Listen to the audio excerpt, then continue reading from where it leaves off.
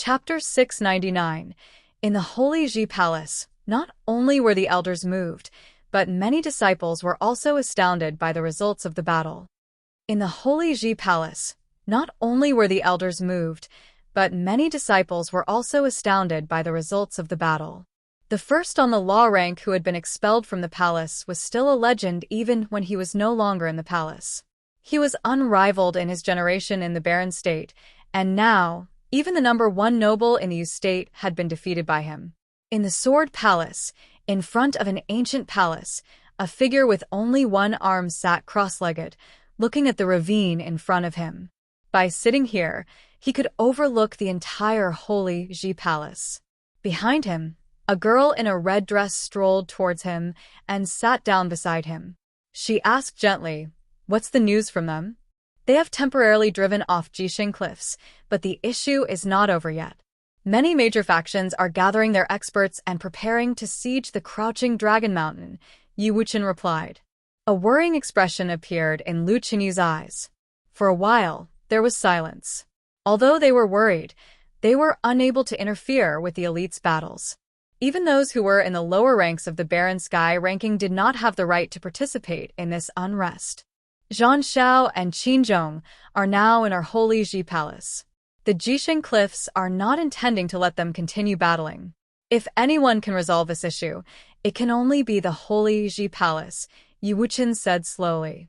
However, he did not have much hope. The palace's stand back then in the White Cloud City was already clear enough. It was already a blessing for them to not be dealing with Yi Futian, not to mention help him. However, if the palace didn't step in, who could resolve this turmoil? The Jishin Cliffs would not leave without Gu Donglu, but Zhuge Qingfeng would not hand him over. Yi Futian would not allow it either, so they would definitely continue fighting. "It'll be fine," Lu Qinyu replied softly. She did not know what to do either. Perhaps she was just comforting herself. Yi Wuchen did not say anything. He also hoped that everything would end. It was not easy for them to reach the stage. The days passed, but the unrest in the barren state did not end. The Sword Saint Villa, Emperor family, Nantian House, and many other factions experts gathered in Xuanwu City. However, at this time, Yu Qi suddenly gave an order for the Emperor family to return to Alchemy City, claiming that Alchemy City's factions would not participate in the siege of the Zhuge family. Moreover, he had given the order as the city lord of Alchemy City and was extremely authoritative. This was also Yu Qi's first time having such a bossy attitude towards the Emperor family. Many years ago, the two families' ancestors had created Alchemy City together. Even if they had their own intentions now, they were still allies on the surface. However, from another perspective, the Alchemy City Lord not allowing the Emperor family to join forces with Jishin Cliffs to siege the Crouching Dragon Mountain was also appropriate. When Di Kai heard about the matter, he was furious. However, Yu Qi's attitude was determined, and he instructed the Emperor family's people to tell Di Kai that he was not to participate or he would have to suffer consequences. The attitudes of the Barren State's elites had become more delicate. There were already a few elite figures who had either subtly or directly expressed their support for Crouching Dragon Mountain. They did not jump out and oppose Jishin Cliffs as it would be too foolish, but their actions had unknowingly affected the entire situation. Everything was changing in the outside world, but the palace remained the same. Zhang Xiao had wanted to persuade the palace to participate, but Zhuge Qingfeng was also from the Holy Ji Palace. No matter what, the palace would not directly participate in the siege of Crouching Dragon Mountain, even if they were unhappy about the marriage. Zhang Xiao was also unhappy about this matter, and he was annoyed with many of the people in the barren state. Qin Zhong, on the other hand, stayed in the palace to cultivate, ignoring all the conflicts that were going on. One day, in one of the cultivation spots in the palace, many disciples had gathered. Zhang Xiao was there as well. Today, the White Cloud City's second young master had claimed that he wanted to meet him for something. This second young master, Bai Zhe, seemed to be intentionally getting close to him. He had been seeing a lot of him lately. He had heard that the White Cloud City's young city lord Bai Luli was the most outstanding person in the barren state. Even Yi Futian was also expelled from the Holy Ji Palace because of him. It was a pity that he missed out on meeting Bai Luli this time. Bai Luli was not in the palace and had left to cultivate. Brother Jean, do you really plan on missing this grand show? Bai Zhe said to Jean Shao. This time, the siege of Crouching Dragon Mountain will be done by all the elite archmages. With my cultivation level, I will not be able to influence the situation. Jean Shao looked at Bai Zhe and said. He was curious about what business Bai Zhe had with him. Then, Brother Jean, how confident are you that they will be able to deal with the Crouching Dragon Mountain this time around? Bai Zhe asked. Who knows? Jean Shao replied.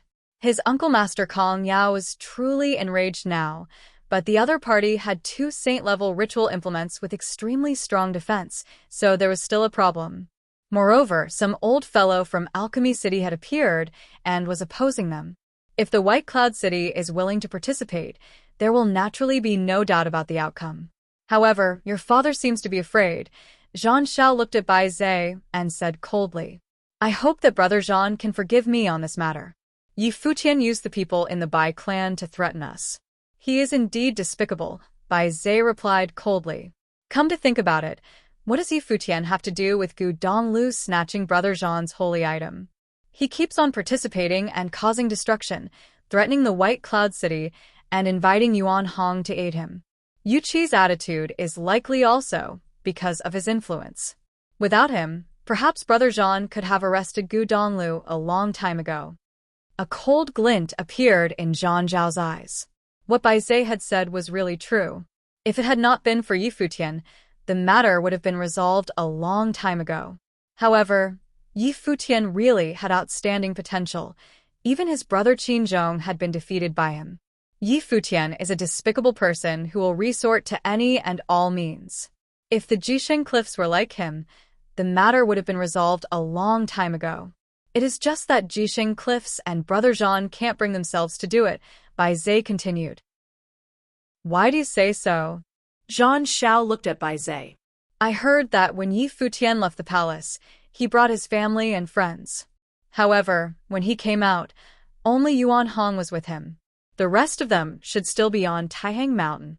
Now, Taihang Mountain's strength is all congregated on Crouching Dragon Mountain.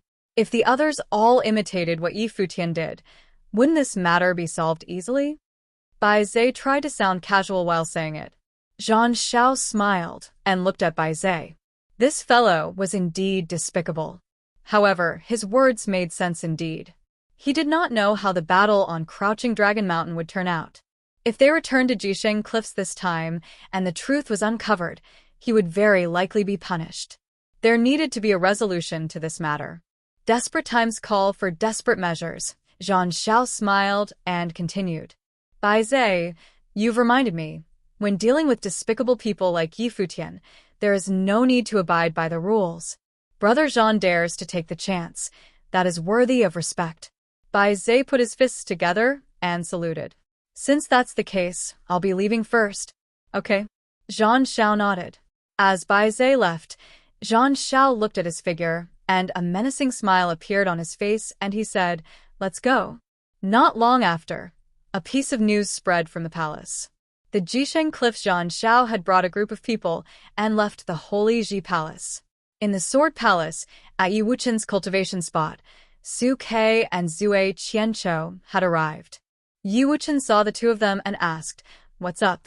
The palace's disciples are spreading some news. Bai Zhe intentionally leaked news of Yu Sheng, Hua Jiyu, and the rest's whereabouts to Zhang Shao. Now, Zhang Shao has left the palace, Su Ke said. Yi Wuchen's expression suddenly became sharp, and there was a momentous surge of killing intent. Bai Zhe. Can we inform Yi Futian? Yi Wuchen asked. The Tingxua house has a special transmission method. I will send the news as quickly as possible to Crouching Dragon Mountain. I will definitely be faster than Zhang Shao, Su Ke said. Yi Wuchen nodded and turned around. He looked at the base of the palace and clenched his fists, asking coldly, Is Bai Zhe still in the palace? Rumor has it that he is cultivating in the Valley of Knowledge, Su Ke replied. The Valley of Knowledge was a secret zone for cultivation in the palace. It could hone one's spiritual will energies. Yi Wuchen's gaze looked forward, sword will emitting from his eyes. He then leaped forward, and sword will turned into a sword and landed at his feet. It then tore through the air towards the direction of the Valley of Knowledge. Su Ke and Zui Qianqiu looked at each other, then moved in a flash towards the direction that Yu Wuchen had left in. In the Valley of Knowledge, there was an extremely mysterious aura that could affect one's spiritual will. As such, very little people chose to cultivate there, and even fewer could reach the depths of the Valley of Knowledge. Presently, Bai Zai was cultivating there. However, at that moment, he had a premonition and turned around. He saw a figure riding a sword towards him, landing in the area in front of him. Yi Wuchen. Bai Zai saw the person who had come, and a mocking expression appeared on his face. He must have come because of that issue. It was no secret, and he had not intentionally concealed or prevented the news from spreading, because he did not care at all. So, what if Yi Futian knew? Perhaps it might be even more interesting that way. Would he stay on Crouching Dragon Mountain or go to Taiyang Mountain? Sword will emanated from Yi Wuchen's body with surging killing intent. As he felt the aura, Bai Zai's mocking aura became even more imminent. He coldly said, "Yi Wuchen, it can't be that you want a duel?" Although he had been dominated by Yi Futian in the palace, he was not scared of Yi Wuchen. TCH. A horrifying dark sword qi rushed straight towards Bai Zai. In an instant, the sword qi in the air erupted, and Yi Wuchen's body moved like a flash of lightning towards Bai Zai. A glint appeared in Bai Zai's eyes. He had not expected that Yi Wuchen would be so decisive and strike without warning. He fired his eye of devastation, and immediately, the area turned gray, a horrifying spiritual will enveloping everything, and the sword qi brushing past him. In the gray dimension, he saw Yi Wuchen's sword slash. It was a domineering dark sword, reminiscent of the sword demon's demon sword technique. It could cause a sword's power to increase multiple-fold for a short while. Die. Bai Zai roared and released his life spirit, pushing the power of his eye of devastation to its limit and crushing the sword current. However, Yi Wuchen's sword appeared to rush forward in waves and was never-ending. "You're courting death." As Bai Zai saw Yi Wuchen getting closer to him, a giant gray hand appeared in the gray dimension and grabbed Yi Wuchen, attempting to crush his body in an instant. As the giant gray hand swooped towards Yi Wuchen, the killing intent in Bai Zai's eyes was terrifying. However, at that moment, a silver light burst forth from Yi Wuchen's brow chakra and pierced forward like a silver sword torrent, destroying everything.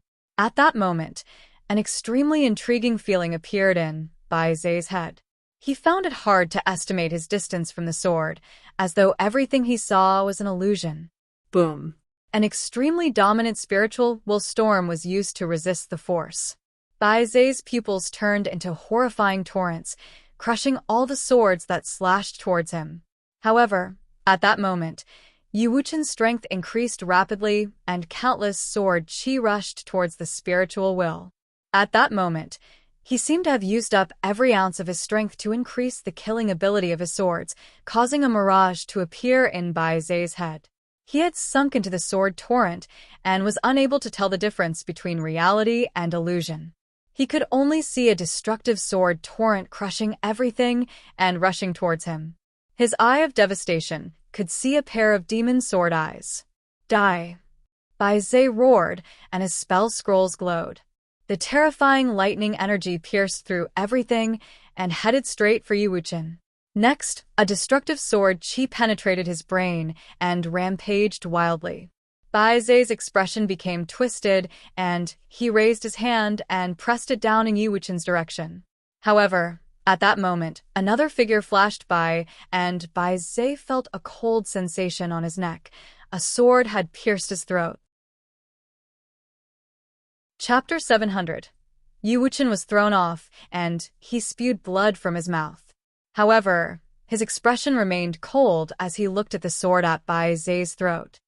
Yi Wuchen was thrown off, and he spewed blood from his mouth. However, his expression remained cold as he looked at the sword at Bai Zai's throat. Zui Qianqiu was seen standing right behind Bai Zai. Bai Zai extended his hands while shaking all over, holding his throat where blood kept oozing out. His eyes were wide open and almost popping out as he glared at the figure before him. The bloodshot eyes were filled with vile hatred and frustration. Am I going to die just like this? His body trembled from fear of death. He had never even once thought that Yi Wuchen and the others actually dared kill him within the Holy Ji Palace. Have they gone insane? He was the second son of White Cloud City, a gifted proud son, and a student of the Holy Ji Palace. How dare they actually kill me? This is vexing. His eyes went blood red, and his aura dropped sharply. There were tears streaking down from his eyes. Fear, hate, regret, and many other emotions overwhelmed him. He had never thought himself to be one who would die at such a young age. His future should have been one filled with glory. He had been proud and arrogant as he blazed his way on the holy road. But everything changed when he met Yi Futian. His life was completely thrown off course since from that very day. He ended up dead in the Holy Ji Palace by the hands of two people he had despised. He recalled the scene when he first came to face Yi Futian. He ignored Yi Futian right in front of him and intended to rope Hua Jiu into the Holy Sage Pavilion to train with him. He despised Yi Futian, and the feud between them started there. At the moment, everything was about to end. The cold sword rendered his blood cold as well. Su Ke glanced behind him, and with a flash, he dropped his finger down. Sword aura filled the place there were and struck Bai Zai's body, which was then dissolved into nothing soon after, disappearing alongside his sword flash. What are you two standing there for? Su Ke said, knowing that they had gotten themselves in big trouble.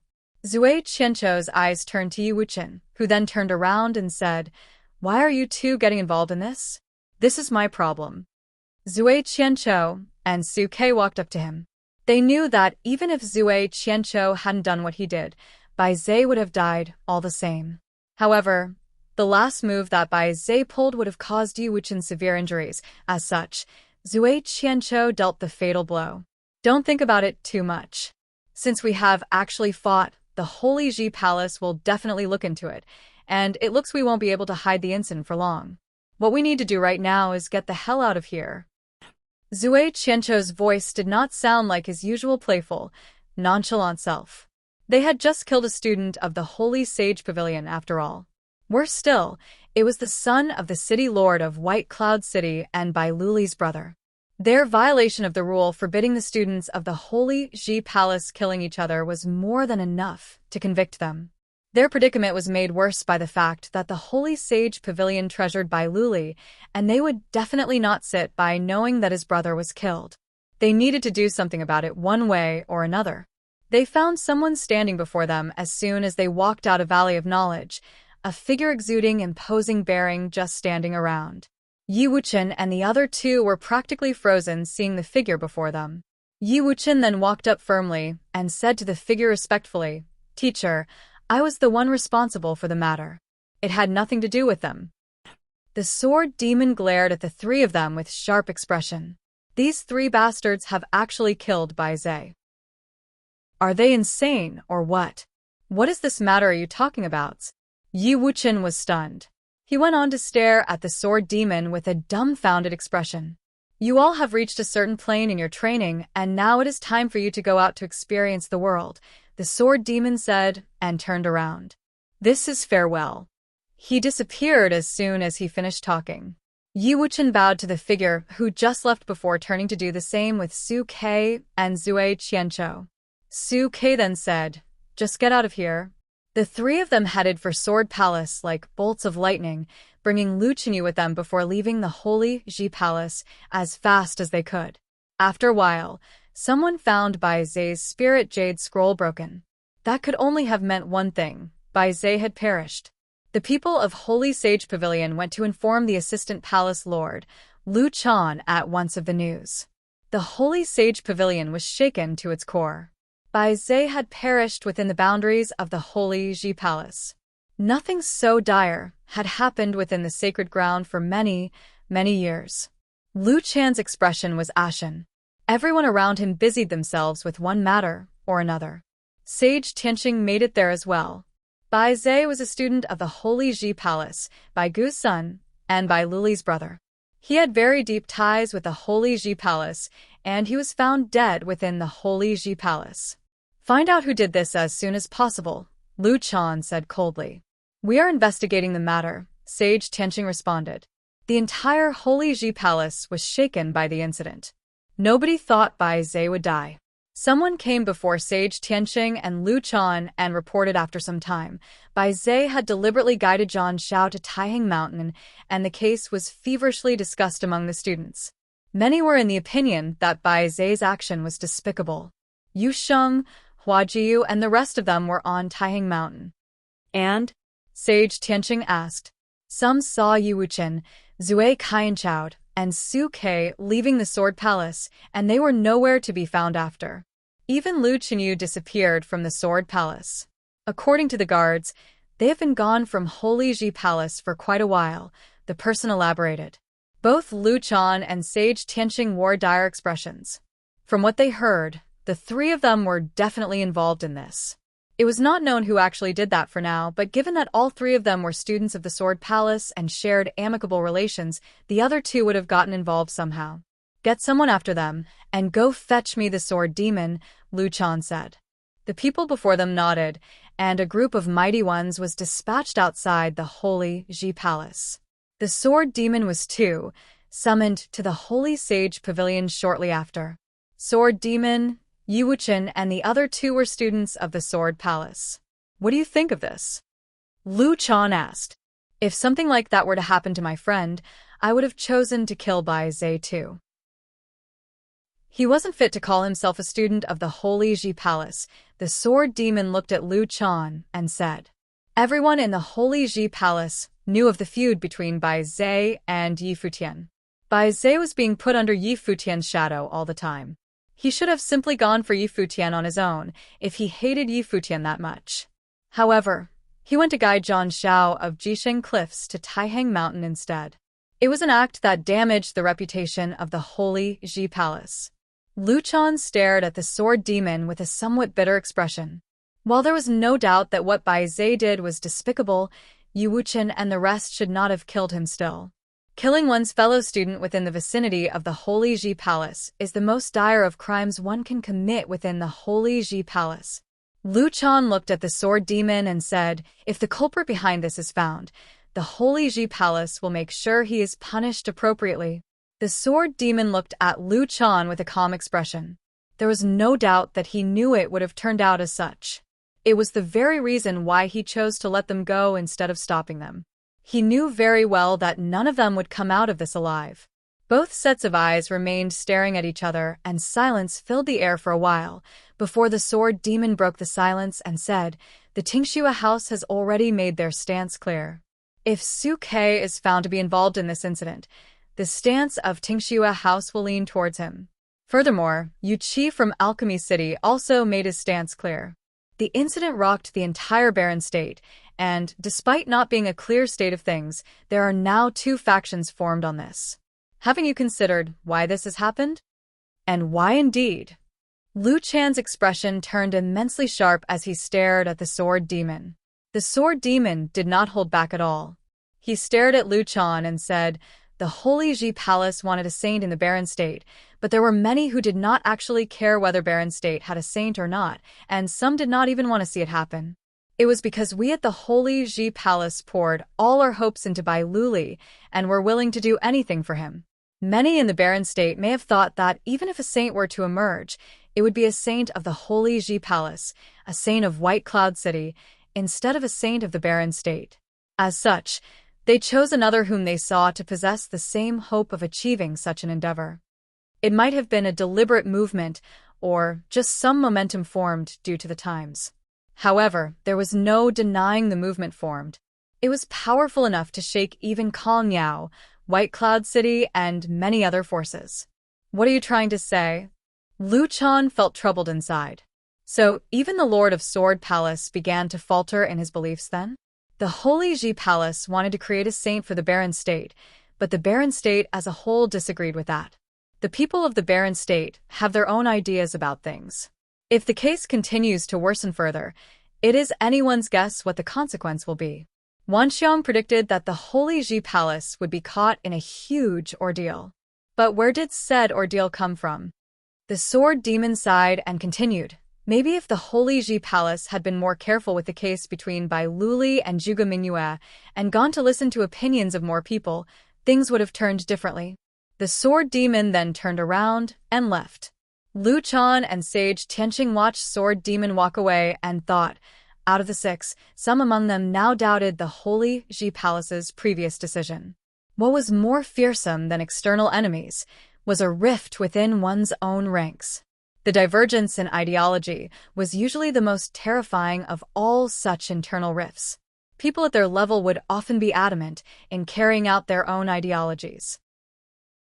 The will of the Holy Ji Palace was no longer one.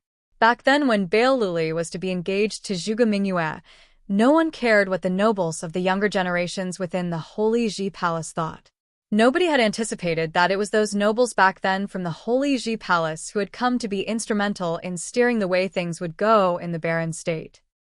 Someone who claimed to be from Tingxue House came to look for Yi Futian at Crouching Mountain Dragon. Yi Futian saw the one who came and they left a message. Zhan Xiao was heading for Taihang Mountain with his people. Yi Futian's expression changed drastically hearing the news. Cold, murderous intent was seen in his star-like eyes. With the war at hand and Crouching Dragon Mountain being surrounded by mighty ones, Zhan Xiao had actually brought his men to Taihang Mountain. The very reason he had Yusheng, Huajiu, Lulan Shui, and the others stay at Taihang Mountain was because things were too dangerous at Crouching Dragon Mountain. However, they now found that Taihang Mountain was caught in a similar predicament instead. Both Taihang Mountain and Crouching Dragon Mountain were in trouble. Danger lied everywhere, and Yi Futian had a hard time making decisions. If he had Yuan Hong and the ones from Taihang Mountain pulled from Crouching Dragon Mountain, there was no doubt that Crouching Dragon Mountain's days would be numbered. It was not something he wanted to see.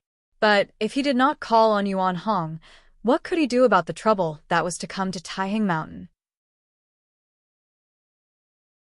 Chapter 701. In the moon tower of Crouching Dragon Mountain, Gu Donglu came beside Yi Futian and said, "Little brother, I'll go to Taihang Mountain in your place." In the moon tower of Crouching Dragon Mountain, Gu Donglu came beside Yi Futian and said, "Little brother, I'll go to Taihang Mountain in your place." All that started with him. With Zhan Xiao heading to Taihang Mountain, he deemed it compulsory for him to be the one to end it. As he knew Jixing Cliffs and Zhan Xiao would not simply let things go, there was then a need for him to end things. During the prior battle, he had readied himself to end things once and for all. However, things did not turn out as he wanted it to be. "I'm concerned for Jiyu and the rest over there. I need to go there myself," Yi Futian said. With Jiyu, Yusheng, Lulan, Qingxian, and the others at Taihang Mountain, he would not be able to forgive himself should anything happen to any of them. Futian. A figure was seen approaching him. It was Zhuge Qingfeng. Yi Futian looked at him as Zhuge Qingfeng said, "Word from the Holy Ji Palace said that it was Bai Zai who urged Zhan Xiao to head for Taihang Mountain. Bai Zai was killed in the Holy Ji Palace, and the one who killed him was most probably Yu Wuchen, Zui Qianzhou, and Su Quebec. All 3 of them have fled the Holy Ji Palace." Bai Zai. Yi Futian's expression was cold as ice when he uttered the name. However, his eyes were filled with intense worry when Wuchen and the rest came to mind. It was one trouble following another indeed, and Yi Wuchen was embroiled in this incident because of him. It had never been Yi Futian's intention for things to turn out this way, as he had only wanted for Wuchen to practice his art in peace in the Holy Ji Palace. However, it seemed that there was no way for anyone close to him to stay out of this. "Bring Yuan Hong with you," Zhuge Qingfeng said. "Can't do." Yi Futian refused without hesitation. "I got you into this, uncle. You have put your life on the line for me and third brother, and you even got the entire family in danger. If I were to have Yuan Hong go to Taihang Mountain with me, Crouching Dragon Mountain would be finished. Furthermore, even if Crouching Dragon Mountain got destroyed, the ones from Jixing Cliffs wouldn't let me walk free still. This is just suicide." Zhuge Qingfeng looked at Yi Futian. Things were in a dire state now, and there was no time to wait around. "Uncle, Just blaze your way out of the mountain with Grandpa Yuan right now. There's no need to wait for them to come up the mountain and bring the war to your doorstep. Only then would I be able to leave, as they are watching every move on Crouching Mountain Dragon, Yi Futian said. Zhuge Qingfeng's eyes sparkled. Is he trying to start the war prematurely? I'll get you there. A voice was heard from somewhere. Zhuge Qingfeng, Yi Futian, and the rest present were stunned for a bit, before turning their attention to the figure approaching them. The house master of Tingxua House, Su Shang, who ranked 9th on Baron Sky ranking. Yi Futian looked up at Su Shang and said, "Well then, thank you in advance." Yi Futian was, of course, feeling anxious, and he had also hoped to be able to bring Yuan Hong with him. However, it was not something feasible at all, as it would have brought about the doom of both Crouching Dragon Mountain and Taiyang Mountain. Since Su Shang offered his help, Yi Futian felt it unnecessary to beat around the bush. He had only needed to remember that he owed Su Shang a favor. I'm not alone in Barren State, and I can't just go about fighting Jisheng Cliffs head-on, Su Shang said. There is no need for more words. I understand. Yi Futian nodded. Jisheng Cliffs had saints, and Su Shang had no reason to get himself embroiled in this and make himself an enemy of Jisheng Cliffs. It was not a good thing for Tingxua House to be involved in, and he, of course, had his reservations. Better get moving then, Su Shang said. Indeed, Yi Futian said. Yuan Hong, let's get going then. Zhuge Qingfeng looked at Yuan Hong and said. Right. Yuan Hong nodded. He felt concerned about Taiyang Mountain as well. Let's go. Zhuge Qingfeng and Yuan Hong moved at the same time, going down Crouching Dragon Mountain. Mighty ones gathered in Xuanwu City in hordes not far away from Crouching Dragon Mountain. Many figures from top forces were there, and they felt a frightening pressure raining down on them.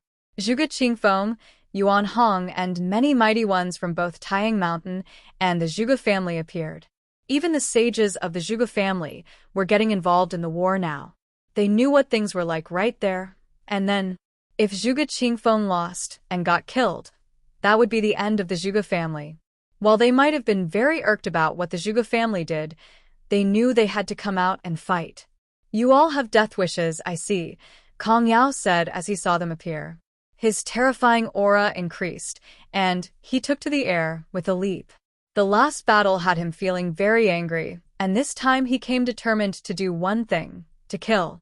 Mighty ones from the Sacred Fire Sect, Sword Saint Villa, and the Nantian House took to the air at the same time, prepared to get the slaughter started. They had no way out of this. It was either killing off the Zhuge family or having their respective clans and forces get into further trouble.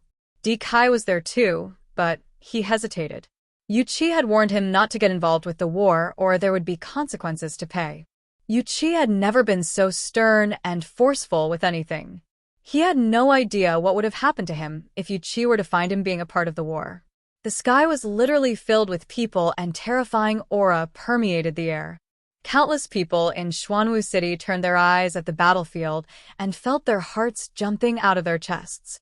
The frightening storm had finally made it to their doorstep. That was very probably the final showdown, and it would be a very bloody one. The storm in the Barren State was in full force, as if to serve as a prelude to bigger troubles to come. Countless eyes stared at Xuanwu City, and hardly anyone was paying any attention to Taiyang Mountain. However, at the very same time, there were figures heading to Taiyang Mountain in another corner of Barren State. The one taking the lead was imposing, and he was practically clad in murderous intent. It was none other than Bai Gu, the city lord of White Cloud City. He was the first to know that Bai Zhe died, as he was Bai Zhe's birth father, and Bai Zhe had a spirit jade scroll in his ancestral home. He found it totally unbelievable when he first found his son dead. How could my son die training in the Holy Ji Palace? How is that possible? Who killed him? While his second son was nowhere near as exceptional as his brother, Bai Luli, and himself had little hope for Bai Zhe to achieve much. But Bai Zhe was still the son of the city lord of White Cloud City. His son had been killed by someone. He went to the Holy Ji Palace as soon as he found out that his son died and found the one who killed him was probably Yu Wuchen. There was no telling if Su Ke and Zue Qianzhou were a part of this. All of them fled from the Holy Ji Palace and were fugitives now. The city lord did not go after Yi Wuqian and the rest of the gang when he heard further news about the incident. He did not even go to Xuanwu City. His goal was Taiyang Mountain. Knowing that his son died because of the incident with Taiyang Mountain, there was only one thing left to be done: end Taiyang Mountain with his very own hands. If Yuan Hong had not interfered with things back then, things would have turned out differently. Jisheng Cliffs would have taken Gu Donglu away, and Bai Zai would not have died. He needed to have Taiyang Mountain pay for this. Taiyang Mountain needed to bear the brunt of his wrath. Yuan Hong, Yi Futian, and all the others needed to pay for what they had done. Bai Zai's death had led Bai Gu throwing the composure and bearing of the one who ranked fourth on Barren Sky, ranking out of the window. There was only one thing in his mind right there, and then kill. He would have first ended Taiyang Mountain before going to bury Crouching Dragon Mountain. Everyone needed to die to pay for his son's death. Time passed, and it was evening. The blood-red evening sun at the sky of Taiyang Mountain seemed to be some sort of omen, and a lonely one at that. Hua Jiyu made it a habit to stand at the edge of the cliff, looking far away at the highest peak of Taiyang Mountain every day. She did not go to Crouching Dragon Mountain as she knew Yi Futian was concerned about getting her involved, and as such, he left her out of it. However, she deemed it impossible for her to live on if anything were to happen to Crouching Dragon Mountain. Despite having such sentiments, she stayed behind in Taiyang Mountain per Yi Futian's wishes instead of going to Crouching Mountain Dragon. She did not mind standing at the cliff looking far away, waiting for a safe return at all, but she nonetheless had to keep suppressing her urge to go to him, just so that she would not be causing him further worry. Under the light of the evening sun, a group of people was seen walking up Taiyang Mountain. A sparkle of concern was seen in Hua Jiyu's eyes before many golden great apes took to the air and began fighting in the sky. It was apparent that Yi Futian was not among the ones who came. The airborne clash above Taiyang Mountain alerted the demonic beasts standing guard. The mountain shook as one golden silhouette after another leaped into the air to join the fray. Yu Sheng and Yi Qingxian came to Hua Jiyu's side. Yu Sheng's cold eyes were looking far off. Zhan Xiao was leading a group of mighty ones coming up the mountain. While the group was not the best Jisheng Cliffs had to offer, there were still two sages in their ranks. They were originally tasked to protect Zhan Xiao and Qin Zhong, but they were relegated to the expedition to Taiyang Mountain at the moment. There were many demonic beasts guarding Taiyang Mountain, but the top-notch ones had all gone to fight the battle in Crouching Dragon Mountain. They are nothing but a bunch of animals. Kill them all, Zhan Xiao said coldly as he walked forward. There were two killer godlike beings before him, with one of them holding a sword and emanating incredibly terrifying rules of the sword. It seemed to be infused with rules of lightning as well. One went to slash a golden great ape coming at it, which surprisingly resulted in its huge body being bisected in one go. Terrifying screams were heard in the air. The other one was just as terrifying. They killed their way up and many golden great apes fell, their blood staining Taiyang Mountain. The blood-red sun seemed to be mirroring the bloody scene below, which felt rather unsettling and sad. There were simply no apes capable of stopping the advance of Zhan Xiao and his group as they killed their way up the mountain. The group continued killing their way up to the main mountain of Taiyang Mountain. Zhan Xiao was able to see Hua Jiyu, Yu Sheng, and the rest of the group. A terrifying smirk was seen in his eyes. Yi Futian had foiled his schemes more times than he could count, and he was determined to have him pay the dearest price there was to pay. He was about to make Yi Futian suffer. You all retreat. Several golden great apes appeared beside Hua Jiyu, Yu Sheng, and the rest of them. Two incredibly huge golden great apes rushed in Zhan Zhao's direction to kill him, leaving several others to ensure Yu Sheng and the rest of his group's escape. Sister-in-law, let's go, Yu Sheng said to Hua Jiyu. She felt incredibly awful seeing one ape after another fall, but she still turned around adamantly and had the apes cover her escape. You want to run? Zhan Zhao's expression was ice-cold. Intercept them. They increased their speed going up the mountain until the two incredibly huge golden great apes descended, wielding their staffs and lashing out with incredible overwhelming attacks. A straight flash of the sword streaked through the air, cutting up the shadows of the staffs. A thunderous rumble was soon heard. That Jisheng Cliff's mighty one had finally met their match. We will hold them off. Please continue your pursuit. The mighty one from Jisheng Cliffs told Zhang Shao, who responded with a nod. Good work. He did not get himself entangled with the battle right there and kept advancing instead. The two golden great apes intended to stop him, but they, in turn, were stopped by others. You are not getting away, Zhang Shao said coldly as he looked at them escape. The group caught up to Hua Jiyu and the rest of them soon, as the golden great apes were not known for their speed. Get them, Zhang Shao ordered.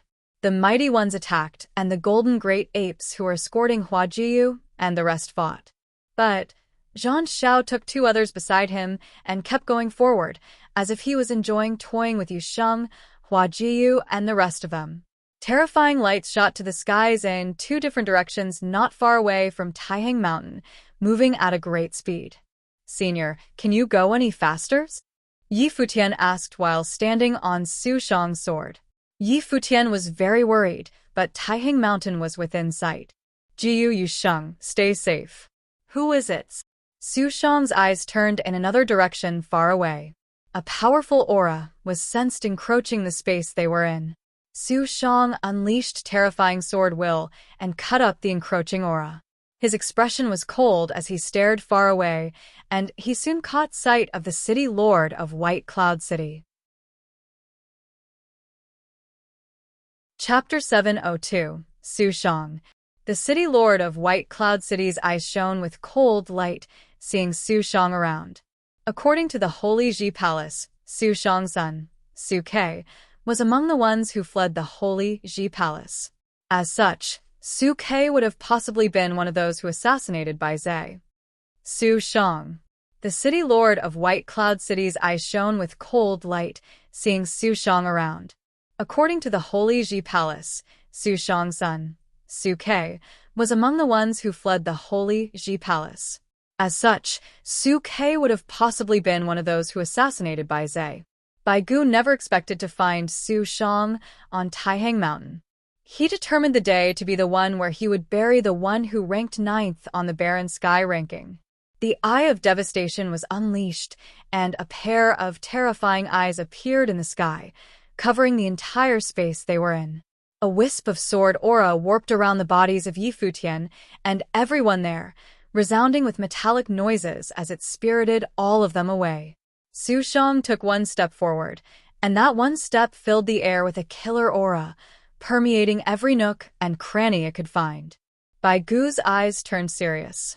Despite being ranked 4th on the Barren Sky ranking, he deemed it absolutely unwise to underestimate Su Shang, who ranked 9th. Of the 4 major swordsmen in the Barren State, Su Shang ranked 1st. It was for a very simple reason. That reason was his art of the killing sword. Anyone who dared underestimate Su Shang would pay the price with their life. Any chance he managed to cling to could turn into a chance of landing the killing blow. At the very instant, Bai Gu felt as if he was being put under lockdown by the boundless killing aura in the air. The killing aura spread everywhere, and even the Eye of Devastation had problems controlling and dispelling the aura. He saw flashes of gray mirages as if he was being surrounded by Su Shang's shadows. Go kill the others, Bai Gu ordered the ones he took with him, yet there was hardly anyone who moved. In actuality, the pressure that they were being put under was way higher than the one on Bai Gu. The killing aura locked them where they stood as if to say that they would have been torn to shreds and die a horrible death if they dared to move a muscle. Bai Gu's expression went extremely cold at the scene. He never expected the men he brought to be hindered by what Su Shang was doing. Bai Gu took one step forward, sending a frightening gray hand at Su Shang. Su Shang flashed about, appearing in yet another corner when one of his mirages was destroyed. His spiritual will was utterly incapable of locking Su Shang in place. Soon, Bai Gu felt as if Su Shang's body had completely melded with the boundless killing aura around him. He was unable to sense any living aura in the mirages flashing about, giving off the illusion that Su Shang had simply vanished into thin air. He knew, however, that it was where the truly terrifying part of Su Shang lied. The swordsman felt as if he was nowhere, yet he was actually everywhere. Su Shang, house master of Tingxua House, was the king of killers in the Barren State. Even those who ranked higher than Su Shang on the Barren Sky ranking deemed it necessary to give it their all when fighting Su Shang, or they would have definitely ended up dead. Su Shang was one such extremely dangerous figure. The fact was, however, other than Bai Luli, who was made one of the top 10 due to his potential for sainthood, all the other 9 were dangerous figures in one way or another. "Beware," the city lord of White Cloud City shouted. He felt as if a black sword current appeared before one of the mighty ones from White Cloud City behind him. The blade was almost formless, making it seem undetectable. Bai Gu unleashed terrifying spiritual will powers in an attempt to stop the blade from going his way. However, the sword current was capable of tearing spiritual will defenses apart. That mighty one was seen with a frightened expression on his face, feeling as if death itself was near. Vup! Their throat was pierced from behind. Sword aura was unleashed as blood burst from the wound. They held onto their throat as they fell into boundless fear. Such was the power of the one ranked 9th on the Barren Sky ranking, the power of the King of Killers. Bai Gu burst with an even wilder raging aura, filling the air with his murderous intent. Su Shang had just killed his men right in front of him, who ranked 4th on the Barren Sky ranking. In yet another corner, Yi Futian moved forward riding on Su Shang's sword, zipping through the air. The sword will dropped exponentially, and he knew Su Shang simply was unable to afford to spare any of his spiritual power to control the sword. He needed to focus on the fight with the city lord of White Cloud City. It was anyone's guess how many who ranked on the Barren Sky ranking were caught in that war. Yi Futian felt rather guilty for it. He earnestly hoped Su Shang would emerge fine from that battle. Gu Donglu and Yi Futian kept moving forward. Gu Dongliu's eyes turned as sharp as the sharpest sword to be found, seeing the bodies of golden great apes strewn about the mountain. The very reason he had followed Su Shang and Yi Futian to the battlefield was so that he could end things once and for all with Zhang Xiao. Yi Futian clenched his fist and found himself shivering slightly. He prayed earnestly that nothing happened to Jiu, Yu Sheng, and the rest of them. They followed the aura of battles and moved across Taihang Mountain. Somewhere far away from where they were, another appalling battle was taking place. A demonized body stood in the air as demonic might filled the space they were in. The huge armor body was unleashed, and the 7-star acupoints were activated. The being was further clad with another layer of armor. There were 3 sage-level figures standing before him, Zhang Xiao and 2 other sages. However, the 2 sages did not have much training. One of them was a lower-level magi, while the other was a mid-level magi. All the other mighty ones were being held back by the demonic beasts of Taihang Mountain. Although they were only magi, Yu Sheng simply had no way of stopping them. Blood spouted from Yu Sheng's mouth. Hua Jiyu and Yi Qingxian stood behind him. Yi Qingxian was all tears at the moment. Zhang Xiao gazed at Yu Sheng and looked incredibly disgusted. He had never expected a noble to dare stand before him, and worse still, a noble whose combat capacity was frightening enough to scare him. However, the fact that Yu Sheng was still a noble remained. Despite being armed with compensation provided by the secret arts of the demonic ways and ritual implements, it was still inadequate to make up for the difference in planes. It was as if an ant was trying to shake a tree. "If death is what you seek, I'd be happy to oblige," Zhang Xiao said while glaring at Yu Sheng. They never intended to toy with Yu Sheng, yet he rampaged like a devil. Zhang Xiao was forced to admit that if the man before him was allowed to grow, the man would have, in time, became an extremely terrifying figure practicing demonic arts. "Kill him and just take the girls," Zhang Xiao said coldly. Yi Futian dared mess with him before, and he told Yi Futian that he would make the young man pay. A shadow stepped forward, and terrifying lightning coursed through its body. Yu Sheng howled and stood in their way. A terrifying halberd was brought to bear like it was wielded by a devil. However, when the lightning fell onto the halberd, Yu Sheng felt his entire body going numb. Despite his overwhelming force, he was rendered utterly helpless when the lightning struck him. It was some special rules of lightning employed by his opponent. Die, that magi figure said coldly as he brought a lightning bird straight for Yu Sheng. That strike sent Yu Sheng flying and then landing hard on the ground, spewing more blood. The ritual implement he has on him allows him to dissolve most of the attack's power. Just go blast him with sheer power, Zhang Xiao said coldly. Both magi walked up to Yu Sheng, whose eyes looked like they belonged to someone dead. They were nonetheless rather impressed with Yu Sheng. If this guy had managed to become a sage, he would have been very terrifying. But the fact remains, we have to kill him. Wild, unruly rule-based attacks were unleashed. Yu Sheng stood where he was, without any intention of flinching. Despite the demonic might he packed with him, he was still blasted until he kept spewing blood. His steps faltered and he fell onto the ground, yet he got up once again only for the cycle to repeat itself. However, he remained adamant against retreating. What an idiot, Zhang Xiao said coldly. He ceased paying any more attention to Yu Sheng and had instead walked up to Hua Jiyu and the two other girls. All three of them were very pretty. Yi Futian sure knows how to enjoy himself. I wonder if Yi Futian will come to regret ruining my plans. Ladies, would you be willing to come with me? Or do I need to make you come with me? Zhang Xiao smirked as he said. Yu Sheng charged at him, but Zhang Xiao simply dismissed him with a heavy attack. Yu Sheng was at the end of his might, and there was no way he would have been able to stop Zhang Xiao. Zhang Xiao. A voice shaking the air was heard from afar. Zhang Xiao tensed up right there, and then his eyes turned incredibly sharp as he turned his eyes at the air, seeing two silhouettes coming his way in great speed. Gu Donglu and Yi Futian. He glanced around and found that it was just the two of them in the air. He felt rather relieved about that. Good thing for both Gu Donglu and Yi Futian to show up here right now. No better time to have both of them dead once and for all. Kill them, Zhang Xiao said coldly. The two magi went straight for the two silhouettes in the air. Gu Donglio's expression went cold as he felt the plane of the two figures coming at him, unleashing his celestial shadow-like terrifying spiritual will with his life spirit. The two felt as if they were looking at a god within mere moments. A bolt of lightning streaked through the air, and Gu Donglu charged at the two in his way. Yi Futian kept going downward, coming near Yu Sheng. Yu Sheng was practically covered in blood at the moment.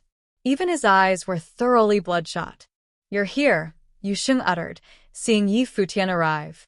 His eyes were closed as he fell into a coma. All that tension he had been holding throughout his body was all released. He felt relieved at the very moment Yi Futian showed up. Yi Futian carried Yu Sheng's stout body on his back and walked towards Hua Jiyu. Zhang Xiao did not stop him as he looked on in a toying manner. To him, Yi Futian was as good as dead the moment he showed up. His arrival saved Zhang Xiao a lot of trouble. It was convenient for Zhang Xiao in the sense that he was able to kill both of his enemies at the same time. Sorry for being late, Yi Futian walked towards Hua Jiyu and said to her softly. I've been waiting for you, Hua Jiyu said with a smile. Having been through all those hurdles made her considerably calmer than she had once been. Yi Futian was there, and it was all that mattered. Great couple you two. A chuckle was heard alongside the line. Too bad. This is your last. Yi Futian did not turn around. He said to Yi Qingxian instead. Qingxian, help me look after Yu Sheng? Yeah. Yi Qingxian nodded in tears. Yi Futian turned around and glanced at his third brother in the air. Both of the magi had his third brother surrounded, but they were too held back by him. As such, he was the only one available to take Zhang Xiao on. Zhang Xiao, who was the same level as his third brother, upper-level sage, and a son of Jisheng Cliffs. Zhang Xiao looked at Yi Futian and said, Yi Futian, you are but a noble, yet you overstretched yourself meddling with the affairs of Jisheng Cliffs. With so many dead because of you now, I wonder, do you feel guilty? Do you feel any regret? I only have one thought in mind now, Yi Futian said as he glared at Zhang Xiao, and that is to kill you. Zhang Xiao smirked sarcastically at him. Kill me? Zhang Xiao burst out in sarcastic laughter as he glanced at Hua Jiyu and the rest of them. Zhang Xiao then said, I'm thinking now, after I kill you, should I kill these few pretty girls here as well? Chapter 703. Yi Futian glared at Zhang Xiao, without saying much. It became obvious that only one of them could come out alive from the upcoming battle. As such, there was little else to be said. Yi Futian glared at Zhang Xiao, without saying much. It became obvious that only one of them could come out alive from the upcoming battle. As such, there was little else to be said. Yi Futian felt as if golden fires were burning within him. His body gradually became encircled with golden light, with a dazzling beam shooting upwards like the essence of holiness. Yi Futian's personal aura turned increasingly powerful as he unleashed that mystical aura about him. All powers hidden within him seemed to be burning in a frenzy. His bones, muscles, meridians, vessels, his internal organs, and even the spiritual chi within his life palace burned in a crazed manner. His spiritual will was acting similarly. Basking under sacred lights, all powers seemed to be activated at the very same time and refined to the extreme. The aura Yi Futian unleashed was an extremely powerful one since the battle began. Boom, boom. Beams of golden lights pierced through his body. 5 of the 7-star acupoints opened, and violent resonance was heard from within. His body seemed to be undergoing changes as the Dozhan form appeared. A shadow of a divine ape stood tall in the air, encompassing Yi Futian within. Terrifying power coursed throughout. The smirk on Zhang Zhao's face disappeared altogether as his eyes sparkled with a tinge of unease. What kind of aura is that? The light that Yi Futian was basking in was frightening, making it seem as if he was some kind of king among gods. Despite being only a grade 2 noble, the aura coursing about him was absolutely that of a sage. As soon as he became able to develop matured power of rules, he was hardly any different from a sage. It was progress made in giant leaps. What kind of secret art is this? Zhang Xiao glared at Yi Futian with eyes like blades. He had been taken aback by the overwhelming power Yu Sheng demonstrated with his demonic arts before, yet what Yi Futian pulled right there proved even more dazzling. According to what he personally knew, even in Yu State, it was not to say that such secret arts allowing one to burn one's latent potential and achieve a meteoric rise, enhancing one's power beyond that of one's own plane did not exist, but it was nonetheless extremely rare, and the effects would have never been so overbearing and potent. Being capable of even enhancing one's power to one plane beyond one's current plane was already regarded as some insane work of secret arts. When Yi Futian went unleashing his full power right there, he was but a grade 2 noble, yet his aura was enhanced to be that of a sage. How is this even possible? Zhang Xiao was not the only one who was surprised. Even the 2 magi whom Gu Donglu was fighting sensed the changes in Yi Futian all the same, and they were completely taken aback. The pressure Gu Donglu put on them was immense. Both of them, one lower-level magi while the other was a mid-level magi, were of a higher plane than Gu Donglu. One of them was even 2 planes higher than Gu Donglu. However, both were barely able to hold Gu Donglu back even working together. When that lower-level magi was caught in a lapse of judgment, their split-second oversight had almost got them severely injured. While they were no top-notch geniuses in Jisheng Cliffs, they were nonetheless cultivators from that sacred ground. As such, their talents were by no means weak. Yet this trip of theirs to the barren state had them reevaluate their knowledge of cultivators in Yu State. The fact that you're a noble doesn't change. You may have enhanced the aura of your plane through the use of secret arts, but it hardly matters to me. There's only one outcome of a bug trying to stop a wheel: death. Zhang Xiao glared at Yi Futian with cold eyes. The aura about his body burst. The ground shook as he took one step forward. A fearsome gravity rules rained from above, making Yi Futian feel as if he was being suppressed by a mountain. You will experience the true power of a sage, Zhang Xiao said coldly. He lashed out with his hand at Yi Futian, and a large spectral hand went on to grab Yi Futian in the sky, smashing the young man down on the ground, attempting to end the fight right there and then. Yi Futian activated the full potential of his powers. He punched, and every single punch seemed to be imbued with the force of an emperor, allowing his form to exude even greater powers. That shadow of divine ape struck with a palm attack. His comet punches launched falling stars, clashing hard with the palm Zhang Xiao thrown at him. The stars exploded as the opposing palm came at him. But the divine ape had boundless lightning coursing about it, and the palm crumbled bit by bit as it hit its intended target. However, Yi Futian's battle form was completely unscathed. Power of rules. Zhang Xiao glared at Yi Futian's shadow. It became obvious to him that Yi Futian had developed powers of rules. He would not have defeated Qin Zhong that day otherwise. Even though the rules Yi Futian developed were far from mature, they still possessed great power, being boosted by all manner of abilities. Yi Futian was able to sense Zhang Zhao's power level with that one hit. Despite his current enhanced form, it was still difficult to move Zhang Xiao. His spiritual will entered his life palace and found the place burning. The world tree swayed about, and Yi Futian felt his senses grew even more powerful as he attacked with Fist of Emperors. The spiritual qi around his surroundings became very clear to him as it gushed into his battle form. Thunderous rumble was heard as his battle form turned increasingly huge. His Dozhan battle form seemed to be evolving into a demon god. Yi Futian closed his eyes and felt himself becoming one with his surroundings. His life spirit melded with his battle form, and soon it shone with lights of all elements. No noble would have been able to do anything to harm him at the moment. Tremendous willpower of rules burst and covered the entire space, swallowing even Zhang Xiao within. Zhang felt a terrifying pressure on him. It was as if his body was bearing the weight of countless stars. The power of rules actually matured. Zhang Xiao glanced at Yi Futian, whose aura was still growing. Sky freezing. Yi Futian attempted to freeze the space. Zhang Xiao was first dumbfounded, but then smirked at him.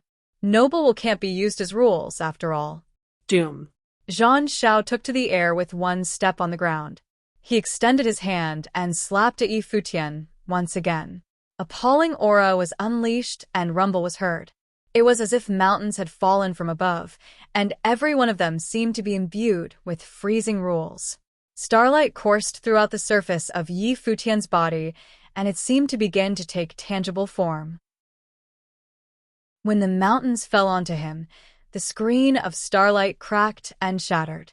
However, he was able to tell that the true defenses of rules had taken form. Zhang Xiao glanced at Yi Futian with cold eyes, finding it unbelievable that he was unable to kill a noble right there and then. Even if Yi Futian had begun to develop the use of rules, it was still an insult to Zhang Xiao to be unable to end Yi Futian right away. A shadow of a thunder god seemed to have appeared behind him, holding a thunder blade in its hand and swung at the space before it. Zhang Xiao was not known to be one of the 9 warriors of Jixing Cliffs for nothing. He relied on more than one type of power of rules to get where he was. Cut him, Zhang Xiao uttered coldly. Countless flashes of the thunder god's blade appeared in the air and slashed downward. The star defenses around Yi Futian were broken right there, and then. There was no way he could have defended against attacks using rules of that potency. Yi Futian's senses were unleashed to their limits. His spiritual will melded with the heavens and the earth, controlling the will of the world around him and intending to totally freeze the space they were in. He found himself still unable to do so. The slashes possessed rules of cutting the void, enabling them to break all types of defenses, even those conjured using rules. Zhang Xiao took one step forward and dealt a lightning-imbued slash, cutting everything in its path downward. Vroom. A tower appeared on top of Yi Futian, and it stopped the blade. The tower spun around in the air ringing, emanating a powerful aura of rules. A top-class sage ritual implement. Zhang Xiao glanced at the tower. It was a pity that Yi Futian was the one using it, as he had no way of using its true power. The tower was unleashed upon Zhang Zhao's head. Yi Futian's spiritual will was cranked to the fullest, controlling the tower's power. Starlight gushed out from it in a frenzy. At the same time, the divine ape conjured a staff and began gathering force. Ritual implement, eh? You're not the only one with something like that. Zhang Xiao extended his arm. A mountain flew from his palm, and countless shadows of the mountain appeared, heading for the tower. The 2 top-class ritual implements clashed in the air. Zhang Xiao took hold of the blade and dealt yet another slash, an overwhelming and direct move. The divine ape burst forth with its staff, clashing hard with the flashes of the blade. The slashes that were cutting the space tore through the shadows of the staff. Yi Futian unleashed a second attack with the staff. The air around them was shaken, and the move affected even the clouds above. Zhang Xiao, however, hardly felt anything. Regardless of how powerful Yi Futian's art with the staff proved to be, he deemed it all the same as Yi Futian would die that very day. There was nothing his void-tearing blade techniques was unable to break. Flashes of the blade rained down like purplish lightning bolts. Shadows of the blade filled the air. Yi Futian continued to unleash two strikes, yet the terrifying flashes of the blades remained potent enough to cut through everything, tearing through his staff and landed right onto the star defenses. Some of the slashes even managed to land on his battle form. The mountain ranges that they were at right then were cracked in multiple places, as if the place was to be cut up soon. However, Yi Futian seemed to have no awareness of his own predicament. He remained astute, wielding his staff. The fourth and fifth attack of the staff shook the earth. The divine ape roared and starlight filled the air. Zhang Xiao unleashed yet another slash. However, 9 slashes were dealt this time. The 9 slashes worked as one, cutting up everything in their path. Yi Futian's battle form was all battered, and it seemed to break any time soon. Despite what had just happened, Yi Futian walked towards Zhang Xiao instead, unleashing even more potent destructive force. Die already? Zhang Xiao dealt cuts at Yi Futian, who was coming at him. However, Yi Futian did not even attempt to defend this time, as if he had given up. He crossed the space in one step, appearing right before Zhang Xiao and unleashing the devastating 6th attack. Zhang Xiao's pupils dilated somewhat, and he was all dumbfounded. Is he trying to throw away his life? The slashes cut right through Yi Futian's battle form, and the staff attack was brought onto Zhang Xiao. Shadows of the blade appeared around Zhang Xiao, and a tremendously huge golem shadow appeared. When the attacks of both sides landed, Yi Futian's battle form crumbled thunderously. The remaining force of the blade cut right through his defenses and reached his physical body. An appalling wound was found on Yi Futian's body. On the other hand, Zhang Xiao was severely shaken as he fell to the ground. He grunted and found blood at the corner of his mouth. He wiped the blood off while glaring at Yi Futian with ferocious eyes. If he had not been equipped with defensive life spirit and rules, that one strike might not have gravely injured him. Is he trying to drag me along in death? You can die now. Zhang Xiao walked forward but saw a dazzling figure. It was Hua Jiyu. She walked up to Yi Futian, cradling his arm. There was no fear in her eyes. That battle was fought between people capable of wielding sage-level powers, and the enemy was an upper-level sage. She was helpless in a fight like this, but she allowed herself to die alongside Yi Futian. You two are quite a couple indeed. In that case, I guess I'll just send you on your way then. Zhang Xiao walked in their direction. Elsewhere, Gu Donglu rampaged and severely injured one of his opponents, but the other refused to let him off, resulting in him being incapable of rushing to Yi Futian's side. The devastating power of rules encompassed Yi Futian and Hua Jiyu. Death was upon them, and even the burning will of emperors would not have made much difference in this case. Zhang Xiao held a cold blade in his hand and walked up. Yi Futian looked at Hua Jiyu, feeling immense pain inside. He turned to face Zhang Xiao, unleashing his spiritual will, but it did not help with his case. Pathetic. It would do you some good if it were imbued with rules, Zhang Xiao uttered coldly. Death was really upon them. The tree-life spirit whooshed in the wind. Yi Futian had never experienced the powers of the world in such clarity. Yi Futian felt that if he was given just a bit more time, his rules might have truly matured. But Zhang Xiao had no intentions of giving him more time. His blade was held high and then brought down on him. It was the blade of a reaper. Yi Futian glared at the devastating blade coming at him. The attack happened in slow motion in his mind. The clarity was such that he was able to sense the power of rules imbued within it. Everything around him grew increasingly clear. The clarity was beyond anything he had experienced. His spiritual will felt as if he had completely left the body, becoming one with the spiritual chi of the world. Everything in the world continued to be made slow. In his senses, he found the blade moving very, very slow. He turned around to look at Hua Jiyu. A tear streaked on her face, falling just as slowly. Yi Futian closed his eyes at that moment. His spiritual will seemed to no longer be his, belonging to the world around him instead. Aura of the world melded, and a mystical power was being born.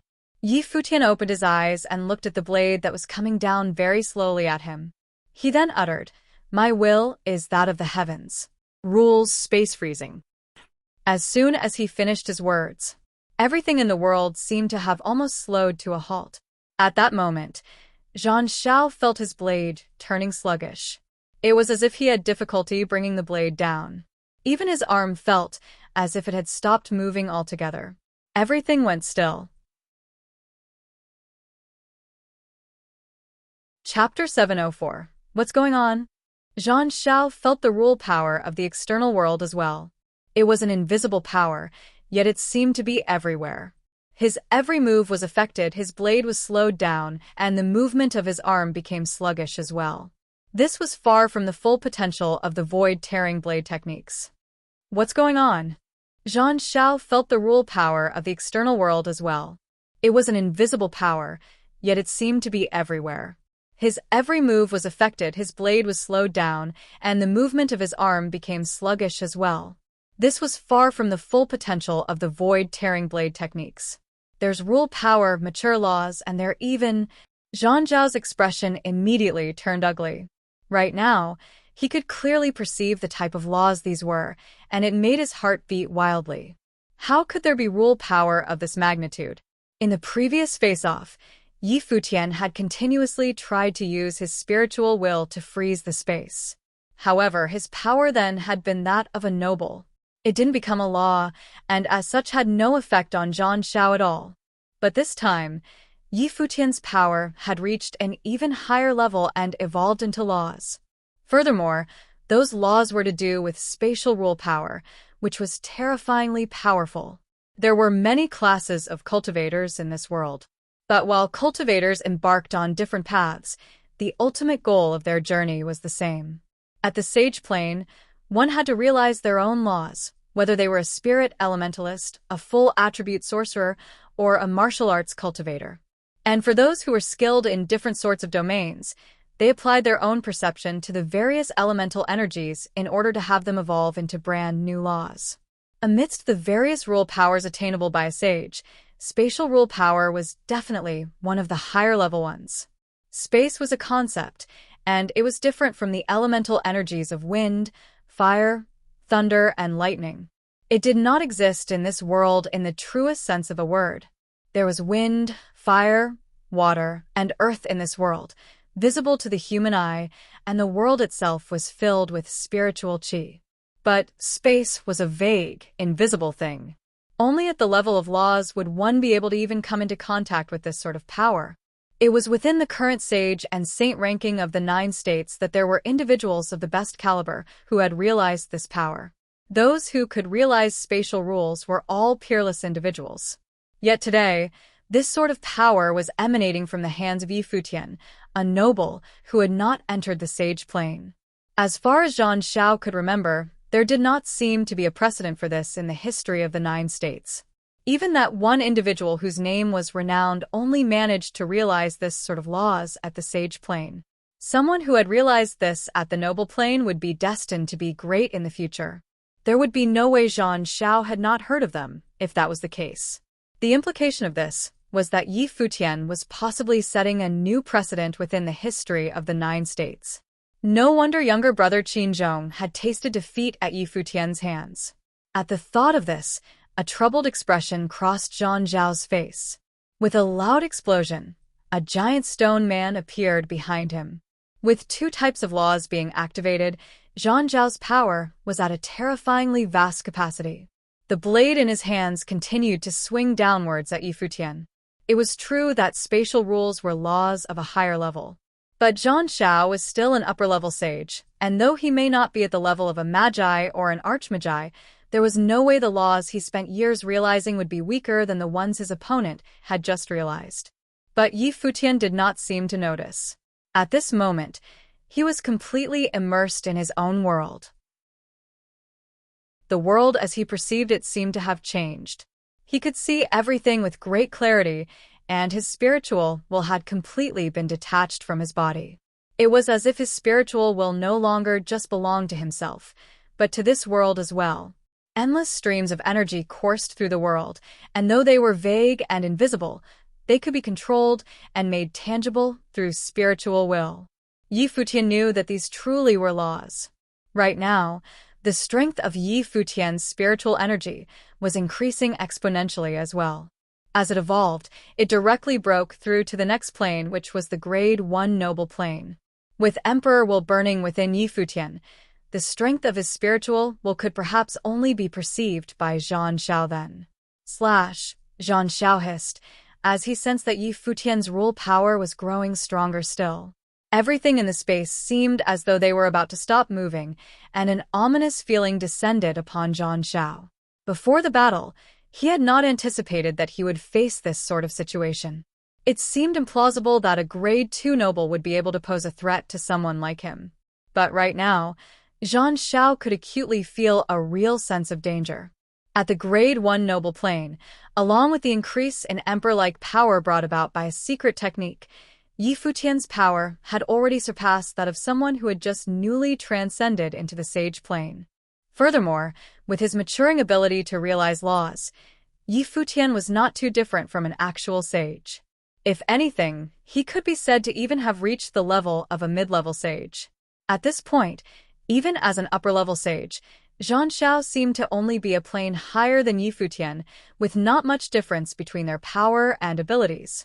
Besides, the rule power that Yi Futian had realized was spatial rule power. Yi Futian stood up, his eyes filled with icy murderous intent. The world tree within his life palace rustled, and the world in Yi Futian's life palace seemed to resonate with the external world. It was as if Yi Futian was in complete control of the space. Zhang Zhao's blade was still powerful, and since he was also using rule power, even Yi Futian's realization of spatial rule power was not enough to halt him completely. But even if Yi Futian didn't manage to stop him completely, slowing him down alone was enough. To Yi Futian, Zhang Zhao's blade technique was absolutely clear and played out before his eyes. A step forward, and Zhang Zhao's blade came slashing towards him. However, the blade began to move at a sluggish speed. Yi Futian dodged the slashes before sending a fist flying towards Zhang Xiao, the savage force of which landed squarely on Zhang Zhao's arm and sent him plummeting through the sky like a dying star. The blade fell, and Zhang Zhao's expression was incredulous. Frightening gravity laws manifested, exerting great pressure upon Yi Futian before Zhang Xiao swung his left arm towards him. But then, spatial rule power descended upon the space once again, and Zhang Zhao's movements remained slow.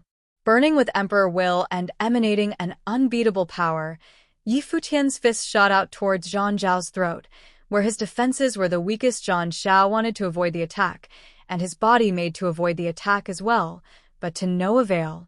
The meteor punch, reinforced by starry laws, slammed into Zhang Zhao's throat and tore through it, causing bright red blood spurt out and stain Yi Futian's fist. Zhang Zhao's body shook violently and his eyes bulged. He wanted to make a sound, but his throat had been torn apart and there was no way he would be able to speak anymore. He trembled, and an endless fear gripped him as he stared fixedly at the figure before him. He was going to die at the hands of a noble. He had come to Taiheng Mountain for revenge, to make Yi Futian regret his actions.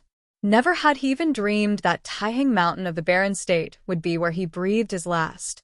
As a person of the estate and one of the 9 warriors of Jisheng Cliffs, he was supposed to eventually become one of the prominent figures in the sage and saint ranking of the 9 states. How could he die here? Why was Yi Futian able to kill him? How dare Yi Futian kill him? Yi Futian did not care at all about whatever Zhang Xiao was thinking about. Lifting his fist, he swung at Zhang Xiao again, causing blood to spurt continuously onto his face. But Yi Futian did not seem to notice. There was only endless murderous intent within his cold gaze. He would not have gone this far if it had not been for Zhang Zhao's despicable ways. Third older brother and second older sister were supposed to spend their lives together. Yi Futian was going to head out to train and break through into higher planes, and Taiyang Mountain would remain firmly within its position of power. But this had all changed because of Zhang Xiao, who had led a party into Taiyang Mountain, massacred many of the apes, and put the Zhuge family in a life-threatening situation. All this translated into the cold, murderous rage Yi Futian felt, making him punch Zhang Xiao again and again until the latter's throat was completely destroyed and he collapsed in pain, death eventually overcoming him. Over where Gu Donglu was, the two who were currently battling him witnessed Zhang Zhao's death at Yi Futian's hands. They then frantically began to try and escape the battlefield. The shift in circumstances had caught them absolutely by surprise. Furthermore, they had also sensed that what Yi Futian had was the power of spatial rule power. This had come as a huge shock to them and disrupted the situation in their own battle as well. Gu Donglu had seized the opportunity then to kill a lower-level sage. Right now, he successfully launched another attack, and his blade ran straight through the throat of his other opponent, a mid-level sage, killing him on the spot. The two men's bodies fell to the ground, indicating the end of the battle. At this very moment, Yi Futian felt incredibly weak. It felt like he had used up all the energy in his body, and he sank to the ground. Hua Jiu held him, her eyes wet with tears. At the back, Yi Qingxian was holding on to Yu Sheng as well, tears rolling down her face silently. It was as if they had already experienced death once. But they had miraculously managed to survive. If Yi Futian hadn't killed Zhang Xiao, the battle on Gu Donglio's end probably would not have been concluded as quickly. Gu Donglu came over to Yi Futian's side, observing Zhang Zhao's corpse with a cool expression. Zhang Xiao was one of the 9 warriors of Jisheng Cliffs. Before this battle, this entire affair had just been a tussle over a treasure. But now that Zhang Xiao had died, the situation was no longer simply a fight to hold on to the treasure. A son of Jisheng Cliffs, the holy grounds of the Yu state, had been killed. And Gu Donglu knew all too well just what the implications of that would be. But Gu Donglu was not too affected by it. Looking at Yi Futian, he commented, "Spatial role power? Youngest brother, you're going to achieve a miracle in the future." Third older brother, Yi Futian called out weakly, lifting his head to look at Gu Donglu. While he had managed to kill Zhang Xiao, he felt no joy. There was nothing to be joyous about anyway. Don't think too much about it. Just sleep and have a good rest, Gu Donglu said gently. A huge surge of spiritual will emanated from him and rushed into Yi Futian's mind. Third older brother, Yi Futian called out again, feeling the immense heaviness of the spiritual will. He then saw Gu Donglu lift his hand and strike straight at his neck. At this, Yi Futian, who was incredibly exhausted, was struck unconscious and collapsed into Hua Jiu's embrace. Hua Jiu lifted her head to look at Gu Donglu, who said to her, "Take him away to anywhere that's not here, and don't let him come back." Hua Jiu stared at Gu Donglu, before glancing at Yi Futian. She then nodded and replied, "Third older brother, please take care of yourself." As she spoke, she held on to Yi Futian's body and turned to Yi Qingxian. "Qingxian, let's go." With Lulan Shui and Yi Qingxian, who was holding on to Yu Sheng, the party disappeared into the distance in a flash. At the sight of the sun setting, red as blood, Hua Jiu could no longer hold back her tears, and she wept. Second older sister, "I'm so sorry." Of course, she understood why Gu Donglu had sent her away.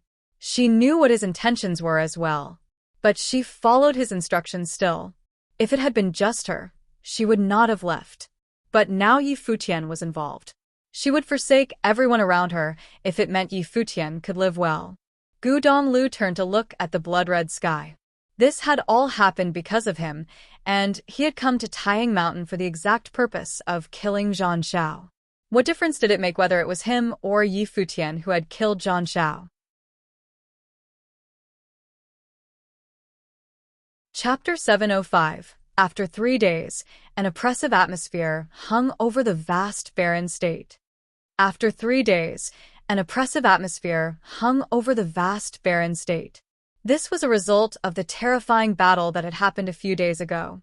Many places within Xuanwu City had been blasted to smithereens.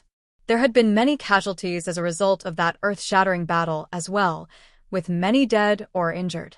Within the ranks of all the great powers, like the Zhuge family, Taiyang Mountain, Sword Saint Villa, Nantian House, and the Sacred Fire Sect, there had been many who were killed in the chaos. Even several of the most influential characters from those groups had not been able to escape injury. But in the end, Zhuge Qingfeng and Yuan Hong had still managed to hold off several incredibly powerful opponents. The insane fight had caused the Sacred Fire Sect and Nantian House to retreat. And after the two opposing sides sustained some damage, they had also decided to pull back for now. This epic battle that would be the talk of an era was named the Battle of Xuanwu City. It would go down in the history of the barren state and be remembered for having an impact on future developments in the state. Other than Xuanwu City, a fierce battle had broken out over at Taiyang Mountain as well. The city lord of White Cloud City was engaged in a showdown with Su Shang, the top swordsman in the barren state who was dubbed the Slaughtering Sword. Many of the influential characters on the side of the city lord had been killed in that battle, which had ended with Su Ke sustaining serious injuries and the city lord getting stabbed once. That wild attack made the city lord decide to halt the battle. Though the city lord was definitely superior to Su Shang in terms of ability, he did not want to engage in a life-and-death struggle fighting him. Su Shang, the #1 killer in the barren state, was too dangerous. With his injuries, the city lord was not 100% confident of leaving this battle unscathed. It was said that Su Shang had shut himself away in Tingxua House after that battle. No one knew the extent of his injuries, but one could guess at the severity of it. Even so, Su Shang had still managed to force the city lord of White Cloud City to retreat.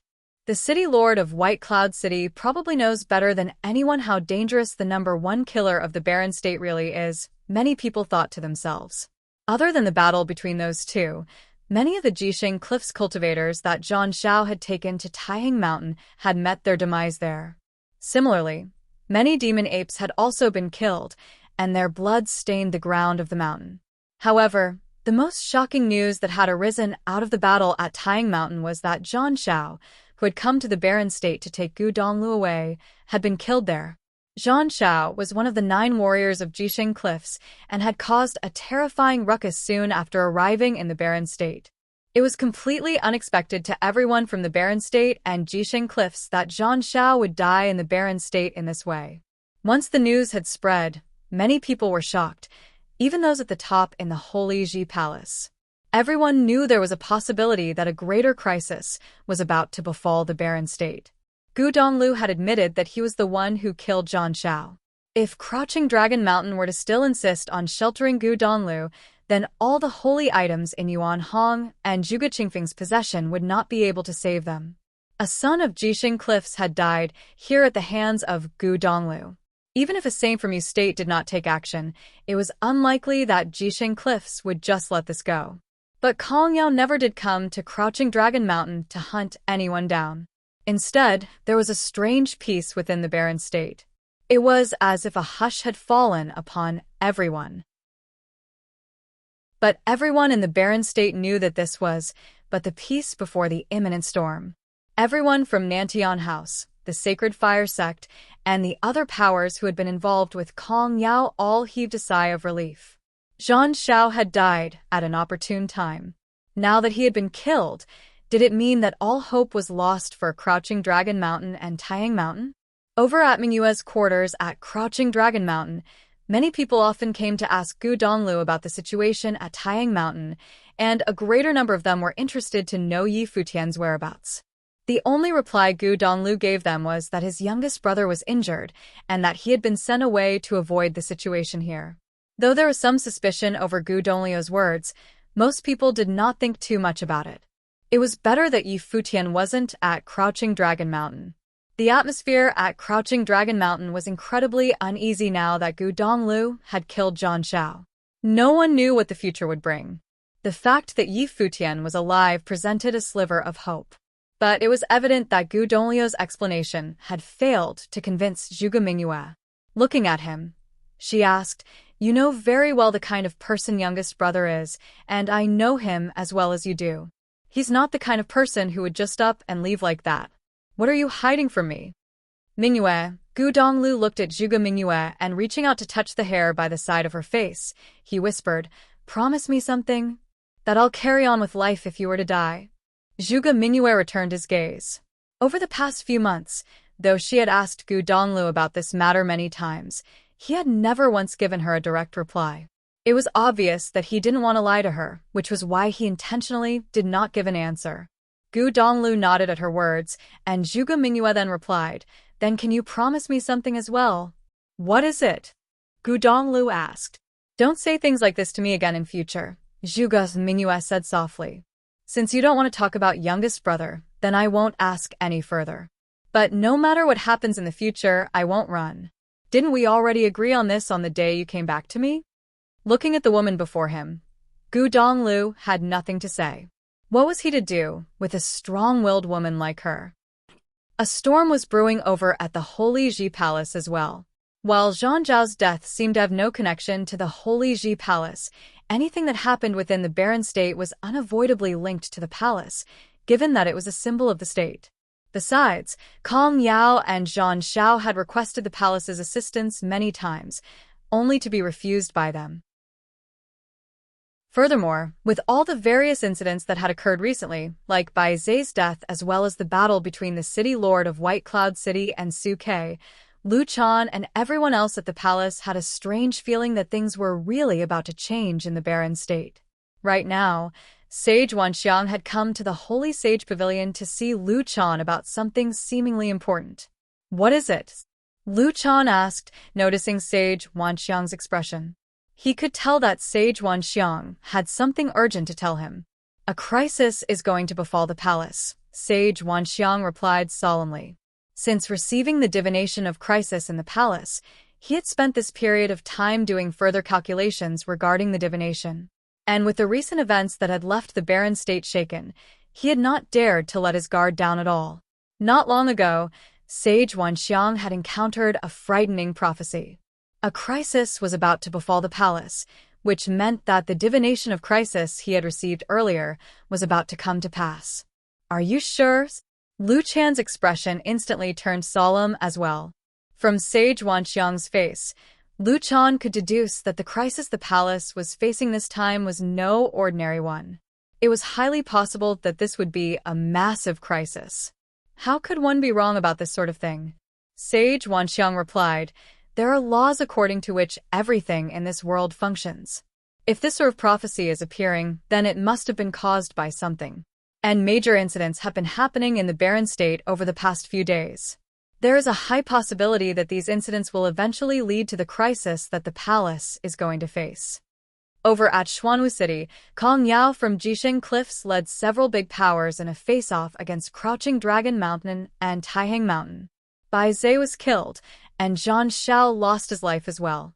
All these incidents may add up to become a crisis for the palace, Lu Chan guessed. Jisheng Cliffs probably will not let Zhang Zhao's death pass just like that. All the incidents that occurred within the past few days had caused the divination to change for the worse.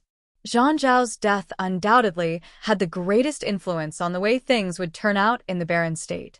It could potentially have directly affected the divination itself. Sage Wanxiang nodded lightly.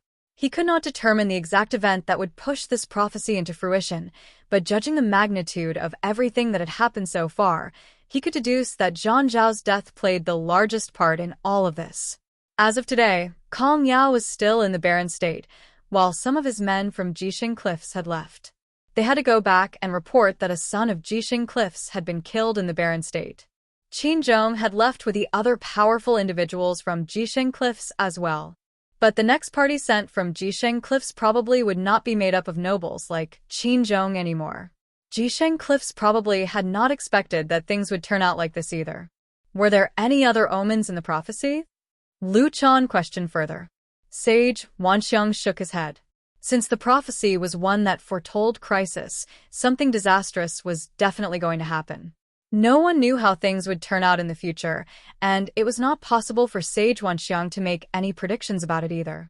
It was unclear whether the Holy Ji Palace would make a breakthrough in this upcoming crisis, or be overwhelmed beyond rescue. Summon the heads of the 6 palaces, Lu Chan ordered. Everyone has a right to know about this, and we need to discuss what the palace should do when this crisis finally arises. Sage Wanxiang nodded in response to Lu Chan's words. Indeed, they had to start preparations for the upcoming crisis now.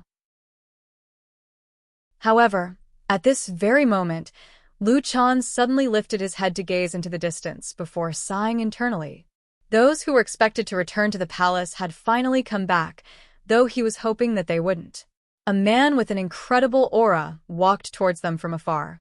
In a flash, he had landed directly before them. There weren't many people who could behave so impudently in the Holy Sage Pavilion of the Holy Ji Palace, but Lu Chan did not scold him. Instead, he remained silent, as though this was something absolutely normal to witness. This man who had just returned to the palace was Bai Luli. Bai Zhe, his younger brother, had been killed not long ago. "Teacher, have they been captured?" Bai Luli asked.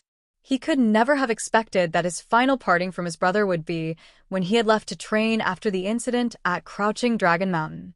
His younger brother had been killed in the Holy Ji Palace afterward. Though Bai Zhe really had been a little too arrogant for his own good and had many flaws that even Bai Luli had criticized, he was still his younger brother, and blood was thicker than water. Now that Bai Zhe had been killed, the pain that Bai Luli felt was understandable. Bai Zhe had been in the wrong for what he did, and he did deserve to be punished, but did it really warrant him being killed? Lu Chan shook his head gently. Su Ke was also on the run now. Lu Chan knew of the influence Tingxua House had. It was probably part of the reason why they were still unable to capture Su Ke and Yi Futian even now. "We're still investigating," Lu Chan replied. "Luli, now that the barren state is in chaos, protect your own frame of mind against disturbances from the outside world." Bai Luli was the hope and future of the Holy Ji Palace. No matter what happened, those at the palace were hoping that Bai Luli could remain unaffected by it all. "I understand." Bai Luli nodded. He understood Lu Chan's intentions. "Wanxiang has predicted that a crisis will befall the palace," Lu Chan told Bai Luli. "It is still unknown whether the palace will be able to tide through this crisis. But if the palace really is destroyed, you must live and carry on the work of the palace." "Nothing will happen to the palace," Bai Luli replied. "I hope so as well," Lu Chan murmured. However, his worries remained. Now that Bai Luli had returned, and the prophecy was about to come to pass, what would become of the barren state? And what would the palace eventually have to face? No one knew the answer to these questions. All may have seemed calm in the barren state for the time being, but there was already an army of people making their way from the Yu state to the barren state. Zhan Xiao, one of the 9 warriors of Jisheng Cliffs, had died in the barren state. This definitely was no small matter. Chapter 706. Undercurrents of activity ran beneath the peaceful veneer of the barren state. The various powers in the state were all busy making preparations, especially those who would be directly involved in the storm to come. Undercurrents of activity ran beneath the peaceful veneer of the barren state. The various powers in the state were all busy making preparations, especially those who would be directly involved in the storm to come.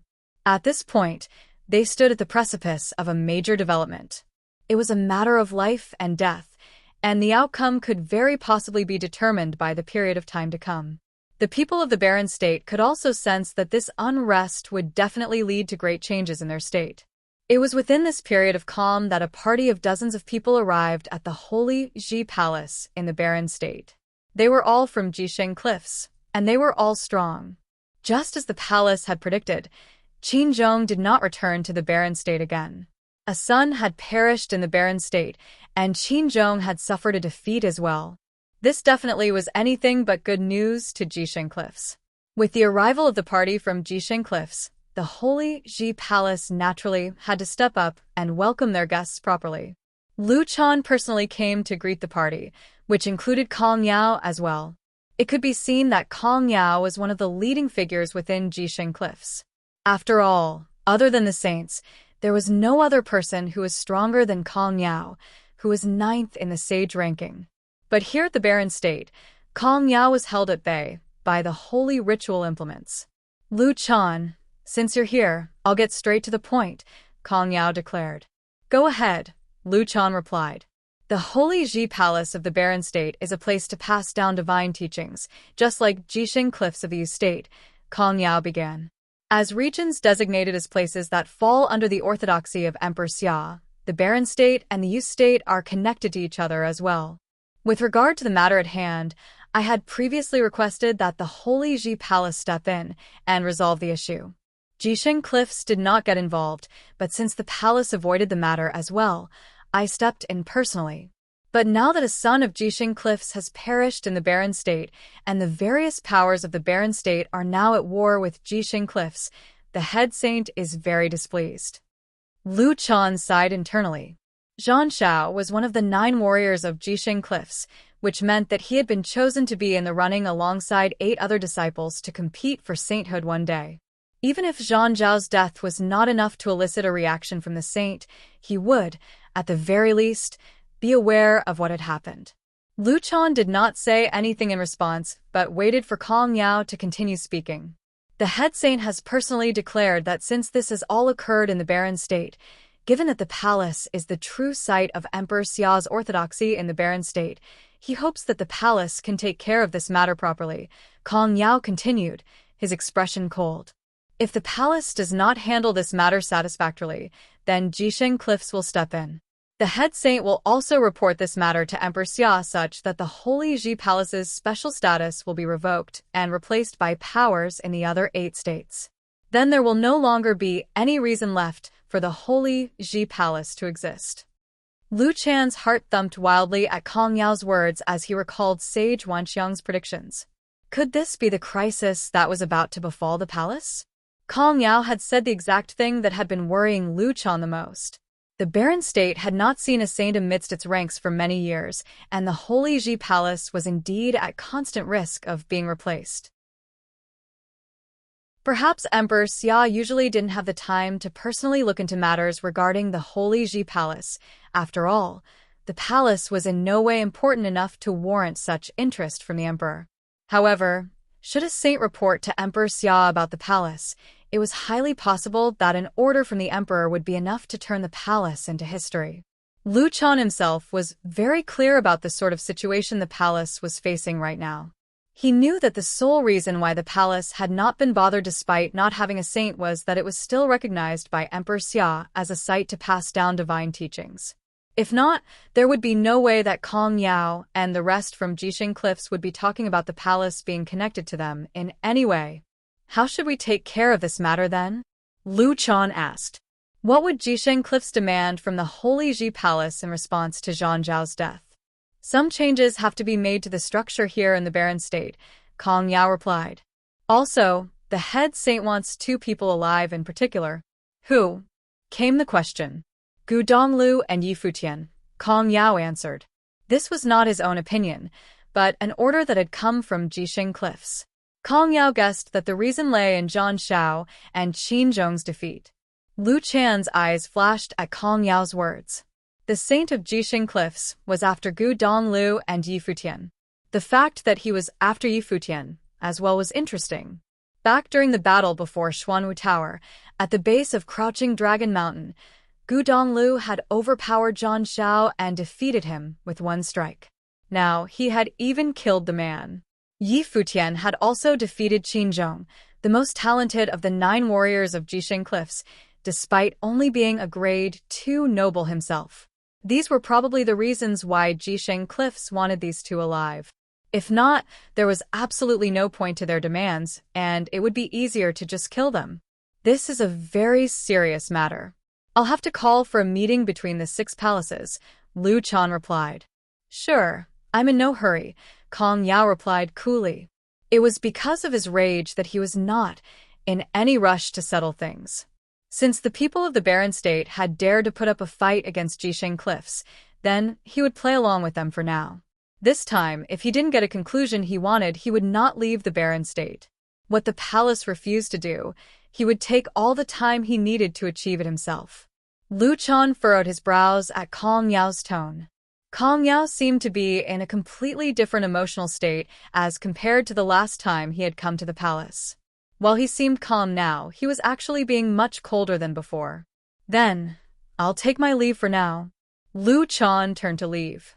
After a short while, Lu Chan called for a meeting at the Holy Sage Pavilion. The various palace lords had all arrived, and many elders were joining the meeting as well. I'm sure everyone is aware of the arrival of a party from Jisheng Cliffs, Lu Chan said. I'll now tell you what Kong Yao has said to me. After repeating Kong Yao's previous words, Lu Chan asked again, what do you all think? Sage Zhando spoke up. With Kong Yao being hindered by Zhuge Qingfeng and Yuan Hong, Jisheng Cliffs has not been able to resolve this matter in the barren state themselves. Now, they're attempting to bring a close to this entire affair through the hands of the palace. Lu Chan, do you not think this is ridiculous? But this matter concerns the future of the palace as well. If the Saint of Jisheng Cliffs really were to report this to Emperor Xia, what would become of the palace? This doesn't just concern the palace either. If the other 8 states were to invade the barren state, things will no longer be as they were, and who knows what will happen then? Lu Chan said, besides, there are indeed some powers in the barren state who need to be put in place. Even though Bai Zhe was killed in the palace, Yi Wuqian and Su Ke have not been found even today. I'm sure everyone here understands the reason behind this. Everyone knew what Lu Chan was insinuating. There was no doubt that Tingxua House was behind this. A holy ground is not determined by its form. Without destruction, there can be nothing new constructed. If this is the end of the palace, then fate has determined it to be so. In the face of this crisis, change must happen in the barren state. Why go against the current? Sage Dozhan replied.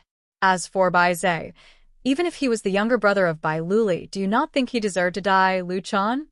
Everyone else looked towards Lu Chan and Sage Dozhan. Right not. The 2 most powerful figures in the palace were at odds with each other, further signaling that the will of the palace was no longer one. Dozhan, aren't you being too impudent with your words?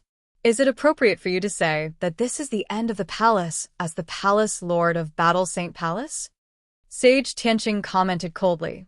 Regarding Bai Zhe's death, even if he was in the wrong, it should have been a matter for the palace to handle. The Tianqing Pavilion would have taken care of it.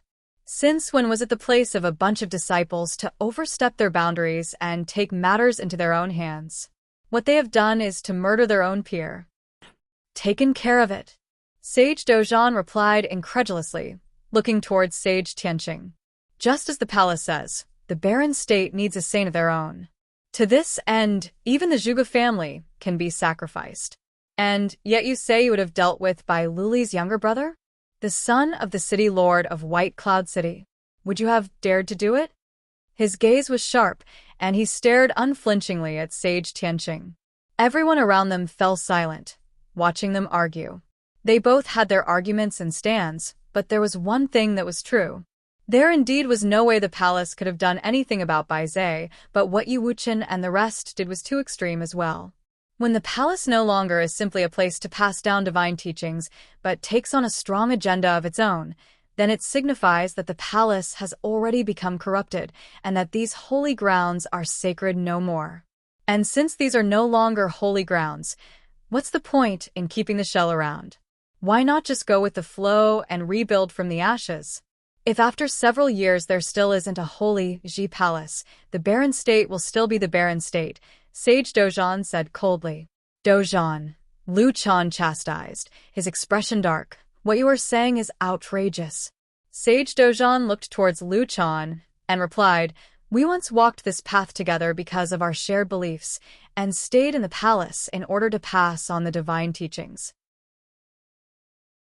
Other than pursuing the divine path, everything else was for the betterment of martial arts in the barren state. But now, I think our paths have diverged. As such, we should not associate with each other anymore. Sage Dozhan then stood up and addressed everyone. This is my stance on this matter. Whether or not you will take it into consideration is no longer any of my concern." After speaking, Sage Dozhan left immediately. Lu Chan was livid. What kind of stunt is this bastard trying to pull? Everything I do is out of consideration for the palace.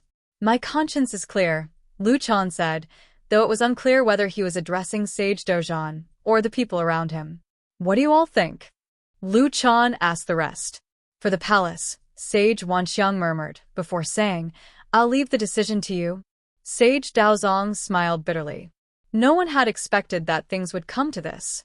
Sage Dozhan may have been a little extreme with what he said, but there is some truth to his words. The sword demon muttered to himself, looking up at the sky. Sword demon, for the sake of the palace's unity, there were some things I did not mention. But that doesn't mean I do not know what happened. You've let certain things pass under your nose, Sage Tianqing accused. Are you talking about Yu Wuchens? The sword demon looked at Sage Tianqing. I let him go because I too thought that it was right that Bai Zhe was killed. If he deserves to die, it doesn't matter who his older brother is. Do you understand that though? The sword demon then stood up and turned to leave as well. There were certain things that everyone was well aware of but did not explicitly mention. It was not just out of consideration for the sword demon's dignity. They were also concerned that Bai Luli might have taken issue with him. But was it really necessary to keep it all under wraps? As such, the sword demon paid no mind to these concerns and revealed the truth directly. 2 of the 6 palace lords of the Holy Ji Palace had walked out of the meeting. Looking at the 2 figures disappear, Lu Chan took in a deep breath and calmed himself down, before speaking again. Right now, let's try not to cause too much damage to the foundations of the barren state. As of now, we don't know where Jisheng Cliffs will draw the line. But if Gu Donglu and Yi Futian are what they want, then let's take them into our custody first. Tianqing, take some people with you to go see the Zhuge family and persuade Qingfeng. He needs to let go of some things now.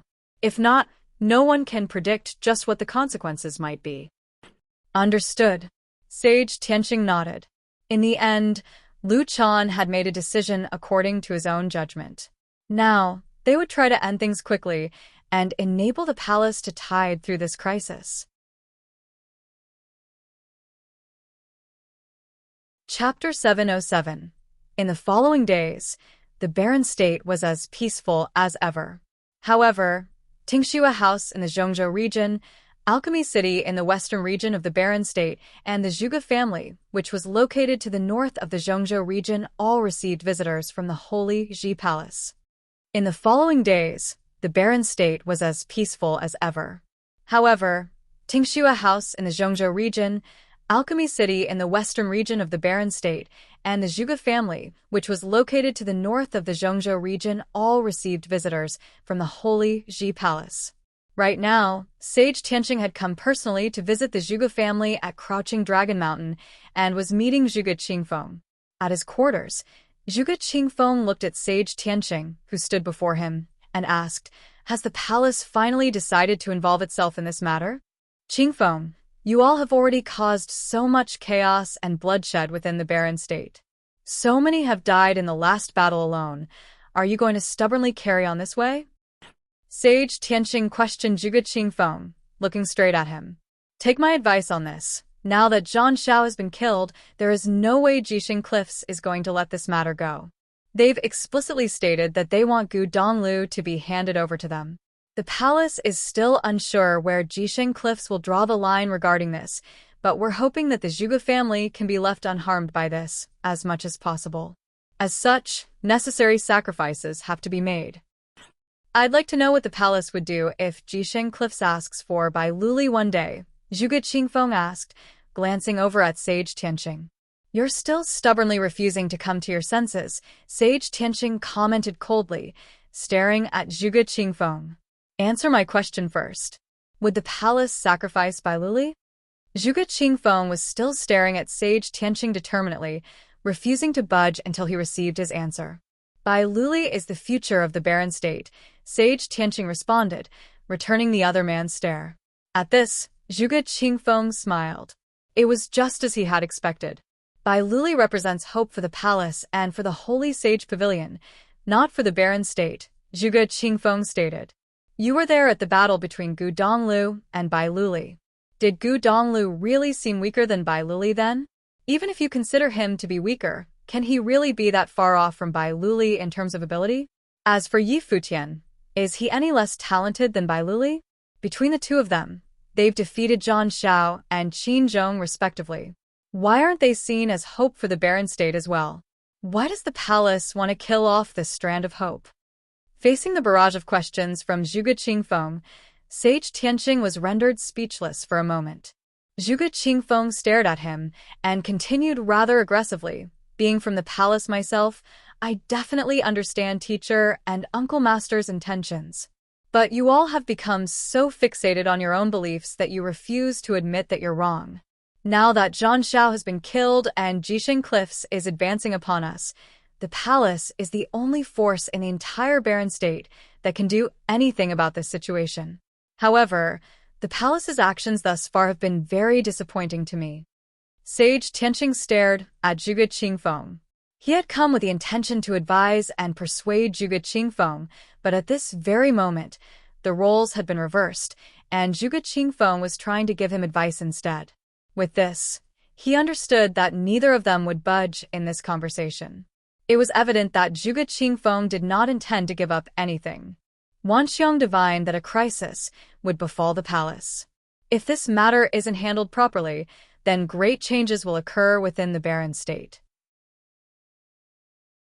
Zhuge Qingfeng, think carefully about what you have done, Sage Tianqing warned the other before turning to leave.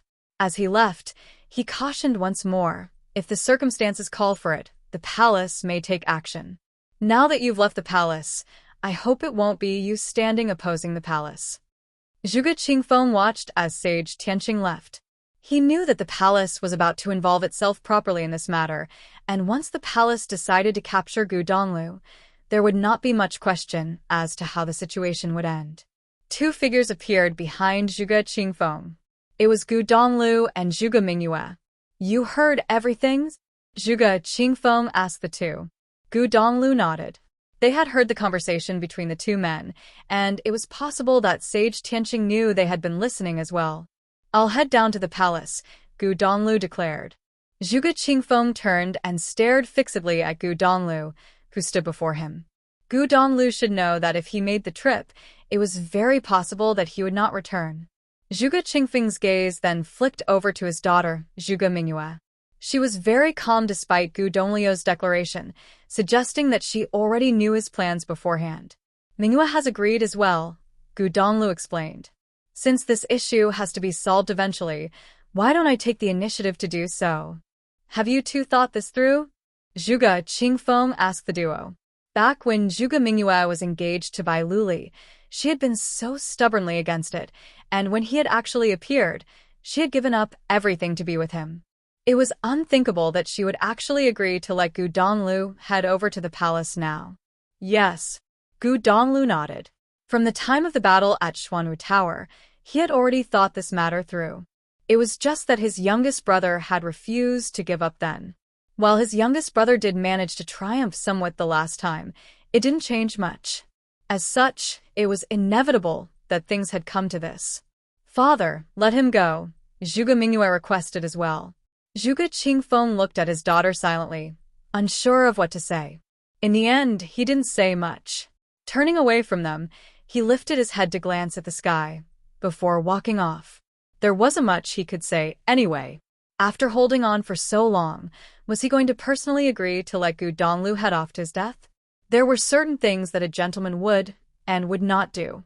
While this son-in-law of his was starting to grow on him, the fonder he grew of him, the more difficult things were for him. Gu Donglu left Crouching Dragon Mountain alone. Zhuge Mingyue stood on the highest point on Crouching Dragon Mountain, watching as he disappeared into the distance. Her expression was exceptionally peaceful. It was hard for her to endure this, but she accepted the way things were. This was what made Gu Donglu the man she loved after all. Sage Tianqing took Gu Donglu to the Holy Sage Pavilion of the Holy Ji Palace. This was done at Gu Donglio's request, who had wanted to see Lu Chan. Sage Tianqing had agreed to Gu Donglio's request, which was why Lu Chan was currently standing opposite him. Lu Chan was slightly taken by surprise. He had not expected Sage Tianqing to bring Gu Donglu back with him so easily.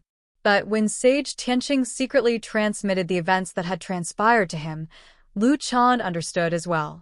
Looking at the man before him, Lu Chan felt a sense of admiration. Gu Donglu had held up against Bai Luli in battle despite only being a mid-level sage. He was insanely talented, the sort of powerful character one rarely saw in the barren state. It was even rarer that someone like Bai Luli would be willing to sacrifice himself. "What did you want to talk to me about?" Lu Chan asked Gu Donglu. He had been informed by Sage Tianqing that Gu Donglu wished to meet him.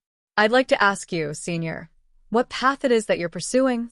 Gu Donglu asked, as his gaze shifted towards Lu Chan. "The divine path is what I'm pursuing, naturally. And it's not just me. That is the path that every cultivator is pursuing," Lu Chan replied. "Of course, I think that's not what you're asking about. When it comes to the barren state, the path I'm pursuing is the one that leads to a saint appearing in the barren state. I'm working towards a future where martial arts will flourish in the barren state and allow it to contend within the 9 states. I want the palace to be a place that trains generation after generation of strong disciples and carries on the important task of passing down knowledge and even the actual divine path itself. Not like what it is right now, being only a place for divine teachings in name. What makes the Holy Ji Palace a holy ground recognized by the people of the barren state? What would make it a place that meets your expectations, Senior?" Gu Donglu questioned further. "It would be a place that stands apart from personal grievances and external circumstances, a place that exists only for the purpose of passing down divine teachings," Lu Chan replied. "In other words, it would be an impartial place." Gu Donglu nodded.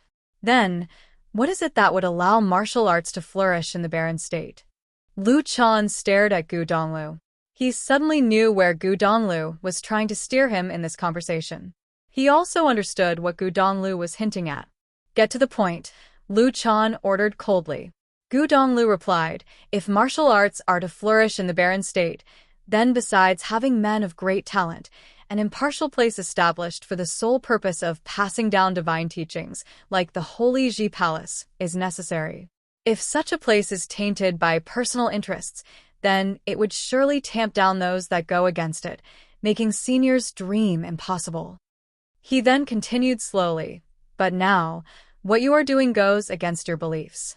If the palace is going to focus all its attention on Bai Luli and pin all its hopes on him, how can the various cultivators rise together and allow martial arts to flourish in the barren state? How can the barren state contend within the 9 states then? Right now, what the barren state most urgently needs is a saint," Lu Chan defended himself. He knew that ultimately, dreams were only just dreams, and that one often had to consider reality as well. If your actions don't match your beliefs, then there's a flaw in your frame of mind that would destroy any hopes you have in advancing along the divine path. Gu Donglu responded calmly, "Senior, won't you be destroying the path that you've been holding on to then?" At his words, Lu Chan was slightly shaken. His frame of mind was stable, yet a few words from Gu Donglu had stirred an unease within him today. "Looks like you haven't given up completely," Lu Chan commented, looking at Gu Donglu. "Is Gu Donglu trying to persuade me? If one has the option of living, who would want to die? Besides, my conscience is clear, and my frame of mind is flawless. Allow me to show you something, Senior," Gu Donglu requested, closing his eyes. A surge of spiritual energy emanated from him, strands of the energy seeping into Lu Chan's forehead. Soon, Lu Chan saw a flurry of scenes and images. Those images were from when Gu Donglu and Zhan Xiao were together in the secret realm of the relic. Gu Donglu was proving that he was not lying, that the holy item had indeed chosen him, and that Zhan Xiao had been the one that killed the sages. "What else are you trying to say?" Lu Chan asked. Gu Donglu responded, "The truth can be distorted, but one knows in their heart whether they're in the right or wrong. Since I've come here, I don't expect to leave this place alive. But you hadn't expelled my youngest brother from the palace back at Crouching Dragon Mountain, Senior. Then perhaps the palace could have flourished even greater than what you hoped for in future. There's a saying that goes, being unable to see the wood for the trees. As the acting palace lord of the Holy Ji Palace, you should not have been like that. If you still stand by your beliefs, Senior, then I hope one day you'll actually live by them. After speaking his part, Gu Donglu bowed slightly and turned to leave. He had said everything he wanted to say. He would accept whatever happened next with grace. Looking at Gu Donglio's disappearing figure, Lu Chan sighed. Sometimes there was no turning back. Especially in this case, now that they had come to this point, there was nothing he could do but carry on. Gu Donglu was taken to the party from Jisheng Cliffs and presented before Kong Yao. Kong Yao's gaze was cold beyond measure, and a murderous intent glinted in his eyes. The palace indeed was the holy grounds of the barren state. It was so much easier for them to get things done. Everything that has happened thus far arose from the bad blood between me and Zhan Shao. Since Jisheng Cliffs is the holy grounds of the estate, now that Zhan Shao has been killed by me, you're welcome to take me with you. But I hope that Jisheng Cliffs will not give its holy grounds a bad name, Gu Donglu said to Kong Yao. Are you trying to take on everything upon yourself? Kong Yao asked, staring at Gu Donglu. Do you think that's possible? Where's Yi Futian now? Kong Yao demanded, his demeanor frosty. Since Gu Donglu and Yi Futian were both people singled out by the head saint, Kong Yao had to take them both to the estate.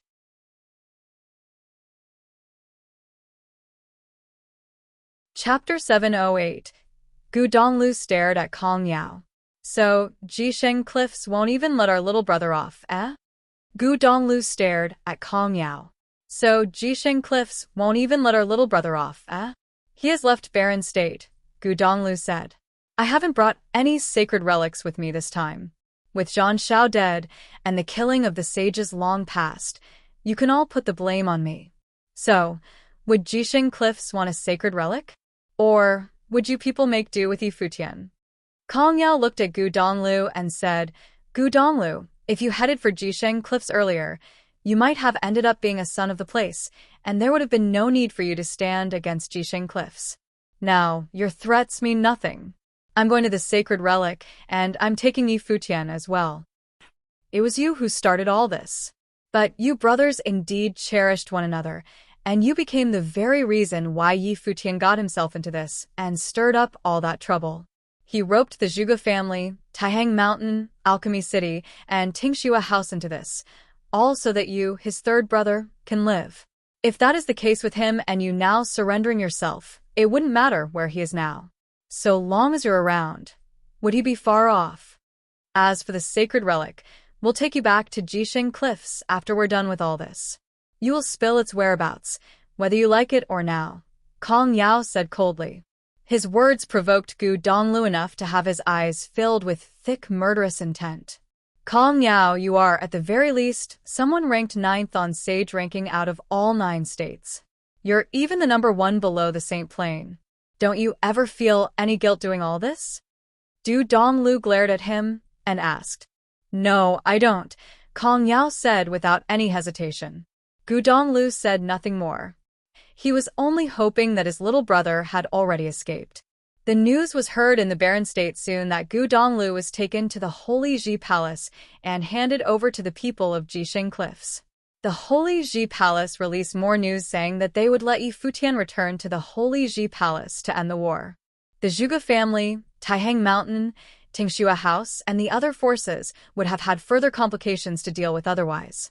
It was apparent that the Holy Ji Palace did not wish for Jisheng Cliffs to end forces, like the Zhuge family and Taihang Mountain, but they had to take Yi Futian in. It was an indisputable fact, as both Jisheng Cliffs and the Holy Ji Palace had no intention of letting him run loose. Countless people in the barren state were exasperated. With the Holy Ji Palace stepping in, things changed drastically, and it was too late for anything to go back to how it once had been. It was said that Yi Futian had fled. He was nowhere to be found in both Crouching Dragon Mountain nor Taihang Mountain. No one knew where he was, and no one knew if he would have returned. Many speculated that Yi Futian was probably gone for good this time. After all, It was too late to turn back the clock now. If they were Yi Futian, they would have given up some things just to keep themselves alive. With his talents, there would always be a chance for revenge in the future. The east side of Taihang Mountain was near the eastern regions of the Barren State. The Zhaixing house was somewhere in that region. Yi Futian woke up somewhere in the Zhaixing house. He opened his eyes and felt rather tired. That battle back there thoroughly exhausted him. As he went cranking up the will of the emperor to the extreme and even went burning the powers of his life palace. All energies within his body were almost burned up without a speck of power left. He had relied on nothing more than the self-repair abilities of his life spirit to regenerate his strength, allowing him to wake up. However, he was still extremely weak at the moment. Third brother, Yi Futian called with a low voice as he woke. He sat up and saw Hua Jiu by his side. "Jiu, where are we?" Yi Futian asked. "Zhaixing house." Hua Jiu answered. "When we fled eastward that day, we passed by Zhaixing house's territory and met the chief of Zhaixing house. He was the one who let us in." Zhaixing house. Yi Futian felt rather peculiar with the name. Mu Chuan actually bothered helping me? This was where I took his polearm of divine destruction all those years ago. Didn't that old fart Mu Chuan not like me and bickered with headmaster Chen Yuan all the time? Where is third brother? Yi Futian asked. He should have returned to Crouching Dragon Mountain. He said nothing would happen to him, and he had us leave, Hua Jiu explained softly. "Jiu, why bother lying to yourself?" Yi Futian said, looking at Hua Jiu. "Nothing would have happened to him, really?" Yi Futian killed Zhang Xiao and his third brother knocked him unconscious before having Hua Jiu spirit him away. There was simply no need to say much about why Gu Donglu did so. His third brother wanted to shoulder everything himself while having both of them flee as far as possible. Hua Jiu lowered her head. She had indeed been lying to herself at times, which was she simply was unable to keep calm about things. "Yu Sheng, how is he?" Yi Futian appeared very calm. "He is training these days to recover from his injuries," Hua Jiu said. The exhaustion Yu Sheng suffered that day, when he practically turned into a demon to fight, was not that far off from what Yi Futian had suffered. One could have even said that they were fortunate to be able to survive that battle at Taihang Mountain. "Any news about Senior Su Shang?" Yi Futian asked further. There were too many things on his mind, too many people he was concerned about. My, look at yourself. Do you really think you're in a place to be concerned for others now?" A voice was heard somewhere. Mu Chuan, chief of Zhaixing House, walked in and said to Yi Futian, "Relax, Su Shang is alive, though he is pretty badly injured. But the city lord of White Cloud City also suffered quite a bad stab wound. Both of them left on a truce." Yi Futian sighed in relief and said, "Thank you, sir. But why would you bother saving me?" "Saving you?" Mu Chuan said coldly. "I'm only concerned for that piece of treasure that was the pride of the Zhaixing house. When are you going to return polearm of divine destruction to me?" "Mu Chuan, do you have any decency left in you?" A voice was heard berating him somewhere else. Yi Futian then saw Chen Yuan walking in, glared at Mu Chuan and added, "The polearm of divine destruction now belongs to Yi Futian. Are you really still thinking about getting it back?" "Headmaster." Yi Futian felt rather surprised. He did not expect to see the headmaster in Zhaixing House at all. "Futian, take as much rest as you need. When your injuries have recovered, I'll get you out of the barren state." Chen Yuan looked at Yi Futian and said, "As for the affairs of the barren state, I'd advise you to keep your hands to yourself." "Leaving barren state, huh?" Yi Futian mumbled to himself. "Will I be able to leave with barren state in shambles?" "Headmaster, just tell me honestly. How are things in the barren state now? Did any other mighty ones from Jisheng Cliff show up after Zhang Xiao is dead? How is my third brother doing now?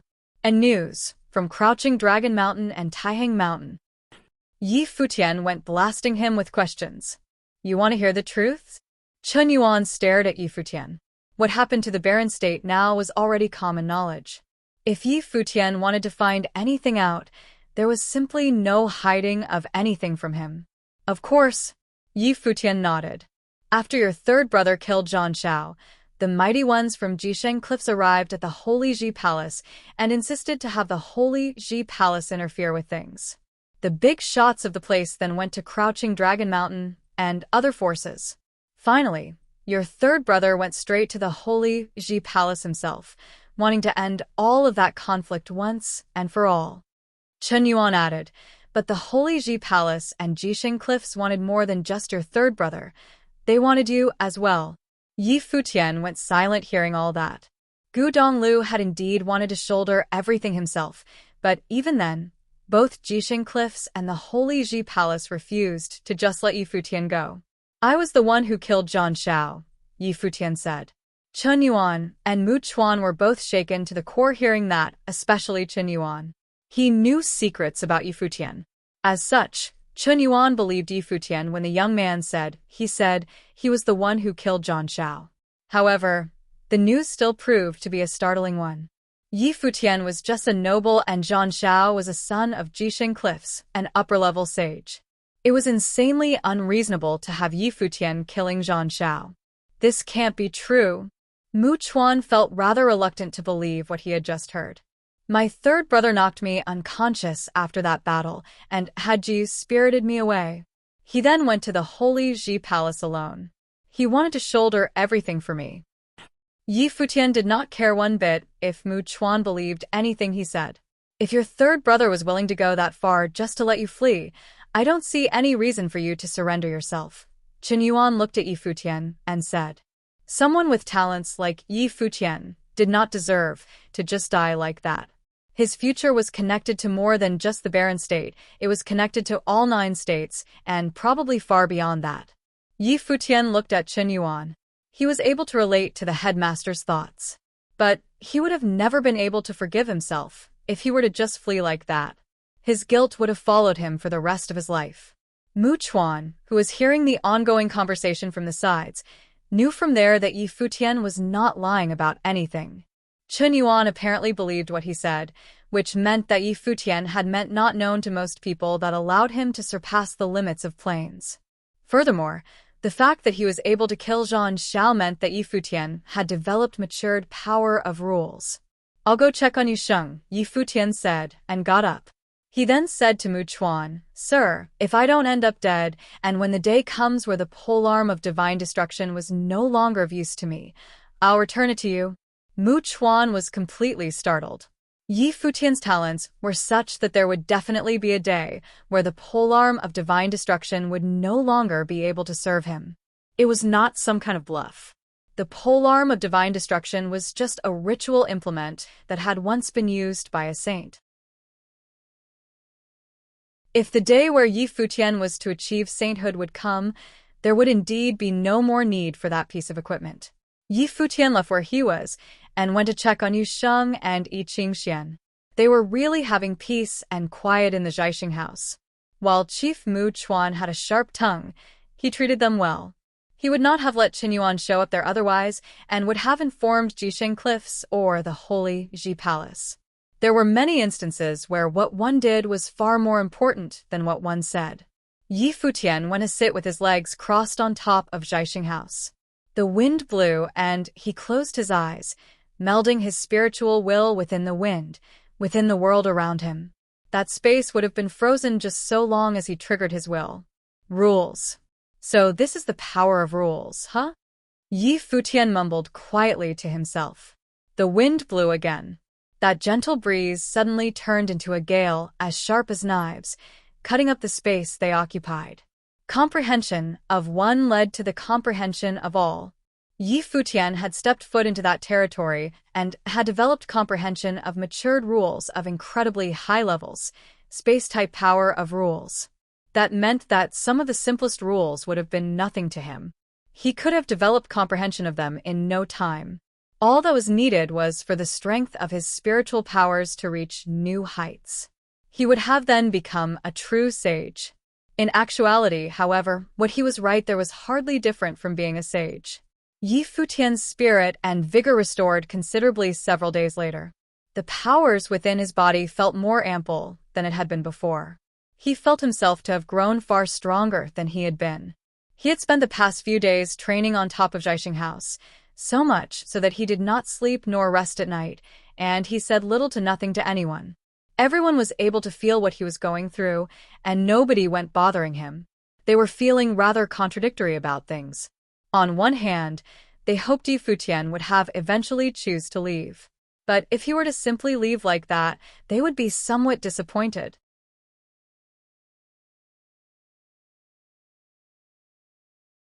Chapter 709. One day, after another passed in Jiaxing House. Mu Chuan and Qin Yuan looked up at the person dressed in white at the top of Jiaxing House. Mu Chuan then said, "He has been doing nothing but training these days. I wonder what's going on in his head." One day, after another passed in Jiaxing House. Mu Chuan and Qin Yuan looked up at the person dressed in white at the top of Jiaxing House. Mu Chuan then said, "He has been doing nothing but training these days. I wonder what's going on in his head?" Qin Yuan shook his head. Futian seemed to be in a never-ending trance since the day he started training in Jiaxing House, without talking to anyone nor sleeping. Even Qin Yuan had no idea what was going on in Futian's mind. But it was apparent that Futian had no intentions of leaving the barren state, or he would have left already. Huajiu was also looking at Futian from another direction. She had no idea what was going on in Futian's mind, but she nonetheless was able to relate to how Futian felt. She knew Futian too well, which meant she knew what his character was like, as well as what his third brother meant to him. That figure who stood before him and defended him back in Eastern Barren territory held an extremely significant place in his mind. Yet, his third brother had now gone to the Holy Ji Palace, and it was probably a trip he would never return from. Futian closed his eyes on top of the mountain. Mystical energies filled his surroundings, making the entire space indescribably heavy. His eyes popped wide open all of a sudden. Tiny, broken stones rose from the ground before him. However, each and every stone seemed to have been imbued with the power of rules, and they all grew incredibly heavy, covered with a layer of light of rules, as if they were shining stars. A flash shot out from his eyes, and in a split second, every single piece of those stones shot at a peak far away at breakneck speed. Boom. A thunderous rumble was heard as the peak crumbled before him. The rumble traveled all the way to the top of Jiaxing House. That bombarded peak exploded violently, with half of it gone when the dust settled. Many below turned their head up to look at the top of Jiaxing House. It was not a place anyone could have simply gone up to, and everyone wondered what was happening, seeing the peak being blasted to pieces. Who is training up there? Mu Chuan and Qin Yuan had their eyes thrown wide open before turning to look at each other in shock. The power of rules of the stars. The Jiaxing House and the Starry School were of the same lineage, where all learned to master the power of the stars laid down by the saint.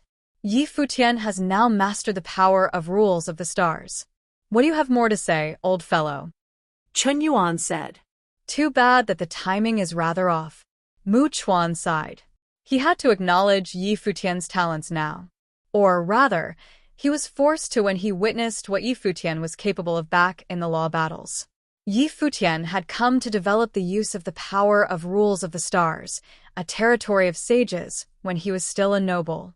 Furthermore, it seemed to be a very, very mature one. It was anyone's guess if he had killed Zhang Xiao back then using the power of rules of the stars. Shouldn't he rest for a bit? Qin Yuan looked at Futian and said. The young man was seen standing up, then headed to the edge of the sky above the Jiaxing House.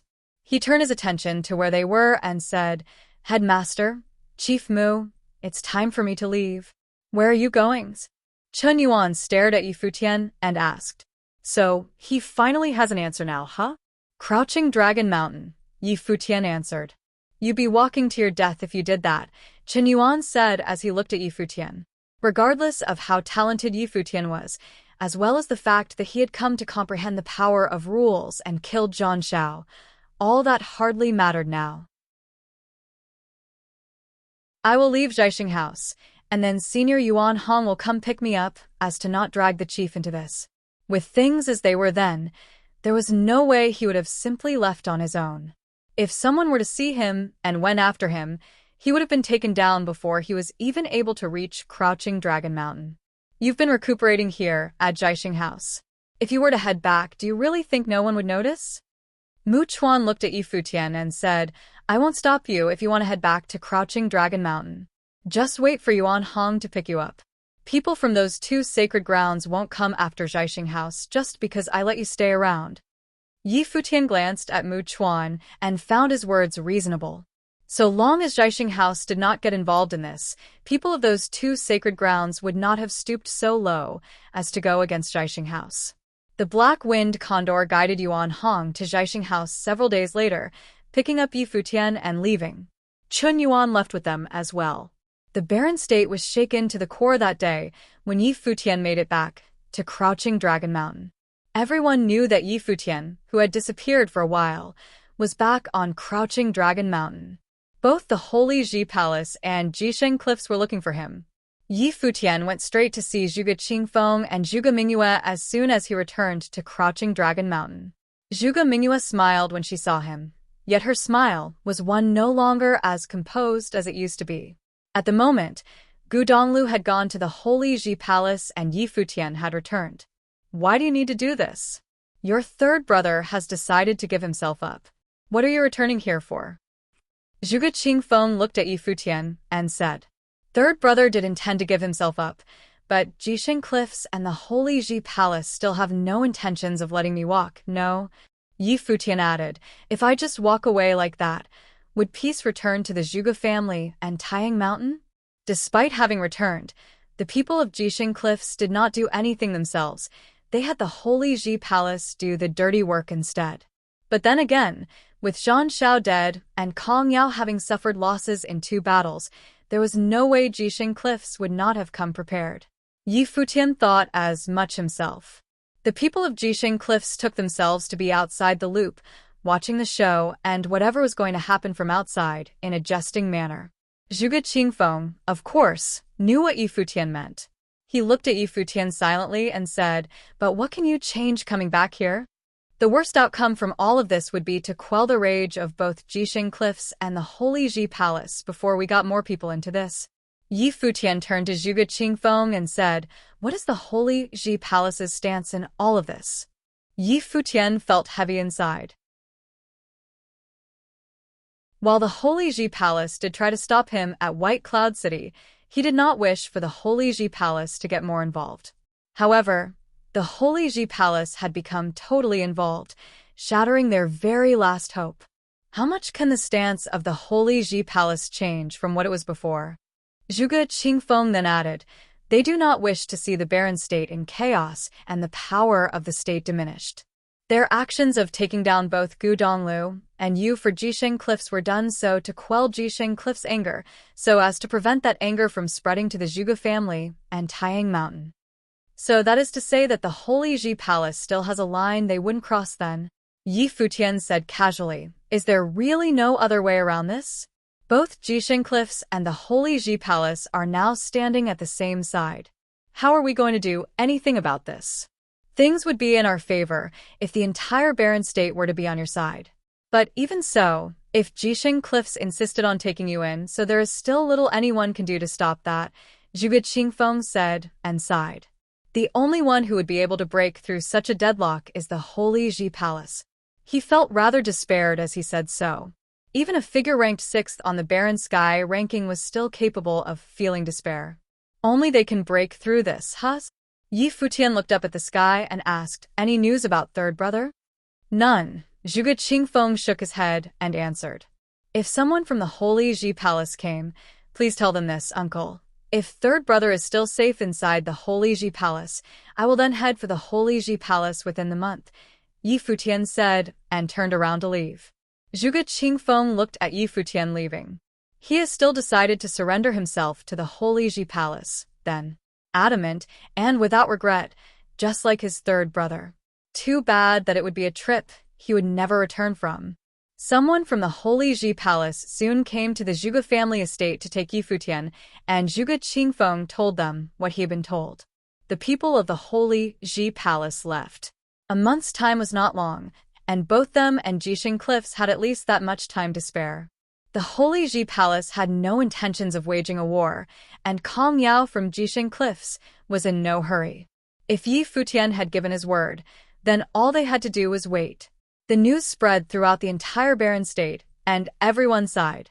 Even top-class geniuses like Gu Donglu and Yi Futian were unable to escape.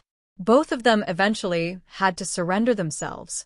Barren State turned quiet after the news was out. There was nothing going on. It was as if everyone was waiting as well. Yi Futian entered the Holy Ji Palace within the month. Everything turned quiet on that day, unlike the two great battles which yielded no results before. A great battle could have broken out for the third time, or things would have simply ended quietly. City Lord Office of Alchemy City. Shui Yi and Luo Fan kept standing right outside Yuqi's bedchambers. Yushi held her baby in the bedchambers, a daughter born from her and Shui Yi. Despite the great event of the daughter of the city giving birth to a baby girl, there were no celebrations of any kind to be had. The reason of which was all too obvious to everyone from the City Lord office. Yuqi looked at his daughter and then his granddaughter before turning around to glare at Shui Yi. He said, "I'd have refused to have the wedding go on if I knew all of this would happen. Is there any point saying all that now?" Yushi said gently as she looked at her daughter. "I even lent the divine implement to Futian. Haven't I done enough? With both Jisheng Cliffs and the Holy Ji Palace in this, what can I, the boss of Alchemy City, do? And there is still that thing with the Emperor family," Yuqi yapped away feeling very displeased. "What are you telling me all of this for?" Yushi's voice was just as gentle. "Daughters indeed don't side with their daddies when they've grown up," Yuqi said, feeling very frustrated. "If they like standing around so much, let them stand all they want. I'm not yielding to anything." Shui Yi and Luo Fan remained standing outside, as if they had heard nothing. Yuqi, the one who ranked 8th on the Barren Sky ranking, City Lord of Alchemy City, and in possession of a divine implement. If he had gotten himself involved in this, he might have been able to change the course of the outcome. At the very least, he would have been able to do something to affect how things were now. West Mountain Dragon Clan, Divine Sky City, Eastern region of Barren State. A girl, 18 or 19, was seen yelling in some corner of the estate, "I want to go look for Brother Futian at Crouching Dragon Mountain. Do you intend to walk to your death?" Long Ao glared at her daughter and said, "I don't care." Long Linger shouted, "Uncle will protect me." "Linger, stop kicking up a fuss," Madame Long tried to persuade her. It was not that they did not want to help Yi Futian. It was simply that things at hand were simply too great for them to be able to do anything. It was Madame Long who recommended Yi Futian to the Starry School. She had admired Yi Futian all that time. If Yi Futian was unable to survive this ordeal, then it was simply because fate was against him. At the moment, there were many things happening with many forces throughout the Barren State other than just Alchemy City and West Mountain, and all of them had to do with Yi Futian one way or another. A noble capable of moving all forces throughout the entire Barren State, there was probably no other like him. Bai Luli was probably the only one who had such influence before Yi Futian came into the picture.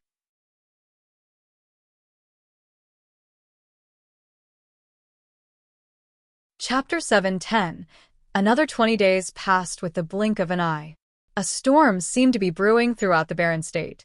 News from Crouching Dragon Mountain said that Yi Futian would be entering the Holy Sea Palace in 7 days. It was news that shocked Barren State somewhat and caught the attention of many. Another 20 days passed with the blink of an eye. A storm seemed to be brewing throughout the Barren State.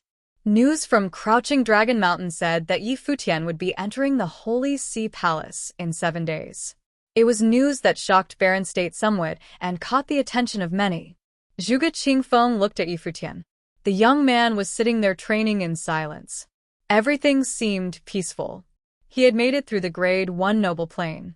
With him at the pinnacle of the Noble Plane, and having developed mature comprehension of rules, the Sage Plane seemed to no longer be some faraway goal.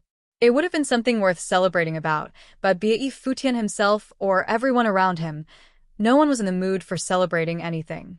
"What do you plan to do at the Holy Ji Palace?" Zhuge Qingfeng asked the young man. Yi Futian had, no doubt, been seeing if he was able to advance further. He would not have waited another month to go to the Holy Ji Palace otherwise. To prove one thing, Yi Futian answered. And what would that be? Zhuge Qingfeng asked. The big shots at the Holy Ji Palace always thought themselves to be right about everything. Lu Chan had always been reluctant to admit when he was wrong about anything, holding the extreme belief that nothing he did had ever been wrong. I'm here to prove otherwise, Yi Futian said. Of course, there is a chance that the place simply won't bother giving me such a chance. There was a self-dismissive smirk on his face when he said so. He had been weaker than others, which meant he had little means of negotiating terms with anyone. Still, he deemed that he owed it to himself to try. Even if his attempts were to end in failure, it would have still been better than how things were at the moment. There's also a chance that you're actually able to prove something, yet the Holy Ji Palace still won't admit anything, Zhuge Qingfeng added. Of course. But still, having tried is better than having done nothing, Yi Futian said. I'll go with you, Zhuge Qingfeng said.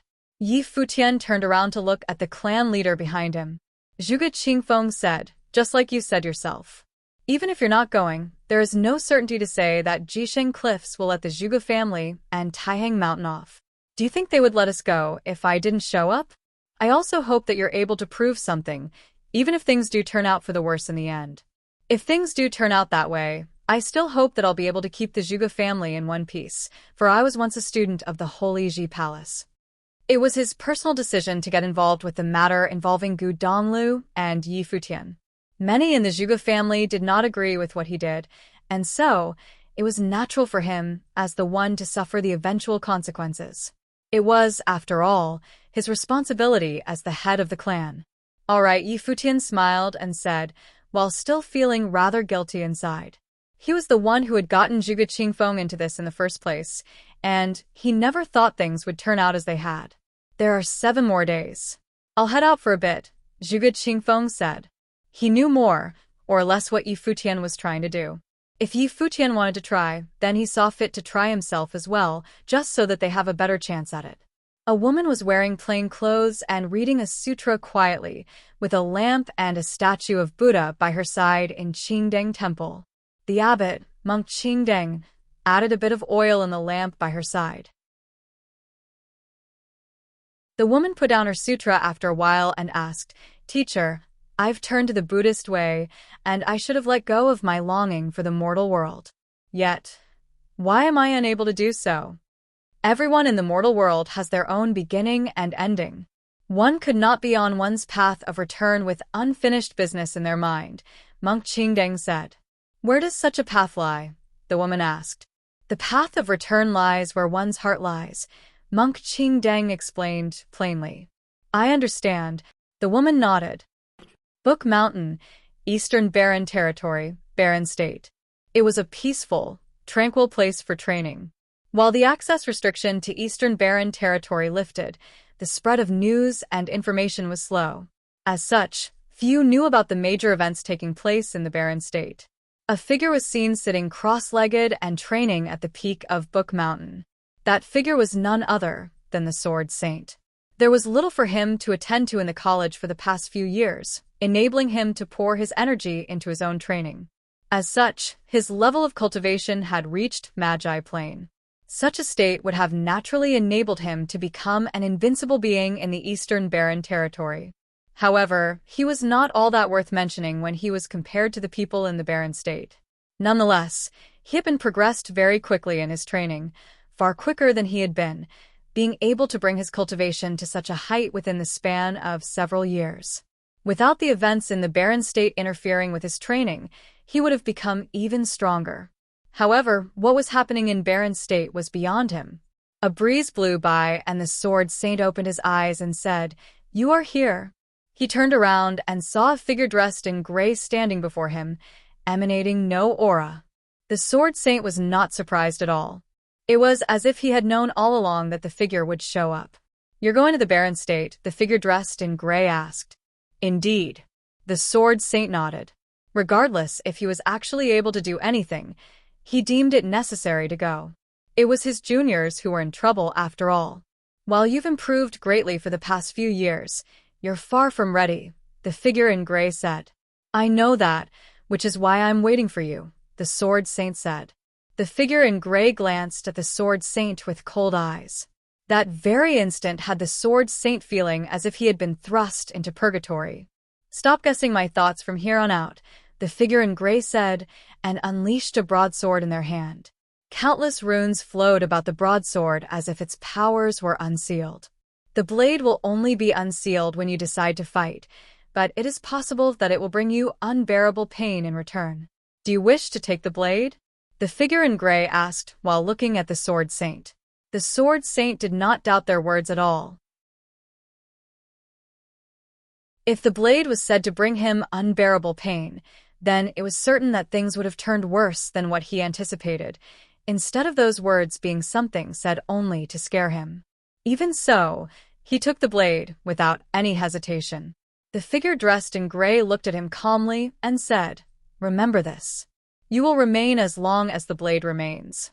Your life will be linked with the blade itself, the very moment you unseal it. I will keep this in mind. The Sword Saint nodded. He dared not forget anything the figure dressed in gray said. A wind blew, and the figure dressed in gray was nowhere to be seen. It was as if they never appeared on Book Mountain in the first place. The Sword Saint looked at the blade in his hand, the blade that could only be unsealed only in battle. He put the blade away and headed for the bottom of Book Mountain. 7 days passed like a flying arrow to a cultivator. Since the news spread from Crouching Dragon Mountain, many in the barren state acted.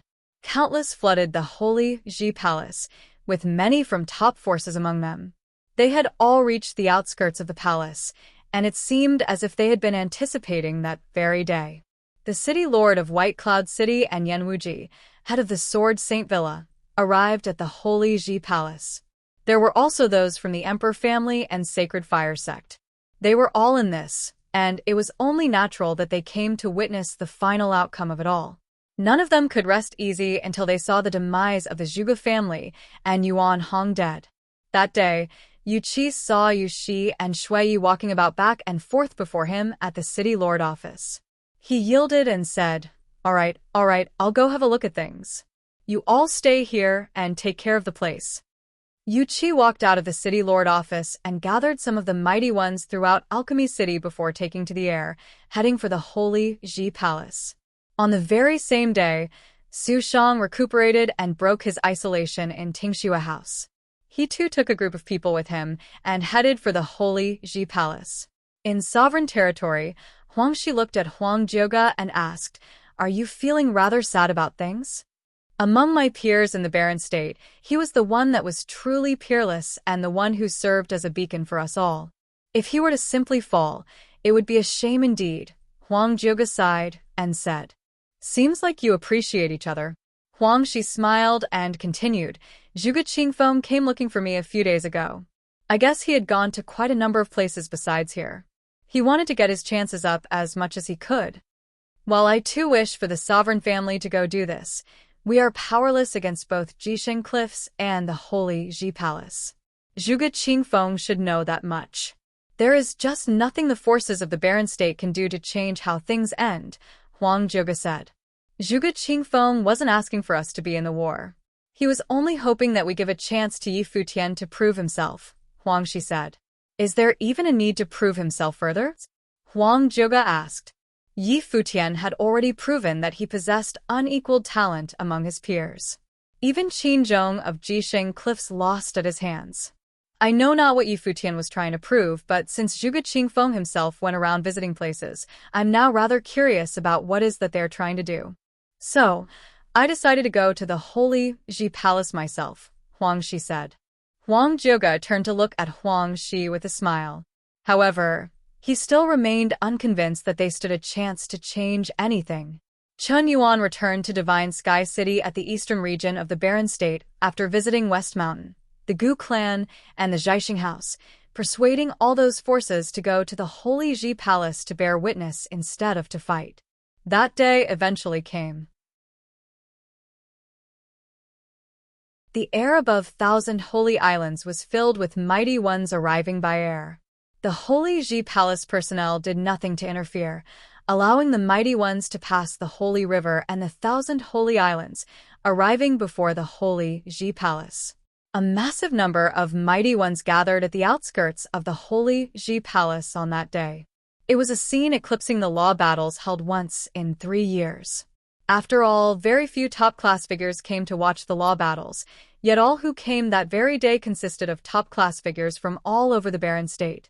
It was said that Yi Futian from Crouching Dragon Mountain had departed with Zhuge Qingfeng and Yuan Hong, serving as his escort, heading for the holy Ji Palace. Lu Chan stood before the ancient hall in Holy Sage Pavilion and asked, "Who is here today?" "Everyone in the top 10 on the barren sky ranking, other than the Lord of Ice Temple, will probably be here today," Sage Tianqing answered. All of the top 10 figures were either already inside the Holy Ji Palace, or they were to be found among the crowd outside. Things are really bustling.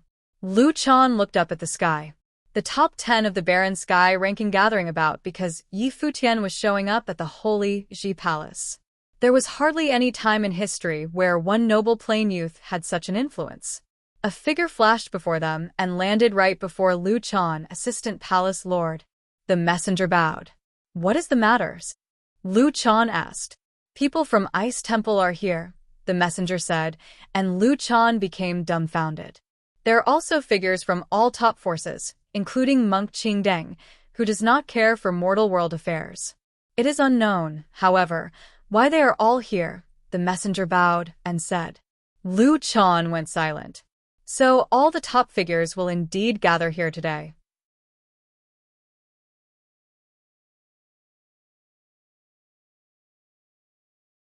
Chapter 711.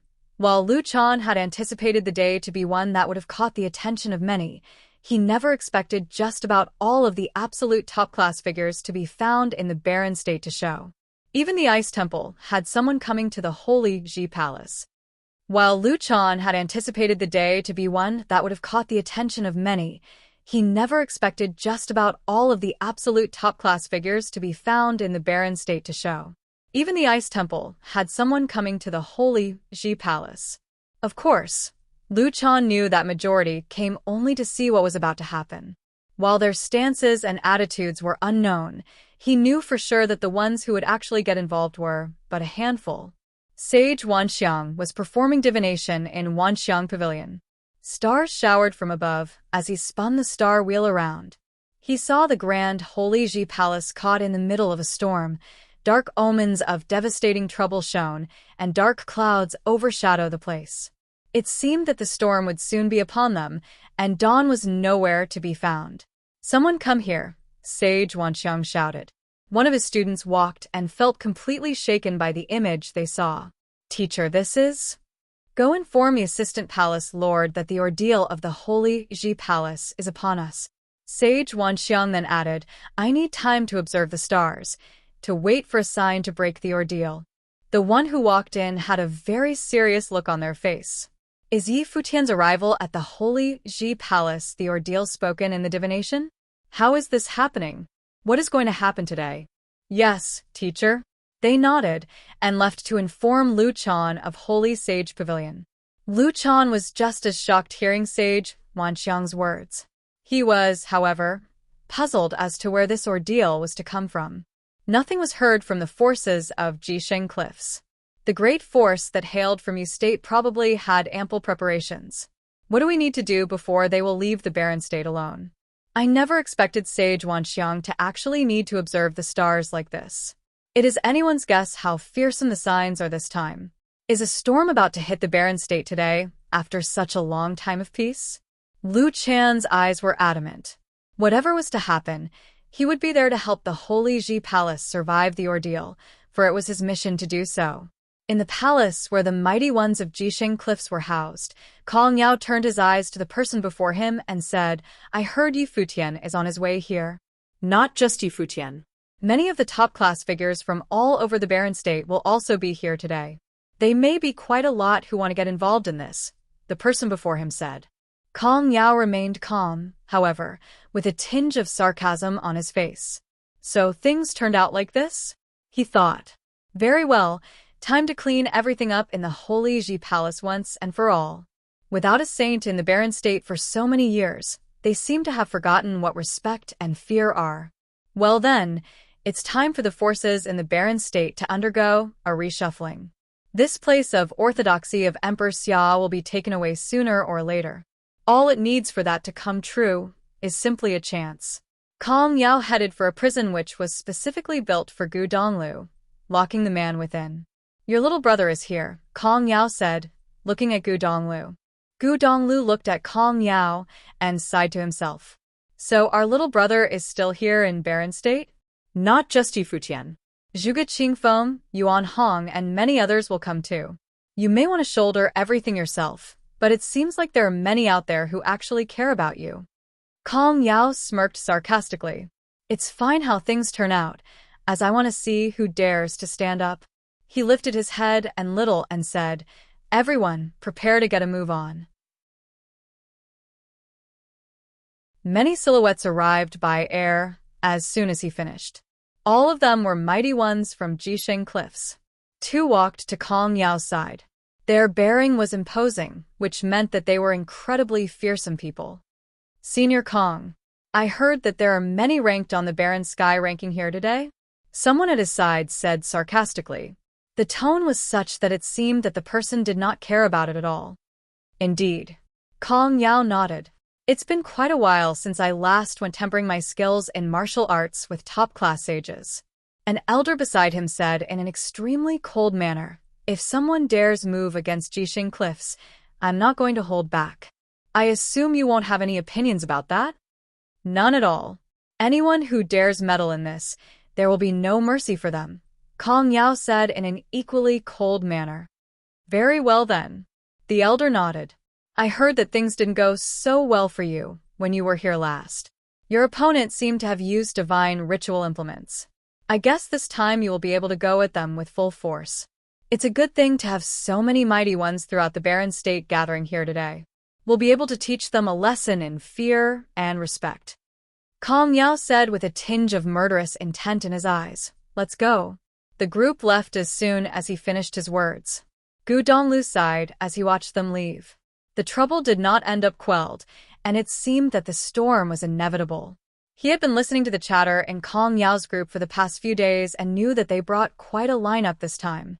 Jisheng Cliffs wanted more than revenge for Zhang Xiao. They wanted to a show of force in the barren state. With a son of Jisheng Cliffs killed in the barren state, all the other states of the 9 states would have probably been looking at how events unfolded in the barren state. The outskirts of Holy Ji Palace were filled with people.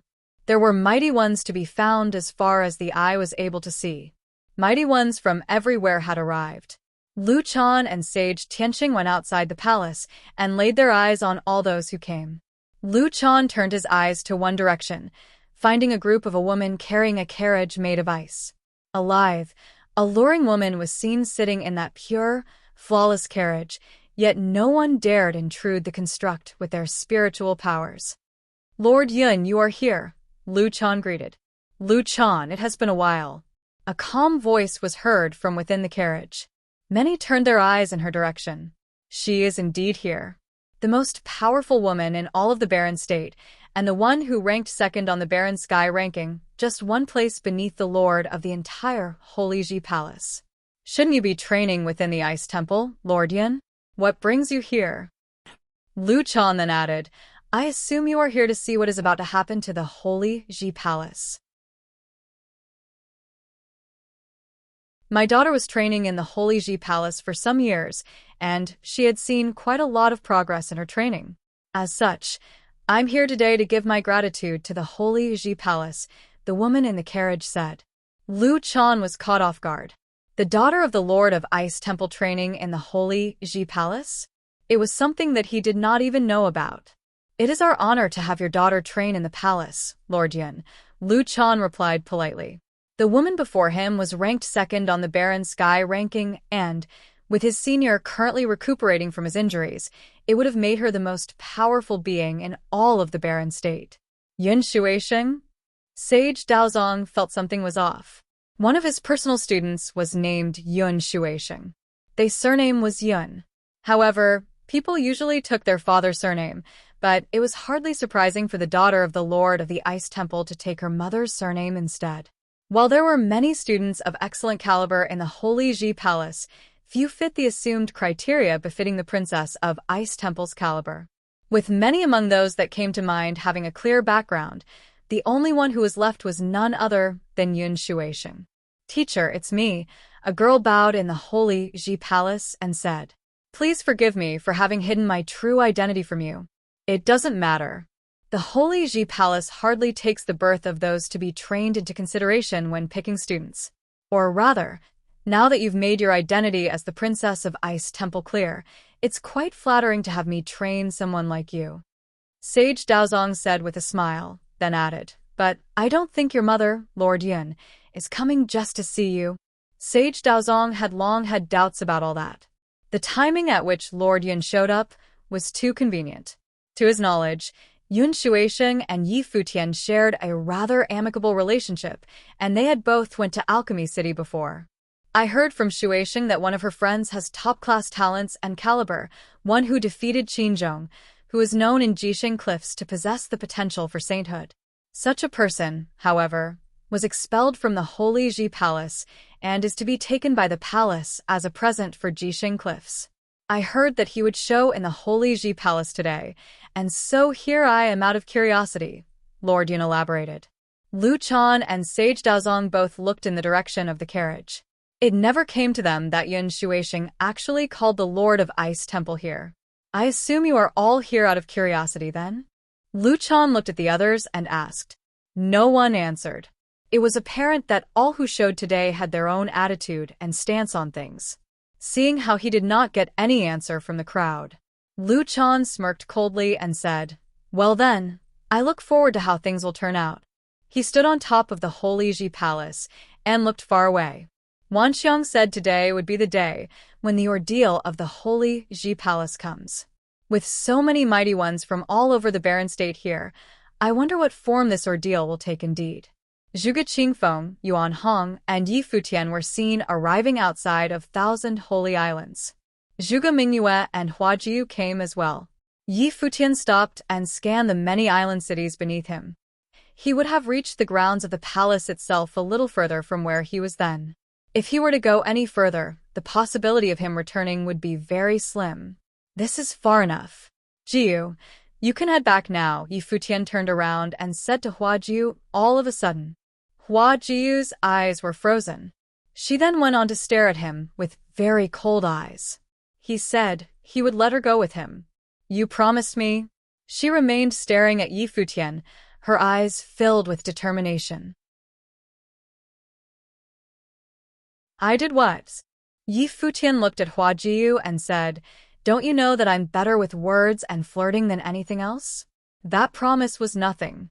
Hua Jiu remained staring at him, without saying anything. Yi Futian started looking frustrated and said, "You have any idea how annoying you are?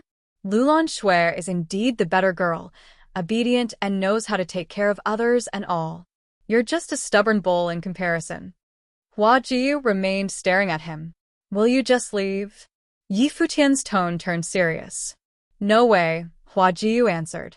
"How can you be so selfish?" Yi Futian's tone became very irritated. "That day in Taihang Mountain, you cared only about yourself and you had third brother go to face everything himself. So what are you doing here today?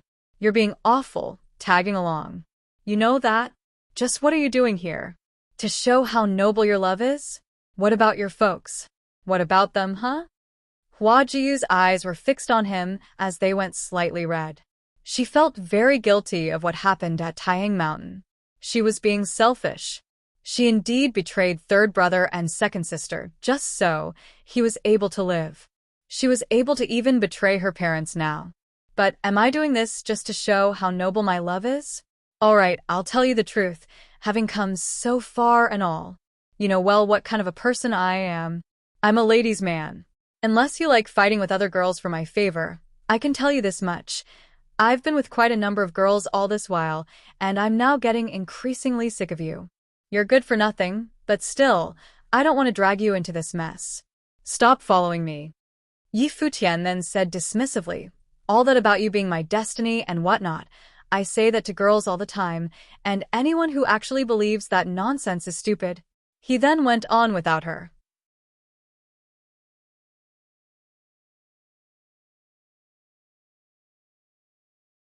Chapter 7:12. Hua Jiyu saw Yi Futian going further and further away, tears in her eyes.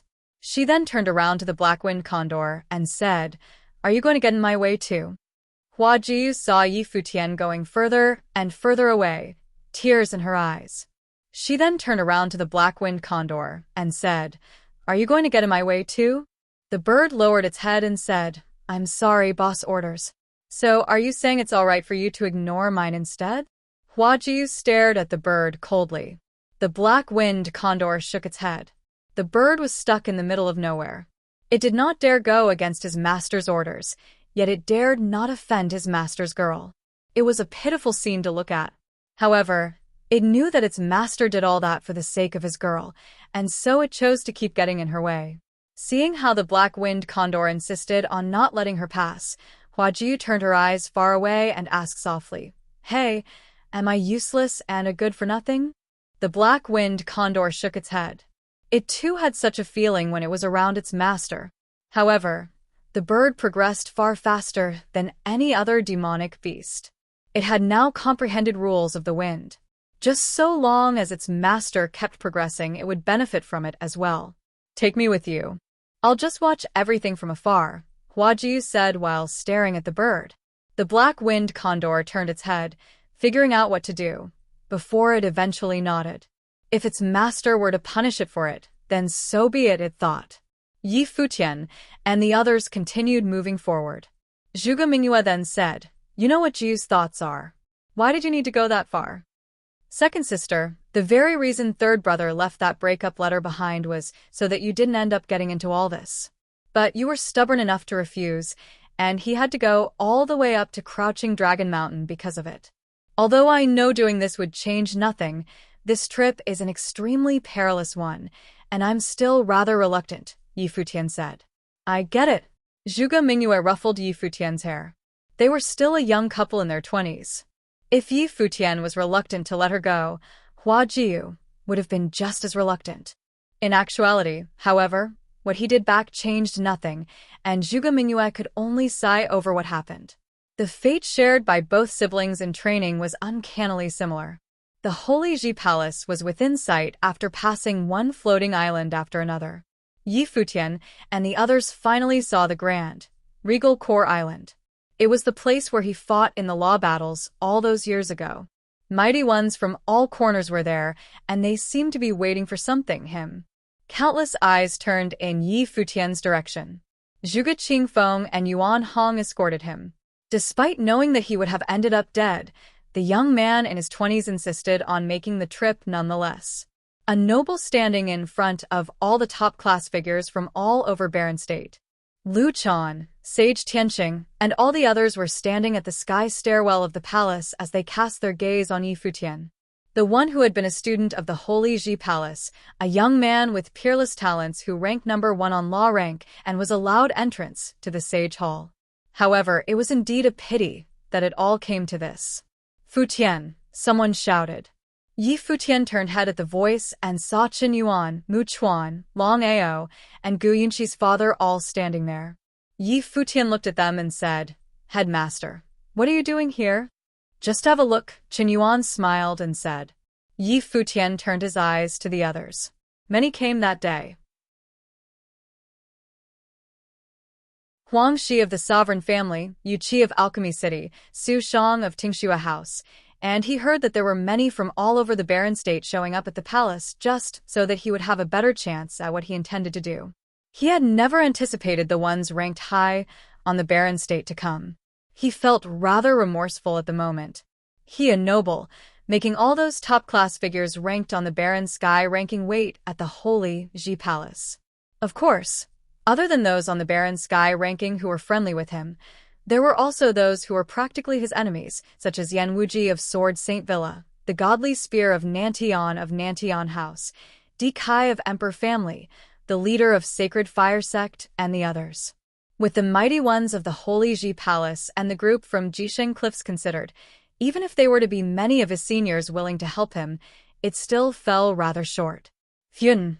Yet another shouted his name. He turned his eyes in another direction and saw a stout, tanned figure who bared his torso walking out from the palace. It was none other than his teacher, Sage Dozhan. "Teacher," Yi Futian shouted. "Dozhan, get back here." Lu Chan could not help but stand out and intervene. Things were as complicated as they possibly could have been. Is Sage Dozhan trying to get himself on Yi Futian's side, standing out like this?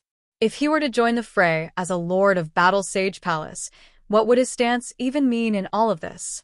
The Holy Ji Palace does not interfere with squabbles outside and is only there to pass on the teachings of old. Today, I'm standing here as Yi Futian's teacher, not as Lord of Battle Sage Palace, Sage Dozhan replied. It was him who allowed Yi Futian to head for the Zhuge family. Yi Futian stopped the engagement, yet he had also planted the seeds of what was happening on this very day. It had been something that Sage Dozhan had totally unexpected.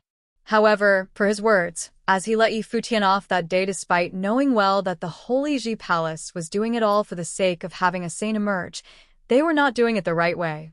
His student did nothing wrong, and as such, he stood with the side that was doing the right thing. Lu Chan's expression turned awfully ugly. Kong Yao, who was standing with those from Jisheng Cliffs, simply smirked coldly. Very good indeed. He wanted to see how many would stand against Jisheng Cliffs. Futian, why are you here at the Holy Ji Palace today? Sage Dozhan asked. I'm here to make things right, Yi Futian answered. How? Sage Dozhan asked. I interfered in the engagement between Bai Luli and my second sister back at Crouching Dragon Mountain, and I got expelled for it. It was the will of the Holy Ji Palace to have Bai Luli become a saint.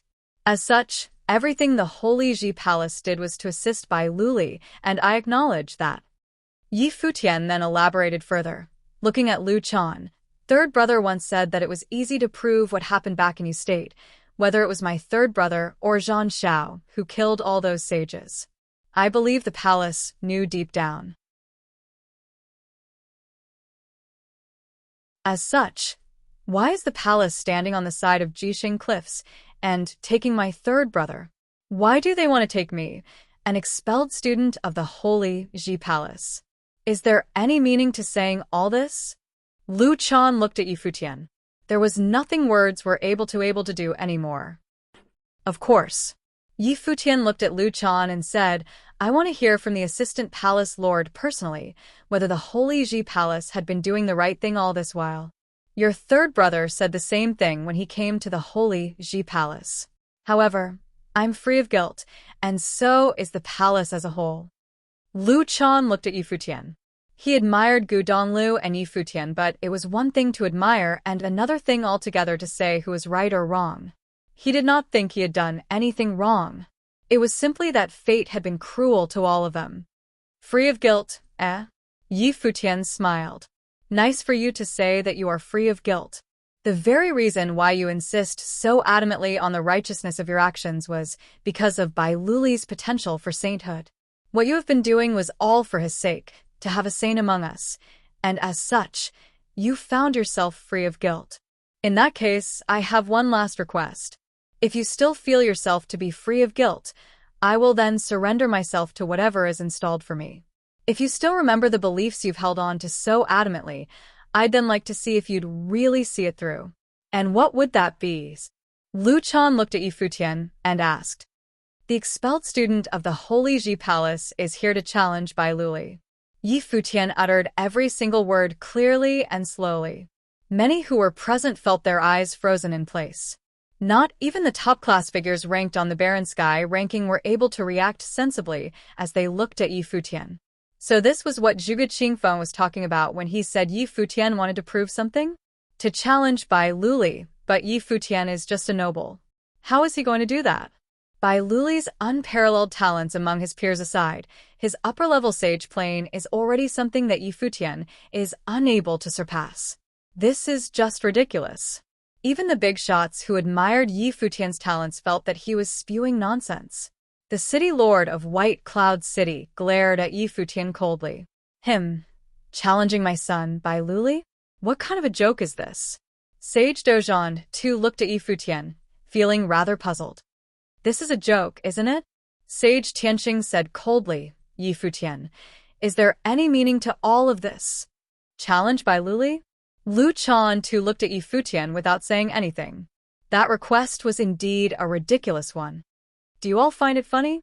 Yi Futian turned to address those who were present and added, if I was able to kill Zhang Xiao, why can't I challenge Bai Luli? Zhang Xiao was of the same plane as Bai Luli. Countless eyes stared at him as he finished talking. Did Yi Futian just say that he was the one who killed Zhang Xiao? You said it was you who killed Zhang Xiao. Lu Chan stared at Yi Futian. Indeed, Yi Futian said. Third brother wanted to save me, so he knocked me OU, wanting to have me leave the barren state. He then came to the holy Ji Palace alone. I was the one killed Zhang Xiao. So that was what happened. Zhuge Qingfeng and Zhuge Mingyue felt rather relieved, as they finally knew what actually happened.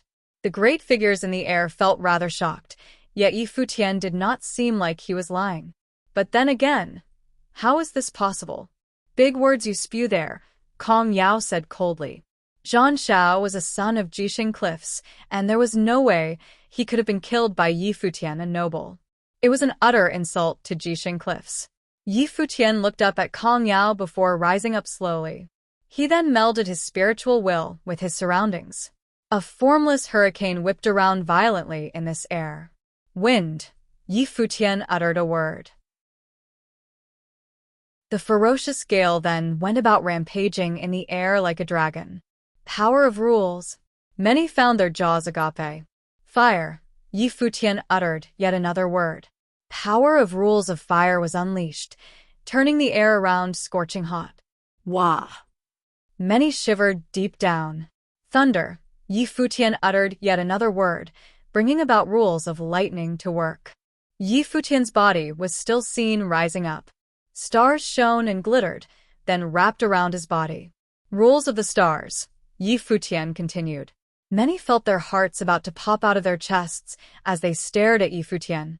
A grade 1 noble brought many power of rules to bear. Furthermore, all of them were matured. Space. Freeze. Yi Futian said yet again, and all of the great figures felt the power of space rules bore upon them, surprisingly feeling their bodies stiffen in the air. The entire space felt as if everything was about to freeze. That is the rules of space. This. Their hearts pumped excitedly. All of the great figures on the barren sky ranking felt riled up inside over someone their junior unleashing their powers. It was not enough to just unleash the power of rules of respective elements. Yi Futian had even gone on to develop comprehension of rules of stars and the extremely high rules of space. Number 1 below the Saint Plain of Jisheng Cliffs. Yi Futian turned his eyes at Kong Yao and said coldly, do you know anything about talent whatsoever?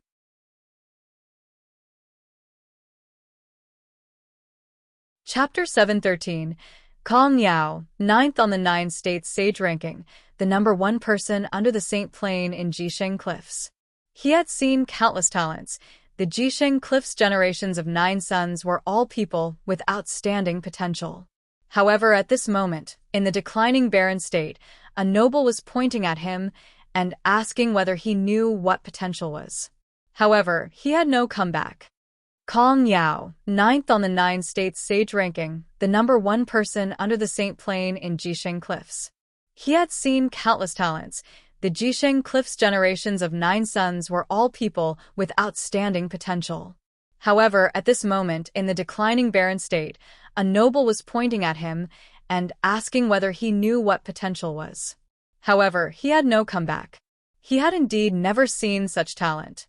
To comprehend such complete rule power as a grade 1 noble, a prodigy could do it. To comprehend a strong and complete rule power needed an elite prodigy, like Qin Zhong, who had the potential to become a saint. However, even many sage plane cultivators could not comprehend spatial rule power, not to mention comprehending complete spatial rule power as a noble. Today, he had been exposed to something new. He had met a genius in the barren state. What a pity. The same with Gu Donglu. If he had met them earlier, he could have inducted them into the Jisheng Cliffs. However, they were now enemies. He was thinking, what is the head saint's intention for wanting to capture them alive? Should I disable their powers first to prevent any potential issues? Yi Futian was so impudent in front of him. Evidently, he hated him very much. Moreover, the ties between the two parties could not be mitigated. Yi Futian also understood that was why he dared to be so insolent. Kong Yao had wanted to touch the people from Crouching Dragon Mountain, so there was no difference between offending him or not. Even if he was not insolent, Kong Yao would not let him off either. Lu Chan, will you do it or will the Jisheng Cliffs have to? Kong Yao asked coldly. Lu Chan's heart clenched.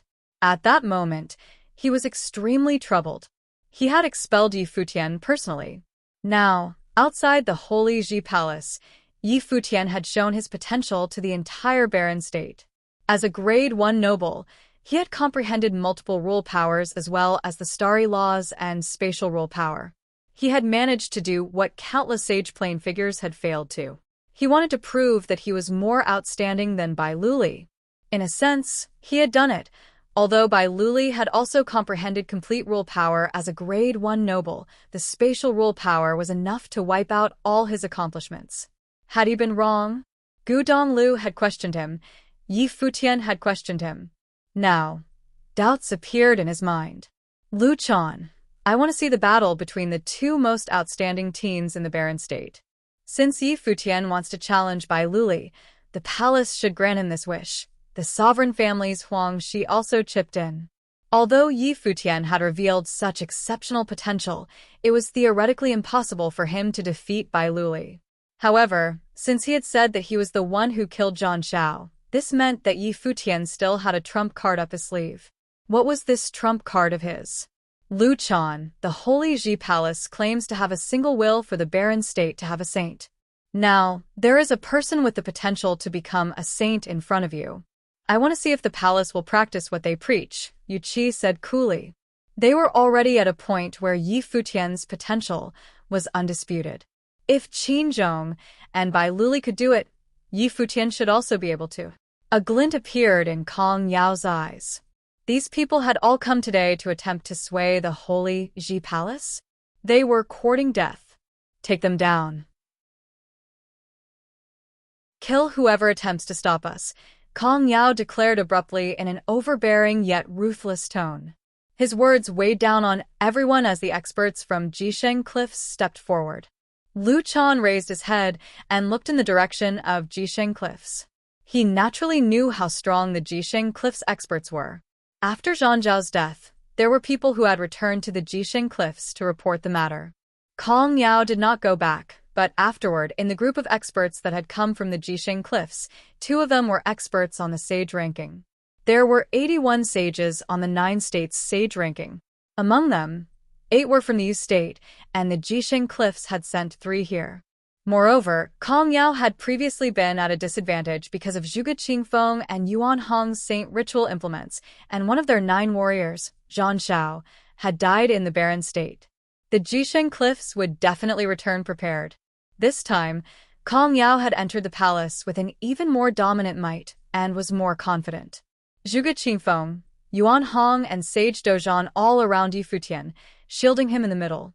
The Jisheng Cliffs experts traveled through the air with an astonishing air of suppression. The 2 at the front were an elder and a teen who looked surprisingly young but had an extremely sharp aura. These 2 are on the sage and saint ranking, Sage Dozhan said with a somber expression. 3 experts on the sage ranking had come today. From his knowledge, the younger archmage, Gufeng, was the number 1 warrior in the Jisheng Cliffs' previous generation. Now he was the disciple of the Jisheng Cliff saint. Gufeng was one of the successors to the Jisheng Cliffs who had the chance to become a saint. He had a terrifying battle ability. The elder was also a terrifying figure. The rule power he excelled in was Ash. It was an extremely strong rule power created by combining flame rule power and transmutation. His name was Nie Yen, and he killed people indiscreetly. Many people died in his hands in every battle of the divine path. An expert on the barren sky ranking? Nie Yen looked at Zhuge Qingfeng and commented. 6th on the barren sky ranking. Would he be able to be ranked last on the sage ranking? The 9-state sage and saint ranking had 81 sages. Apart from the barren state, the other 8 states had approximately 10 sages each who could enter the ranking. That meant that even the last on the sage ranking was one of the top 10 in their state. However, the barren state did not have a saint and was ranked last in the 9 states. 6th on the barren sky ranking was probably somewhere around the end of the sage ranking. Nie Yan's eyes suddenly turned dark red. In an instant, the spiritual qi in the vast area became illusory. Under the influence of his eyes, Yi Futian had a feeling like his body would be burned to ashes. Rule power was omnipresent. With his current cultivation level, he could not withstand a rule power attack by an elite sage plane expert. Zhuge Qingfeng had already taken out his ritual implement. The 8 trigrams matrix shone in the area, surrounding Yi Futian within it as well. Nie Yan looked at Zhuge Qingfeng, strands of dark red aura flowing in the area, enveloping the 8 trigrams matrix. They then assaulted all of Zhuge Qingfeng's phantoms. At the same time, a silver 3-pronged halberd appeared in Ge Feng's hands. A stunning light emitted from it, tearing through the air. Ge Feng rushed down, thrusting his 3-pronged halberd at the 8 trigrams matrix. Immediately, the silver light swooped towards the clouds. Thunder struck down from the heavens onto the 3-pronged halberd. In that moment, rays of destructive silver light appeared in the area like a thunder raid. "Be careful," many people shouted as they dodged the rays. "Disciples, return to the palace," Lu Chan shouted. Thunderous sounds echoed as a shocking sight appeared.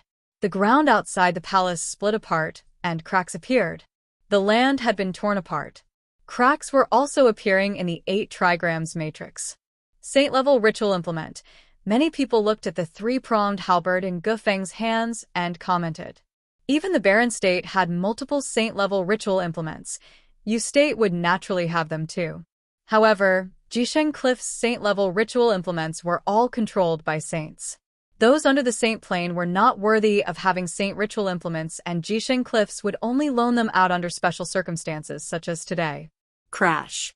Yuan Hong stepped forward, the polearm of divine destruction smashing downward. In the surroundings, the Jisheng Cliffs experts headed towards Yi Futian. Sage Dozhan's body suddenly became even more burly as he released his Dozhan body.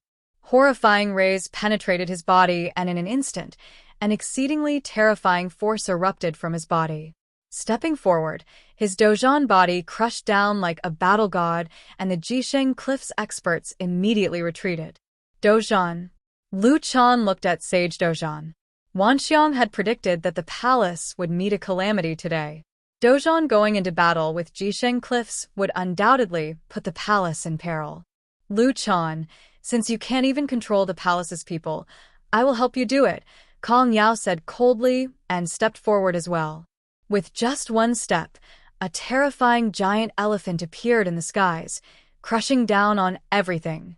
Sage Dozhan's fists flew across the air, and a golden glowing fist caused the giant elephant to implode. Humph.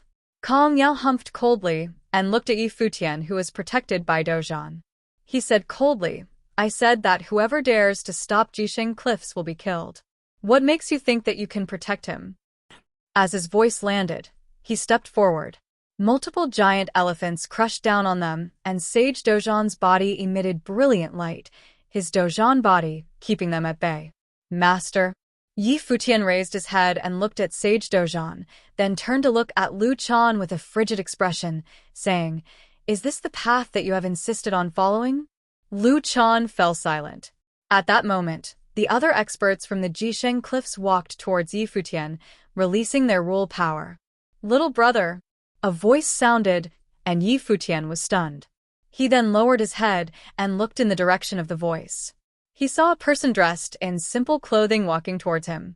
As he saw the figure, Yi Futian lowered his head in disappointment. Even Big Brother came? Even he had been implicated in this turmoil. Big Brother, Yi Futian called out to him. Brother. Zhuge Mingyue saw the figure, and her gaze was also fixed on him. She had not seen her big brother for many years, but he was still the same as before, calm, simple, So ordinary, yet extraordinary. Many people looked at the figure who had appeared. Zhuge Mingyue and Yi Futian's brother? Another person from the Eastern Barren Territory. But what difference would he make? The Holy Ji Palace has already given the order to arrest you and Donlu. Why do you even harbor any hopes for them? The Sword Saint looked at Yi Futian and continued saying, "What holy land is this? What a disgrace to its reputation." Yi Futian fell silent. This situation could only be resolved by the palace, so he still had hopes for it. However, even after he had revealed his potential, he was not even given the chance to prove himself. "Big brother, why did you come?" Yi Futian sighed. "The cottage's disciples are being bullied, and master is not around. As the big brother, how could I not show up?" The Sword Saint smiled and continued, "Even if we have to fight to the death, I should be the first." As he said that, he took out the broadsword on his back. Broadsword will rushed into the broadsword and broke its seal. In an instant, terrifying dark energy devoured the Sword Saint's body, engulfing every part of his body. Chapter 714. A terrifying dark aura washed all over the place at the very next moment.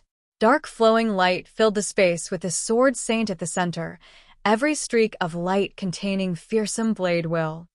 A terrifying dark aura washed all over the place at the very next moment. Dark flowing light filled the space with the Sword Saint at the center, every streak of light containing fearsome blade will. What kind of ritual implement is this? Everyone's eyes froze as they stared at the blade in the Sword Saint's hand. The blade seemed to have forbidden powers. These powers were being unraveled bit by bit at that very moment. The power emanating from the blade rushed into every corner of the Sword Saint's body, filling up his blood and even his soul. The Sword Saint felt as if his body was being torn apart. Every single part of his body was in indescribably great pain. It was as if the streaks of blade will coursed throughout his body with impunity, threatening to cut him to pieces. The pain was more than enough to crush someone's will before killing them. Dark whirlpools seemed to have formed from his eyes. At that very instant, the Sword Saint felt the power within the blade, and that it was no longer just a weapon forged from power of rules. The blade had a soul.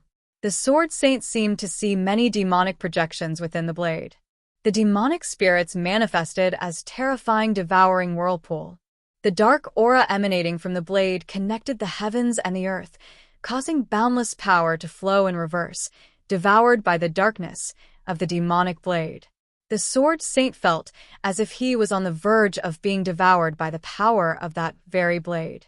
Regardless of how powerful a ritual implement was, it was limited by the one using it. He was only at the level of a magi, which meant that even if he was given an incredibly formidable ritual implement, he would still have had a hard time bringing out its full power due to the limitations of his own powers. Yet, when the seal on the blade was unraveled, the Sword Saint felt as if the blade had been crafted by the gray-robed figure just for him. The weapon matched well with the arts he trained in. Just what kind of a ritual implement is this? Many watched the scene unfolding before them in shock. The Sword Saint's plane was not all that high, and in the eyes of many, he was simply walking to his own death. Yet, when the seal on the blade was unraveled, they felt themselves trembling within, as if some power that got them feeling fear resided in the blade itself. Kong Yao watched how the boundless dark aura in the air looked like vines, devouring the powers of the world in a frenzy. That blade was definitely a very high-level holy item. He had never thought he would have encountered such holy items in the barren state, and he deemed it crucial to get his hands on it. Such saint-level ritual implements were only accessible to saints back in Jisheng Cliffs, but if it was something that he had acquired for himself, he would have been allowed to keep it. If he were to hand it over to Jisheng Cliffs, he would have been given another one in return, instead of simply adding more to their collection. A cultivator trained in the demonic arts. Kong Yao's expression was cold as he said, "That is someone who is trained in demonic ways. What is the Holy Ji Palace doing keeping their hands to themselves with someone like that before us?" Demonic arts. Yi Futian looked at his eldest brother. Since when did he train in demonic methods? Furthermore, The blade was a very powerful one. It was a demonic blade. Reverse. A cold voice was uttered by the sword saint. The spiritual chi and power of rules seemed to have flowed in his body in reverse, being devoured by both the human and the weapon. Dark patterns appeared all over his body, as if he had been clad in a piece of terrifying dark armor. He held the blade in his hand tight, as if both of them had merged into a single being. Demon. The sword saint took one step forward, and one demonic shadow after another appeared around him. Dark aura that felt even more terrifying whipped about in the air. He held the demonic blade up high, and veins were seen popping all over him. Kong Yao's expression changed and said, "Look out."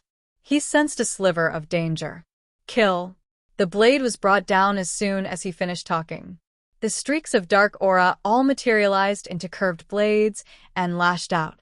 "Get away," Kong Yao roared. The Jisheng Cliff's mighty ones had initially surrounded Yi Futian and the others.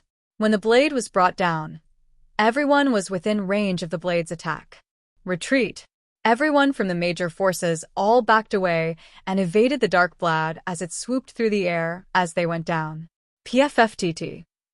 Some of the mighty ones from Jisheng Cliffs closest to them ended up chopped or bisected at the waist. The power of rules proved utterly inadequate to fend off the move. Anyone who got near ended up dead. Blood sprayed all over the air. One sage-level figures after another perished right there, and then countless eyes stared at that very scene, and many felt their minds trembling. The move was definitely one wrought by one at the pinnacle of Sage Plane. The sword saint melded his blade work and power of rules together with the power of the blade, boosting himself enough to reach the very limit of the Sage Plane. Boom. A loud rumble was heard. The blade was brought down the palace far away, with the peak having gashes on it. The sky stairwell was snapped. That was a holy stairwell leading into the Holy Ji Palace, a symbol that was cut up by that blade flash. Kong Yao, Nye Yen, and Gu Feng all glared at the sword saint. The guy actually ended up killing so many of us from Jisheng Cliffs.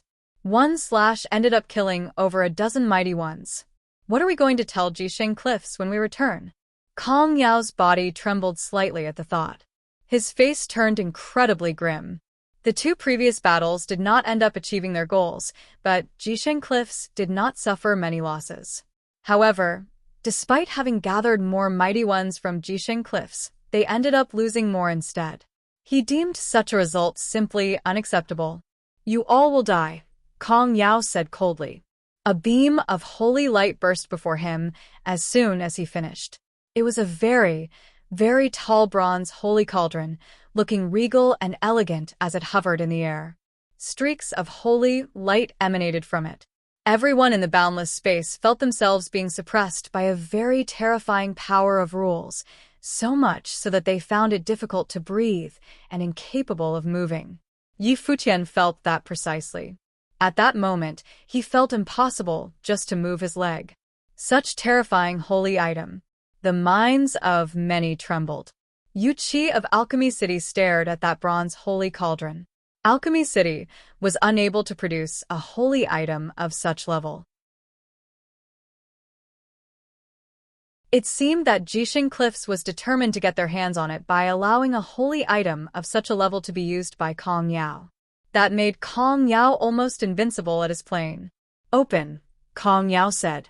The incredibly huge bronze holy cauldron blew up right there, and then before reforming, it turned into armor-like protective gear, flying towards Kong Yao's body.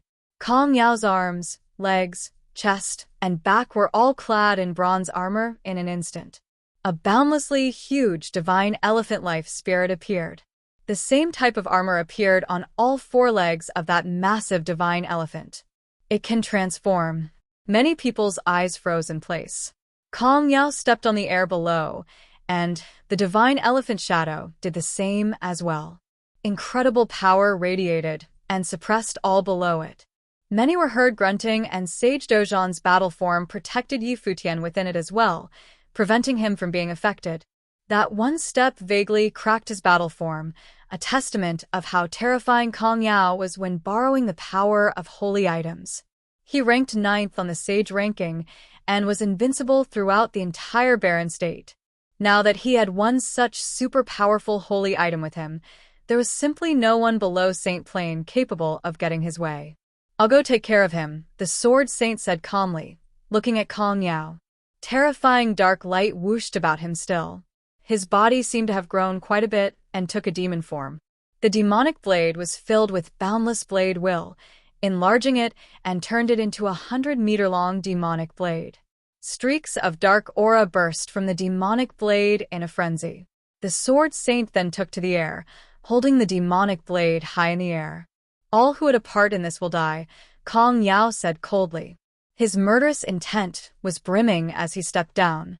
The divine elephant did the same, and one divine elephant shadow after another seemed to went on a stampede in the air, stepping down as they went. The Sword Saint swung his blade very slowly.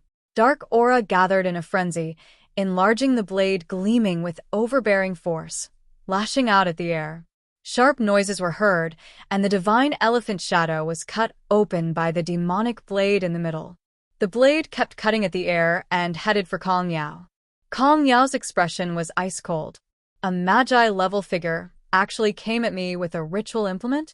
His ritual implement was also an extremely fearsome saint-level holy item, and his plane was far higher than the Sword Saint's. One divine elephant shadow appeared after another and suppressed the air. Kong Yao shouted coldly, and he, who was clad in battle armor and combat boots, stepped out, turning into a foot of the divine elephant. The divine elephant right behind him stepped out at the same time. With a deafening rumble, the boots stepped right onto the demonic blade. Terrifying dark blade flashes lashed out in the surroundings in that very instant, and that power that seemed to be bringing everything to its knees landed onto the body of the Sword Saint. "Cut!" the Sword Saint shouted, and terrible light emanated from the blade, cutting up the rules that came at them from above. The blade and the boots stuck together and rose, with two shadows making for the sky. The blade flash was seen, and both stayed away from each other, each taking one side in the air. There were countless outside the holy Ji Palace who lifted their heads, looking tiny. Eldest brother, Yi Futian was filled with boundless worry. Yi Futian knew that his eldest brother deliberately went at Kong Yao so as to get him away from the battlefield. Kong Yao was, after all, too powerful. At such a plane, Yi Futian would not have been able to fend off even one step from Kong Yao. Nie Yan and Gu Feng moved once again, fighting Zhuge Qingfeng and Yuan Hong. Nie Yan said coldly, "Isn't the holy Ji Palace going to do anything?" Yi Futian glanced at Lu Chan, but he heard Yu Qi said, "This is a feud between Jisheng Cliffs and Yi Futian. As the sacred ground of the barren state, it would be better for the holy Ji Palace to stay out of this. Even though they might not be able to carry out what they believe in, there should at least have some line they wouldn't cross for whatever reasons." Go! Yan Wuji and mighty ones from Nantian House banded together at the moment and prepared to fight Zhuge Qingfeng and Yuan Hong together. They were compelled to kill those two right there.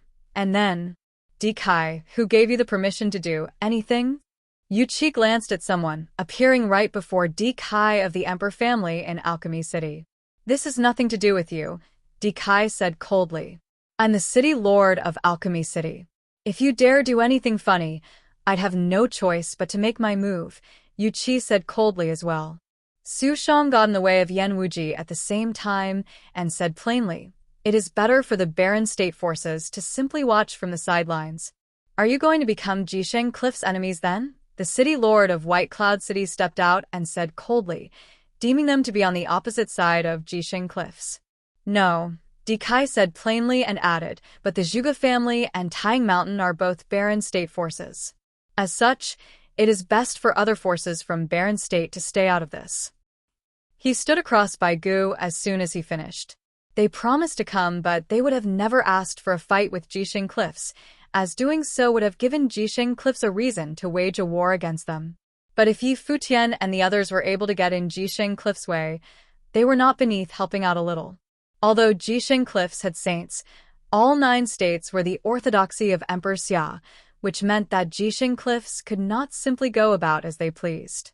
So long as they kept themselves from acting against Jisheng cliffs, it would be impossible for that force from Yi state to simply kill all of them despite the fact that they had done nothing.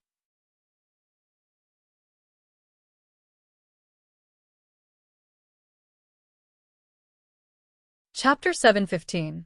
Baigu, city lord of White Cloud City, was standing against Huang Yi of the sovereign family. Both figures were ranked 4th and 5th on the Barren Sky ranking respectively. Baigu, city lord of White Cloud City, was standing against Huang Yi of the sovereign family. Both figures were ranked 4th and 5th on the Barren Sky ranking respectively. Su Shang and Yan Wuji both drew their swords and faced each other. Both of them were the most powerful swordsmen found in the Barren State. One practiced the god-slaying sword while the other practiced the Wuji sword. Devastating storm of sword aura whipped around both of them. Other than that, the godly spear of Nantian was also stopped by monk Qingdeng.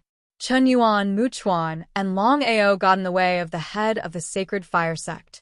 Almost all who came to watch the fight were embroiled in the storm, and it seemed as if a war was about to begin. Yi Futian, the one standing at the center of the storm, looked at everything around him feeling mixed. There were many seniors and elders who came out to fight for his sake. While none of them actually clashed directly with Jisheng cliffs, it was a sentiment he would hold close to his heart. There were many who were simply little more than mere acquaintances to him, and they had only met several times, so much so that they had almost no relation to speak of. The most that could have been said was that he was acquainted with people of their later generations, and he trained with them in the Holy Ji Palace. That was all far less than adequate to actually have such great figures getting involved with such a mess. Lu Chan remained standing where he was as he scanned the place. The fiercest battle was the one taking place in midair. That was a battle between those at their pinnacle, a battle fought between the best below the sage plane. Kong Yao controlled the divine elephant and unleashed its rules to the limit with the bronze holy item as support. Every single attack felt as if the earth was about to collapse, being crushed under his feet. The sword saint's blade flashes shot through the air, and boundless aura and power of rules seemed to have flowed into his body in reverse. Every single slash felt as if it was capable of cutting the space apart. Lu Chan admitted that even if he were to fight one of them, he would have been suppressed. He had never expected the eldest brother of Yi Futian, who came from the eastern barren territory, actually had a demonic blade which was capable of producing such terrifying power. He had also never expected the sovereign family, Alchemy City, Su Shang, and many others ranked in high places on the Barren Sky ranking would have actually acted and fought for Yi Futian. Lu Chan felt that he was able to vaguely understand such feelings. They were not asking for anything in return. In fact, the risk of getting involved in this battle far exceeded the reward. Jisheng Cliffs was, after all, a true force with saints, and what they did there was similar to what the Holy Ji Palace had been doing to protect Bai Luli. Those people went to appreciate a talent so immensely that they were unwilling to let someone with potential for sainthood perish right there and then, which was why they were willing to do anything in their power to fight for Yi Futian. Lu Chan appreciated such an attitude immensely, and he was unable to blame those who acted. There was no right or wrong in that particular case. If there was anyone or anything to be blamed, it would have been fate. He turned his gaze at Yi Futian, which became incredibly determined in an instant. His eyes glowed with determination to see his way through, as if he had made a resolution. "Take him," Lu Chan said coldly. Lu Chan, Sage Dozhan, stood by Yi Futian's side and protected him. He shouted in anger, and his large eyes were filled with coldness. Lu Chan actually ordered to take Yi Futian down? Isn't all this enough already? The boy has already shown his extreme genius level of talents and potential for sainthood. Many top-tier figures came to stand by Yi Futian and are willing to fight for him. Dozhan, Lu Chan shouted, "I understand what you're thinking, but what I'm doing here is for the sake of the Holy Ji Palace and for the Barren State. There is no other choice with things coming to this state. The only thing to do to end all this is to take him. If you still remember who you are, then move aside." Many mighty ones ranked on Barren Sky ranking moved and fought for none other than Yi Futian.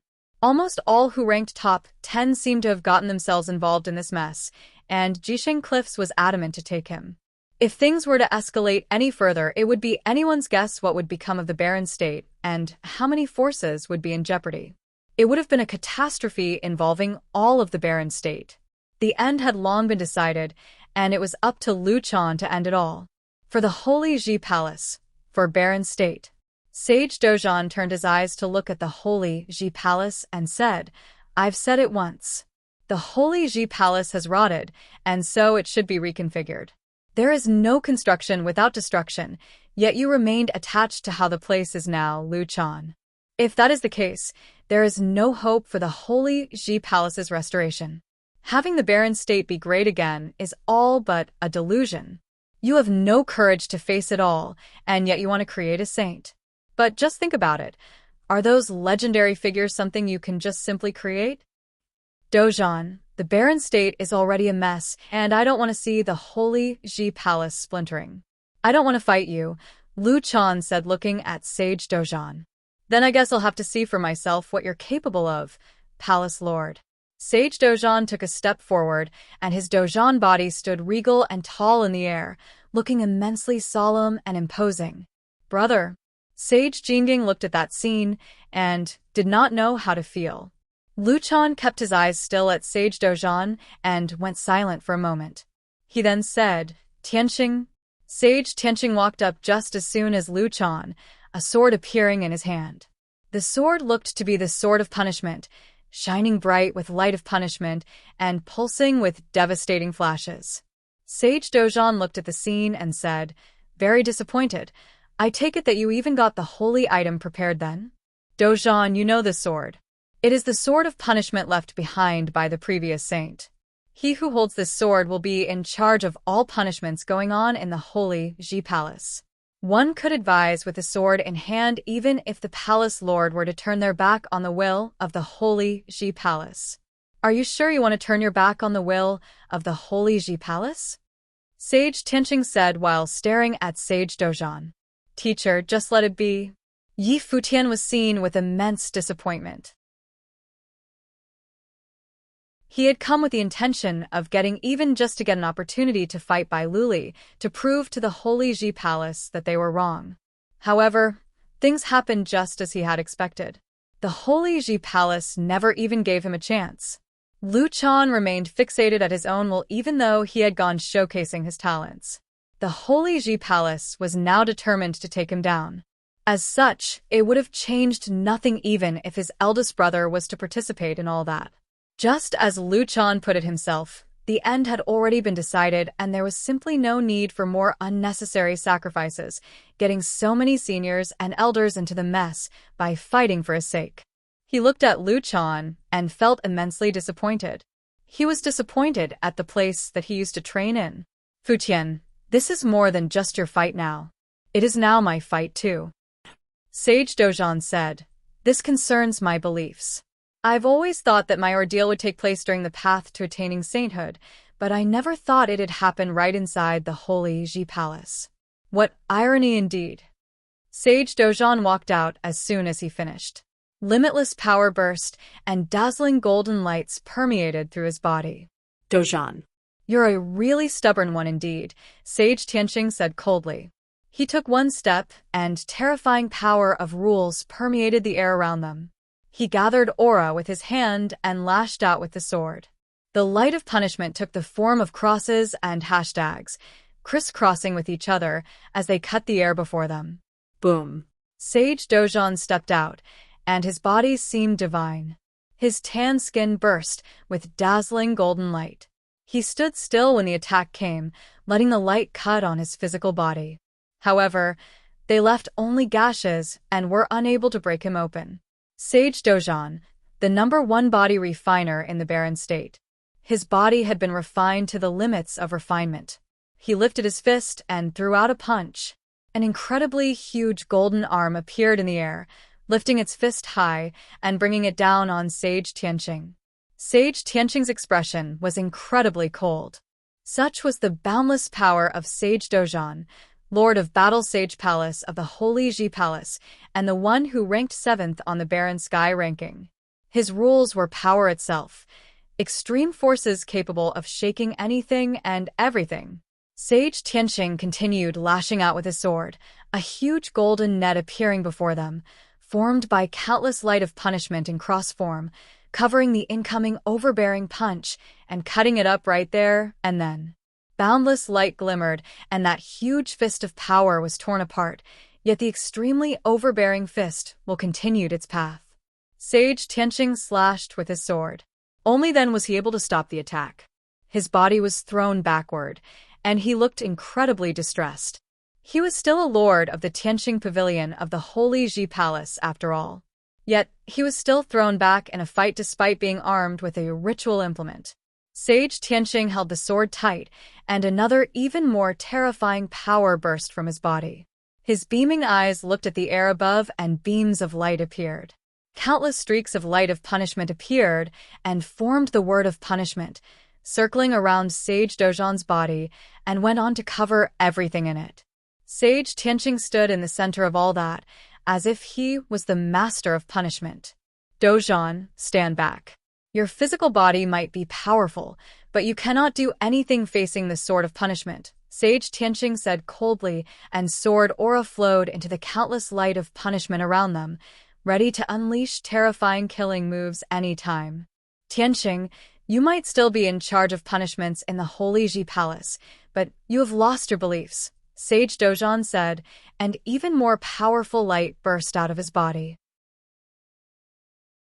The 7-star acupoints went all open from the top of his head to all of his limbs. Dazzling light burst through his body, and Sage Dozhan looked as if he was a god of war at the moment. He lifted his arms high, and with a roar, threw both of his fists in the air. Countless huge golden fists filled the air in an instant, lashing out at the void. Kill!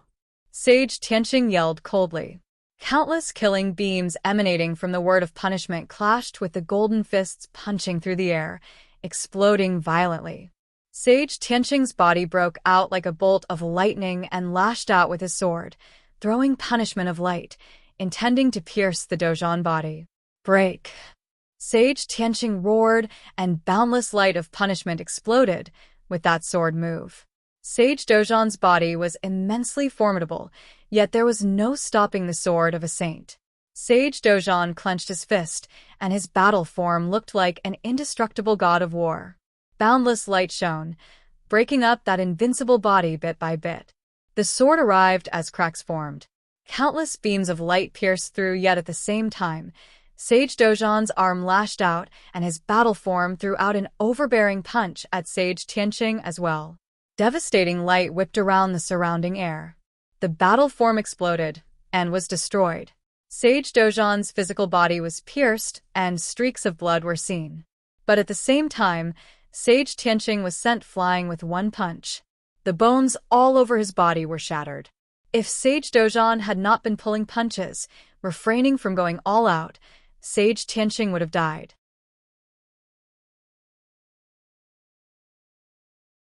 Chapter 716.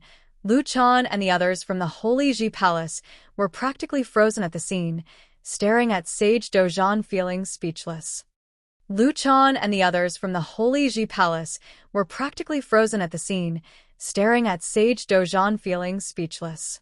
Sage Tianqing was unable to fight anymore, and Sage Dozhan's unbreakable body of the god of war was dripping blood, pierced by power of rules. However, his body remained standing tall and proud. Lu Chan apparently never thought Sage Tianqing, who was fighting using divine implements, would have ended up fighting such a bloody battle with Sage Dozhan. The lord of the number 2 palace of the Holy Ji Palace had a body that was indestructible. It suffered attacks from divine implements yet stayed completely intact, and went on to pummel Sage Tianqing until he lost all capacity for combat. If Sage Dozhan had not been going easy on him due to both of them studying in the same place, there would have been no way Sage Tianqing would have survived that one punch Sage Dozhan launched directly on his body. Teacher, Yi Futian said softly. Although Sage Dozhan was his teacher when he was studying in the Holy Ji Palace, Sage Dozhan actually spent little time teaching, and they both hardly saw each other much. However, Yi Futian remembered Sage Dozhan's words very clearly when he was teaching, saying that his body was unlike any other, capable of withstanding all manners of attack. But it was not the case with the others, as he was able to bring them down with little more than one strike. Sage Dozhan did what he claimed he was able to do right there. And then, Yi Futian never thought of roping others in, yet many great figures fought for his sake at the holy Ji Palace. Yi Futian wondered what they saw in him. Something that his teacher stood against the holy Ji Palace for, something that enabled his teacher to fight for him, putting his life on the line. Lu Chan, while this is the first time I've seen him, my daughter told me to come see for myself. With so many mighty ones willing to fight for his sake, is that inadequate for you to change your mind? Lord Yun of the Ice Temple said. Lu Chan glanced at her and sighed to himself.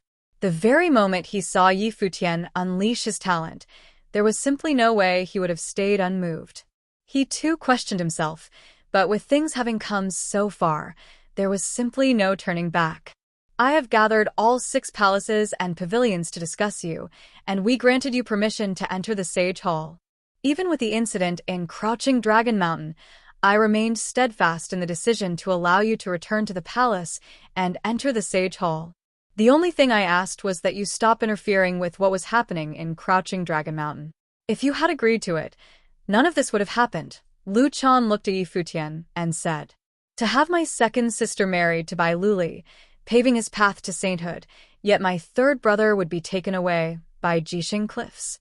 Yi Futian looked at Lu Chan and asked, what did they do wrong? What did anyone do wrong? Lu Chan stared at Yi Futian, who returned the gaze. It's time for all of this to end. There is no need to bring more people into this. Lu Chan then said, Daozong, take Dozhan away. Sage Daozong chuckled bitterly. Did everything need to come to this? Teacher. A voice was heard far away from the holy Ji Palace. Sage Daozong turned around and saw Yun Shuisheng. Phoenix and other students appeared. There was no way he would not have been able to read what they meant with the look in their eyes. When Yi Futian was studying in the holy Ji Palace, he was once the champion of the law rank and many had taken his guidance. Yi Futian's prestige in his batch had no match. Many of the younger generations were friendly with Yi Futian, and it was due to this that the battle royale happened that day. Daozong, the Sword Palace is not taking part in what is happening today. A voice was heard somewhere. Sage Daozong turned around and found the voice to be coming from the Sword Demon. The Sword Demon had defied Lu Chan before. With him making an open announcement that he was not taking part, it also apparently meant that he did not wish to see Sage Daozong taking part in any of this. Sage Daozong sighed. There was no right and wrong. Everyone had their own reasons for doing what they did. It was also an undeniable fact that things had reached a point of no return. Lu Chan saw Sage Daozong hesitate, and he sighed as well. Yi Futian was able to gather many of the best the barren state had to offer at the palace, had the Lord of the Battle Sage Palace fight for his sake, and caused the Sword Demon and Sage Daozong to turn against his will. It was obvious that everyone was shaken. However, he alone would have never wavered. Even if everyone around him thought him to be a vile criminal, he would shoulder it all. He walked and a terrifying aura descended from above, covering Yi Futian's body. Dozhan stepped forward as well. Dozhan, are you still insisting on doing this? Lu Chan stared at Sage Dozhan and said, are you really going to fight me? I fight for my beliefs, and I don't need to hesitate. Make your move, Sage Dozhan said, and his body remained tall and proud. You are right indeed. If it is a fight for one's beliefs, there is indeed no need to hesitate. Lu Chan stepped forward and pointed his finger in the air. The finger shot through the air in a split second, as if countless lights of minute particles fell onto Sage Dozhan's body. He naturally knew what the Assistant Palace Lord, the one who ranked third on the Barren Sky ranking, was capable of. He shouted and stood still with his body like an ancient god. His skin went red as if burned with fire. Fiery golden sheen burst forth as if his body was some indestructible ritual implement. However, Sage Dozhan's body exploded again and again as the light of the particles hit him. It was as if he was being bombarded by some devastating force. Blood splattered, and his body was sent flying backward. He was barely able to stand when he went into the fight, and there was no way he could fight Lu Chan. Lu Chan stepped forward, bringing his unparalleled, imposing might to bear. Enough. Yi Futian looked at Lu Chan and said, "I'll leave with you." Lu Chan looked at Yi Futian. Hopefully, everything would end here. You were never wrong, so why do you need to leave with him? A spectral voice was heard. Lu Chan and Yi Futian both turned around, seeing a pure, flawless figure standing not far behind Yi Futian. Who are you? Lu Chan cast a glance at the girl who appeared out of nowhere. Her bearing was pure, as if she was some mystical being. I'm Hua Qingqing, a student of monk Qingdeng, the girl said. What are you doing here? Yi Futian looked at Hua Qingqing and said, Hua Qingqing, go back to where your teacher is. Hua Qingqing shook her head. She turned to look at Lu Chan and said, I've asked my teacher if I should come. He asked me to follow my heart. Palace Lord Lu, your stubbornness for the sake of the palace runs deep, and your eyes are no longer still and clear. It seems that your mind has wavered. Why not ask yourself earnestly before you decide on anything? A student of Qingdeng, right? Lu Chan looked at Hua Qingqing and said, I'm not going to do anything to you, seeing that you are one of my juniors. Leave now. I understand my own mind. I'm not wrong in my assessment, Hua Qingqing said insistently. Lu Chan glanced at her plainly and said nothing. He turned his eyes at Yi Futian and said, everything started because of him, and everything should end with him. Don't touch him. Yet another cold voice was heard. Lu Chan was stunned as he saw another silhouette around. It was to an extremely beautiful girl. The sight of those two girls standing together made everything else in the world seem to lose color. Hua Jiu, what is the point of you showing up? Lu Chan asked coldly. Hua Jiu's eyes remained cold. Yi Futian turned his head around to look at her, letting out a bitter laugh. He and the Black Wind Condor shared spiritual powers, and it was only natural for him to know what happened. She had actually sneaked up on the bird. Who asked you to come? Yi Futian said with a tinge of anger in his voice. Hua Jiu turned her eyes at him and lowered her head for a little bit, seemingly feeling wronged. However, her eyes were incredibly clear, and she said with great determination, I won't let them touch you. Stop fooling around and go home. Yi Futian looked at Hua Jiu and said. No. Hua Jiu shook her head and said, I want to try. She closed her eyes after she finished talking. Terrifying aura emanated from within her body, engulfing her body. Extremely powerful spiritual power was unleashed from the middle of her brow, which seemed to be something unshackled as her spiritual will was being encroached. A shadow seemed to begin to form from her body. It all seemed as if there was another soul resting within Hua Jiu's body. At that very moment, Hua Jiu recalled that scene back in Zhaixing House. Back in Zhaixing House that day, she saw a mysterious figure asking if she feared death. She said yes. For him, there was nothing to fear. Jiu. Yi Futian went pale as he looked at the changes on Hua Jiu's body. What is happening? What is going on? Is there something wrong with Jiu? Lu Chan's pupils were dilated as he stared at the changes on Hua Jiu's body. The illusory shadow began to take tangible shape. Hua Jiu's hair was flapping around in rage as another face began to take over her own. It was a face that was cold as a witch's, exuding bone-chilling frost like no other. At that moment, it seemed as if two people were sharing one body instead of there being a single person. What kind of witchcraft is this? Lu Chan stared at Hua Jiu and asked, You're weak. If I were to unleash my power on a weak divine spiritual sorcerer such as you, there is no way you would be able to withstand it.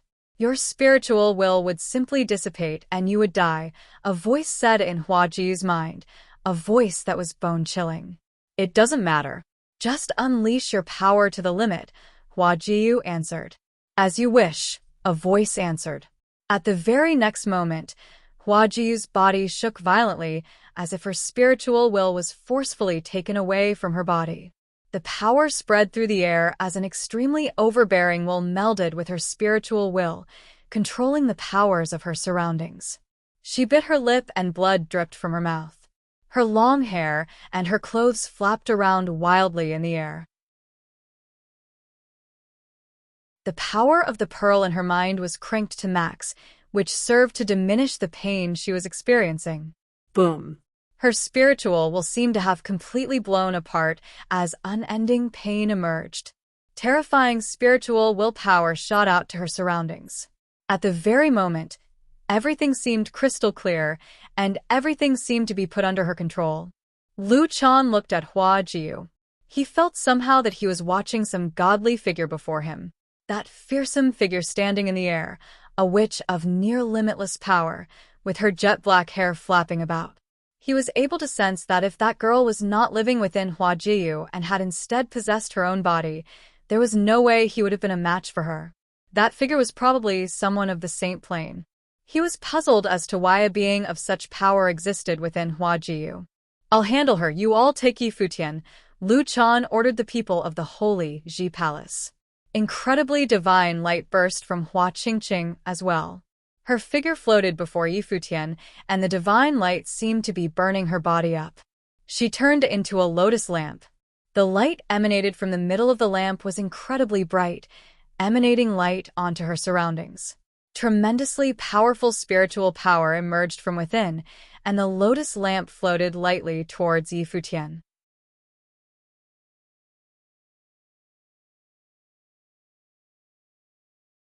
Chapter 717. The lotus lamp fell before Yi Futian. Hua Qingqing's silhouette was vaguely seen as the lamplight shone at the middle of Yi Futian's brow. Yi Futian's spiritual power radiated through the vast surroundings around him. His entire body seemed to have become dazzlingly bright. It was as if he was a regal ancient Buddha. Sounds of chantings were heard around in the air, resonating with Yi Futian's spiritual will. The lotus lamp fell before Yi Futian. Hua Qingqing's silhouette was vaguely seen as the lamplight shone at the middle of Yi Futian's brow. Yi Futian's spiritual power radiated through the vast surroundings around him. His entire body seemed to have become dazzlingly bright. It was as if he was a regal ancient Buddha. Sounds of chantings were heard around in the air, resonating with Yi Futian's spiritual will. Hua Qingqing, Yi Futian spoke telepathically. "It is me." Experiencing the power and tranquility, Hua Qingqing returned. Yi Futian felt as if the power of spiritual qi and rules resonated with his own spiritual powers. Those violent scenes of battle melded with his mind, resulting in his spiritual powers becoming incredibly powerful. Lu Chan shivered inside again. Monk Qingdang had taken in a student of very special talents. However, Lu Chan himself cared little about matters of the younger generation outside of those studying in the Holy Ji Palace. He had never expected that this student would have been that special. Is that lamp the Sarira lamp told in Buddhist legends? Is the Buddhist theory of reincarnation real? Why do so many mystical, special people keep appearing around Yi Futian? "I'd like to hear that song on Sky Mountain," Hua Qingqing's voice said inside Yi Futian's mind. She loved the sound of the guqin as well. Yi Futian nodded and conjured a guqin before him. It was the guqin belonging to Lu Guangxing, the nine-fingered guqin devil, as well as the guqin in the Guqin Valley of the Holy Ji Palace. Lu Chan stepped out and pointed at Yi Futian. Beams of the finger's power shot forth, bringing boundless light to the air. Hua Jiu stepped forward and unleashed her life spirit. She wore an incredibly dazzling crown and looked absolutely overbearing. Her pitch-black eyes looked at Lu Chan, and a formless spiritual wall appeared all of a sudden. The godlike wall halted all of the beams raining down before blowing them up, bringing incredibly devastating power to bear. The most powerful power a divine spiritual sorcerer lies within their thoughts, which are able to reach the gods. A cold voice was heard in Hua Jiu's mind. At the very next moment, Hua Jiu felt that incredibly powerful spiritual willpower taking form in some formless hand, lashing out directly at Lu Chan's shapeless handprints appeared all over the air. Lu Chan felt as if his spiritual willpower was directly sealed. He looked at that power which permeated the space with a very awful expression. Break. Terrifying spiritual willpower burst, manifesting into countless spots of light, tearing that formless power apart. However, Hua Jiu moved forward right afterward, and her steps made Lu Chan feel tremendous pressure bearing on him. He, of course, knew that it was not Hua Jiyu that he was facing, but some cultivator who was like Hua Jiyu and probably a divine spiritual sorcerer at the Saint Plane, who was simply borrowing Hua Jiyu's body and will to unleash her powers. Did some divine spiritual sorcerer at the Saint Plane, whose physical body was destroyed, take an interest in Hua Jiyu? Thunder punishment. A cold voice was heard from Hua Jiyu's mouth. Streaks of spiritual lightning fell from the heavens. The attack seemed to be taking no form still, bombarding Lu Chan's mind directly. He felt as if his will was going to be torn to shreds. The attack was simply too terrifying as there were no signs to read. It was a spiritual-type spell attack that went straight for his mind, after all. A bright light flashed in Lu Chan's hand and a fearsome ritual implement was conjured in his hand. That was a willow whip. The aura emanating from it was powerful enough to shake souls.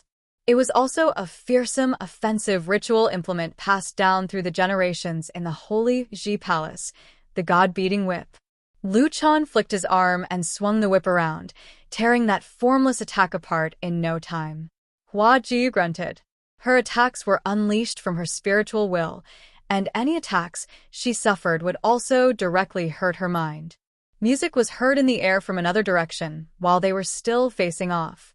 The spiritual qi in the air seemed to have been affected by the sound of the guqin, flowing in a rather special rhythm. Sad, withered tones were heard in the song. The ukiyo song sounded rather different being played at such a time and place.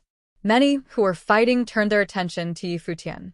A terrible storm seemed to have whipped around his body and was spreading out in his surroundings in a frightening speed, seemingly out to take control of all the spiritual qi in the air. Do it. A cold voice was heard.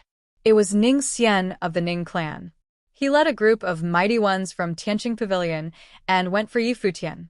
Yi Futian seemed oblivious to all of that as he kept his low playing his guqin. The rhythm of the song was a fast and torrential one. Glittering lights enveloped Yi Futian's body, shining in sync with that lotus lamp. Ning Xian went up to the air right above Yi Futian, holding a golden halberd, then shot straight down for Yi Futian. Beams of light from the halberd shot forth with the full intention of killing Yi Futian where he sat. There were also few others who went attacking Yi Futian as well. No one had expected the fights that day to be so violent, not even Yi Futian himself. Terrifying attacks came at him, yet the spiritual qi moving with a mystical flow in the air turned into power of rules. The beams of the golden halberd halted right before Yi Futian, as if they were frozen in place. They stopped short of piercing through Yi Futian's brain. The frozen space grew wider and wider, and Ning Xian found his body getting stiff as the wave of frozen space reached him. The space where he was became completely frozen, and everything seemed to be reaching an absolute halt. Ning Xian's expression turned as he lowered his head to look Yi Futian. Is that lotus lamp amplifying his powers? How can he be this powerful? The sound of the guqin was still around. Ning Xian felt his spiritual power severely restricted. It was as if he had no way of melding his will with his surrounding spiritual qi. It was not just him who suffered, as everyone who moved against Yi Futian suffered the same feeling. The wind blew and turned into a terrifying hurricane capable of tearing everything apart. That hurricane went straight for Ning Xian and the others around him. Ning Xian reached out to sense the hurricane's power, and his expression turned for the worse. The hurricane was an offensive spell imbued with powers of rules of wind, instead of just pure wind power. He wanted to escape, but found his movements extremely sluggish, as if he had no way of moving. The hurricane cut through the air like blades as it sped at them, which then landed cuts on all of their throats. Ning Xian's body shivered as it went limp, his eyes filled with terror. Zhhhh. Splattering sounds continued to be heard as everyone who moved against Yi Futian had their throats slit. The sword demon and Sage Daozong closed their eyes as the scene before them unfolded, feeling pity for those Yi Futian killed. They were, after all, still mighty ones from the Holy Ji Palace. But can we blame Yi Futian for doing this? Having been cornered like this, Yi Futian probably has no love left for the Holy Ji Palace. We can't expect this former student of the Holy Ji Palace to show any more mercy. They all knew that Yi Futian came to the palace without expecting to leave alive. He wanted only a chance to let the Holy Ji Palace allow him to fight Bai Luli, so as to prove himself and change the will of the palace. It was a chance he did not get, and that set the ending in motion. However, what happened right there was probably far beyond what Yi Futian had expected.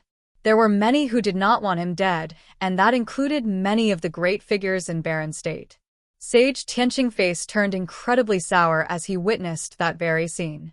All of those who were killed were mighty ones from Tianqing Pavilion.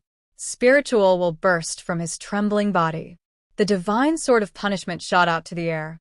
While his body was unable to move, his spiritual will was still intact, and it was still possible for him to guide the sword to kill Yi Futian.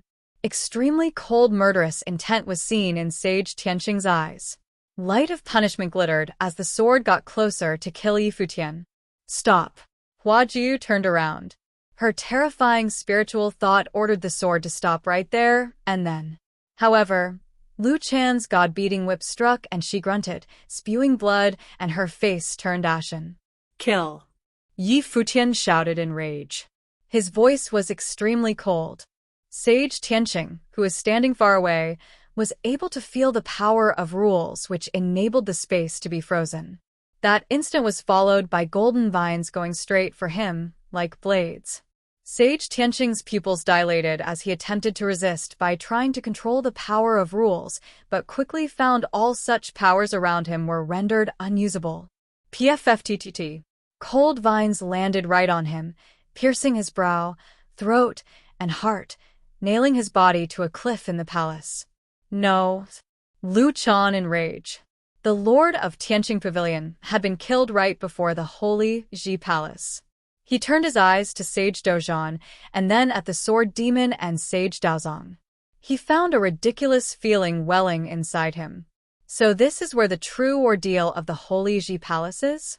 The hearts of the people of the Holy Ji Palace were divided, and then Sage Tianqing was found dead in battle. There were also many of those who ranked on the barren sky ranking standing against the Holy Ji Palace. The Holy Ji Palace that was once the beacon of faith of the Barren State. He dedicated himself to the Holy Ji Palace and the Barren State. How did it all come to this? He thought that taking out Yi Futian would be adequate to cut losses to the minimum. But how did the battles get so brutally bloody? He was unable to understand any of it. His heart trembled violently, and he doubted himself. Was this the ending you wanted? Yi Futian's cold voice reverberated in Lu Chan's mind. He looked up at the young man who was still playing the guqin, and Hua Jiu, who was being possessed by a saint. His hand that was holding the whip shivered. Lu Chan closed his eyes in pain. At the very next moment, he swung the god-beating whip in his hand about. Countless light of particles shone in the air, gushing at the whip. In that very instant, it seemed as if the whip had turned into a howling dragon, imbued with power out to tear everything apart. Yi Futian kept his head low as he played his guqin. His spiritual will radiated in the air, enveloping his body. Power of rules of space freezing was unleashed yet again. However, the swinging whip tore the power of rules around it apart, restricting the use of the space freezing rules.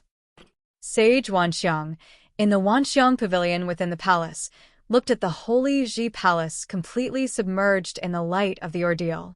The entire palace crumbled with even the main palace destroyed, yet a light of hope seemed to have emerged from the ruins of the Holy Ji Palace.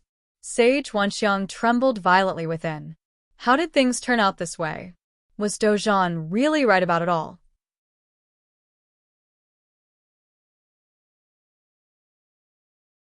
Chapter 718. Lu Chan unleashed terrifying powers, with the god-beating whip in his hand. Countless particles coalesced into an appalling storm, swallowing everything in its path and headed for both Yi Futian and Hua Jiu like a dragon. Every single particle that formed the dragon was imbued with a tremendous power of rules, and with the power of the whip added to it, no being below the saint plane would have survived its attack. Lu Chan unleashed terrifying powers with the god-beating whip in his hand. Countless particles coalesced into an appalling storm, swallowing everything in its path and headed for both Yi Futian and Hua Jiyu like a dragon. Every single particle that formed the dragon was imbued with the tremendous power of rules, and with the power of the whip added to it, no being below the Saint Plane would have survived its attack. Hua Jiyu came to stand before Yi Futian. The voice in her mind said, "If I were to resist such a force, it would exceed the limit that your mind can take. Do it." Hua Jiyu closed her eyes and went burning her spiritual will thoroughly, cranking her power to the maximum. Her hair flapped around again as a terrifying power melded with her spiritual will, enveloping her entire surroundings. "Follow my lead and one strike will rob him of his capacity to fight," that voice said, and Hua Jiyu nodded. Their melded will burst and seemed to fill every corner of the space. "Jiyu." Yi Futian's fingers ran across the strings of the guqin. The will of the guqin was cranked to the absolute limit, rendering everything under the heavens under his command. A true star appeared with him and Hua Jiyu at the center. All powers under the heavens melded with the star and manifested as the power of rules of the stars. The power increasingly expanded, heading for Lu Chan. The frightening dragon clashed with the giant star, and a terrifying rumble was heard. The space around them seemed to have exploded. Devastating storms whipped in the air maniacally, yet the god-beating whip maintained its course without stopping.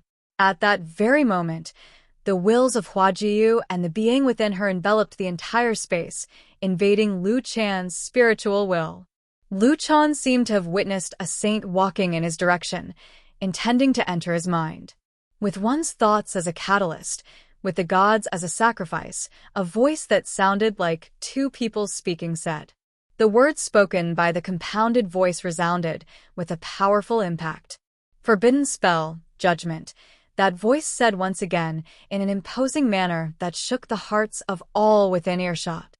At that very moment, the silhouette of the saint seemed to have invaded directly. Lu Chan felt as if his spiritual will was being executed by some terrifying killing spell. His expression was an extremely pained one as his face twisted about before he lashed out at the silhouette with the whip. Space freezing. Yi Futian cranked his power to the limit as well, rendering Lu Chan's movements incredibly sluggish. Lu Chan then let out a low roar. The veins on his arms popped as he shook off the shackles of rules. He lashed out with the whip, shattering all power of rules around him, and then sending it straight for Yi Futian. The whip exploded in rage as Lu Chan disregarded his own well-being to attack. The whip tore apart all power of rules as it went all the way for Yi Futian's head. The lotus lamp shone brilliantly with divine light, enveloping Yi Futian within. Yet, the whip maintained its course, and a clear crack of the whip was heard. The lotus lamp was no more, and Hua Qingqing spewed blood before Yi Futian, her face completely ashen. The aftershock hit Yi Futian, all the same. His soul trembled as he spewed blood. At the very same time, Lu Chan grunted. His aura diminished at frightening speed as his eyes remained glaring at the space before him. That silhouette stood right before him as frightening power of judgment rampaged in his mind, threatening to tear it apart.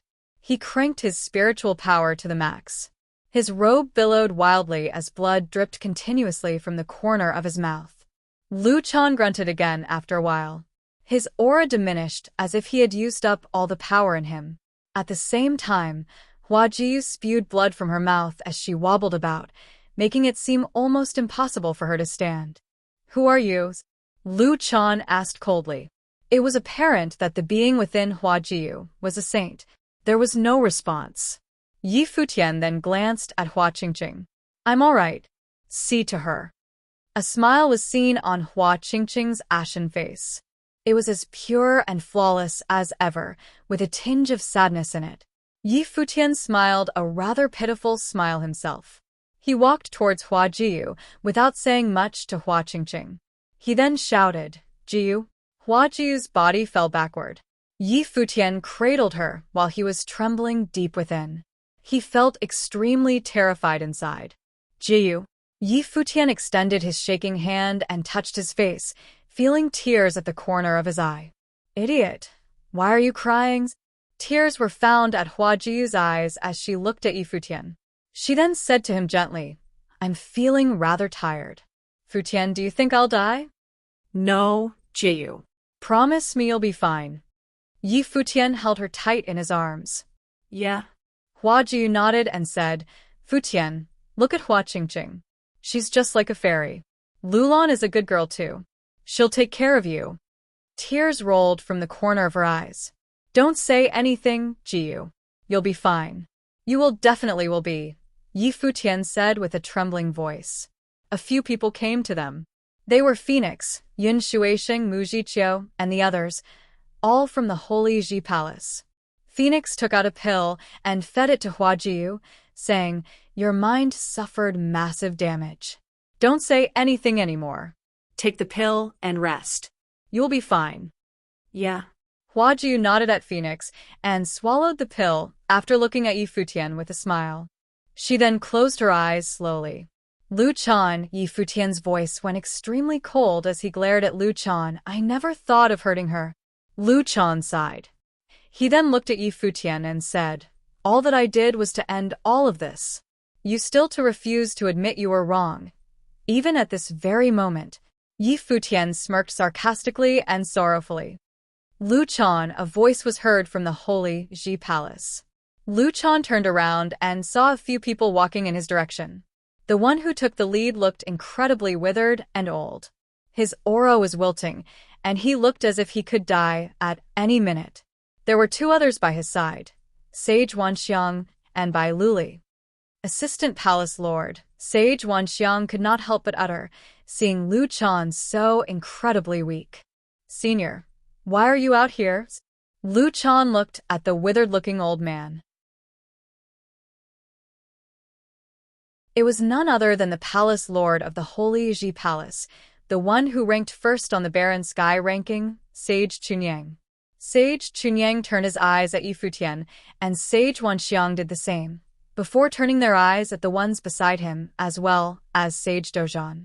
Brutal battles were still going on in some far corners, battles fought between top-class mighty ones ranked on the Barren Sky ranking. Why has everything come to this? Sage Chunyang looked at the brutal and miserable scenes before him. Sage Dozhan was severely injured, Sage Tianqing dead, and Lu Chan was in a grievous state as well. He looked at Yi Futian with deep, old eyes filled with sorrow. Why? Yi Futian smirked and then yelled, You tell me why. My third brother was framed by Jisheng Cliffs. Why did the Holy Ji Palace arrest him instead? I studied in the Holy Ji Palace, and I was expelled. Even so, what did I do wrong? I'm here today only to set things right. Yet, why won't you let me? Why do you still insist that you have done no wrong, even at this very moment? Sage Chunyang listened to Yi Futian roar. His withering eyes remained still amidst all that, and he answered, In this world, there is more than just right or wrong. So what? Yi Futian stepped forward and said sarcastically, If you want to kill me, do it. Bai Luli stepped forward at that very moment, walking towards Yi Futian, and said, There is no right or wrong. If you insist on fighting, I will fight you. Is there any meaning to it anymore? Yi Futian smirked dismissively. Bai Luli took several steps more forward and said, There is. It is to prove your mind. The star wheel behind Sage Wanxiang spun. Stars shone all around them, encompassing the space in starlight. The space seemed as if it was an independent sky of stars, with star wheeling spinning and starlight covering both of them. There were only a few of them, as well as others such as the Lord of Ice Temple, Phoenix, and Yun Shuisheng in that space. My mind never needed to be proven. Yi Futian smiled and stepped forward. His body seemed to have burned as an incredibly bright beam of light shot up. His body became a tremendously regal beacon. The swaying light made Yi Futian look as if he was an emperor. Powers of the world around them rushed at him. Under the envelopment of the divine light, Yi Futian's aura rose at frightening speed, vaguely reaching that of a mid-level sage. Lu Chan's body trembled slightly as his steps got incredibly wobbly. Futian had unleashed such brilliance before when he played the Yukio song, yet that because there was Hua Qingqing boosting his powers as a lotus lamp and the Song of Kings. It was entirely normal for such a phenomenon to show under those circumstances. But it was only at this moment that Lu Chan had come to realize that the light was not something brought forth by Hua Qingqing's lotus lamp, and it was not a product brought about by the Song of Kings. It was something that truly belonged to Futian. So this is the real Futian? The hearts of Sage Chunyang and Sage Wanxiang trembled as they locked their gaze on him. They were able to sense that the light of emperors shining before them was higher than their own power, so much so that it almost compelled those who saw it to bow and proclaim reverence to it. Why does he possess such power? Sage Wanxiang closed his eyes and cranked the star wheel to the limit. Starlight showered from above, covering the two figures below. An heir of the Holy Ji Palace, ranked 10th on Barren Sky ranking, revered as the #1 genius in all of the Barren State. While none of this was your doing, you were the start of all this. The Holy Ji Palace chose you, and they went doing everything for you. They thought whatever they did was right, and so did you. You have no regrets, and Lu Chan felt no guilt. You all saw yourselves to be too perfect. I never saw myself to be perfect. I did only what I saw needed to be done. Bai Luli stepped forward. Beings of lightning appeared, and boundless lightning flashed about in the air around Futian. Bai Luli unleashed the eye of devastation, looked at the sky above Futian, and said, "Godly creation of all things." A silhouette looking like an ancient god appeared as soon as Bai Luli finished. The being was seen holding the heaven-shaking divine hammer, possessing the power to destroy everything in its path. You're tuning into the Passion Pages YouTube channel. We're so grateful for your support, and don't forget to subscribe to join us on this incredible journey through captivating stories. Your generosity through donations truly makes a world of difference, as it's the primary source of revenue that allows me to expand and enhance this channel for you. Thank you from the bottom of my heart for being a part of this adventure.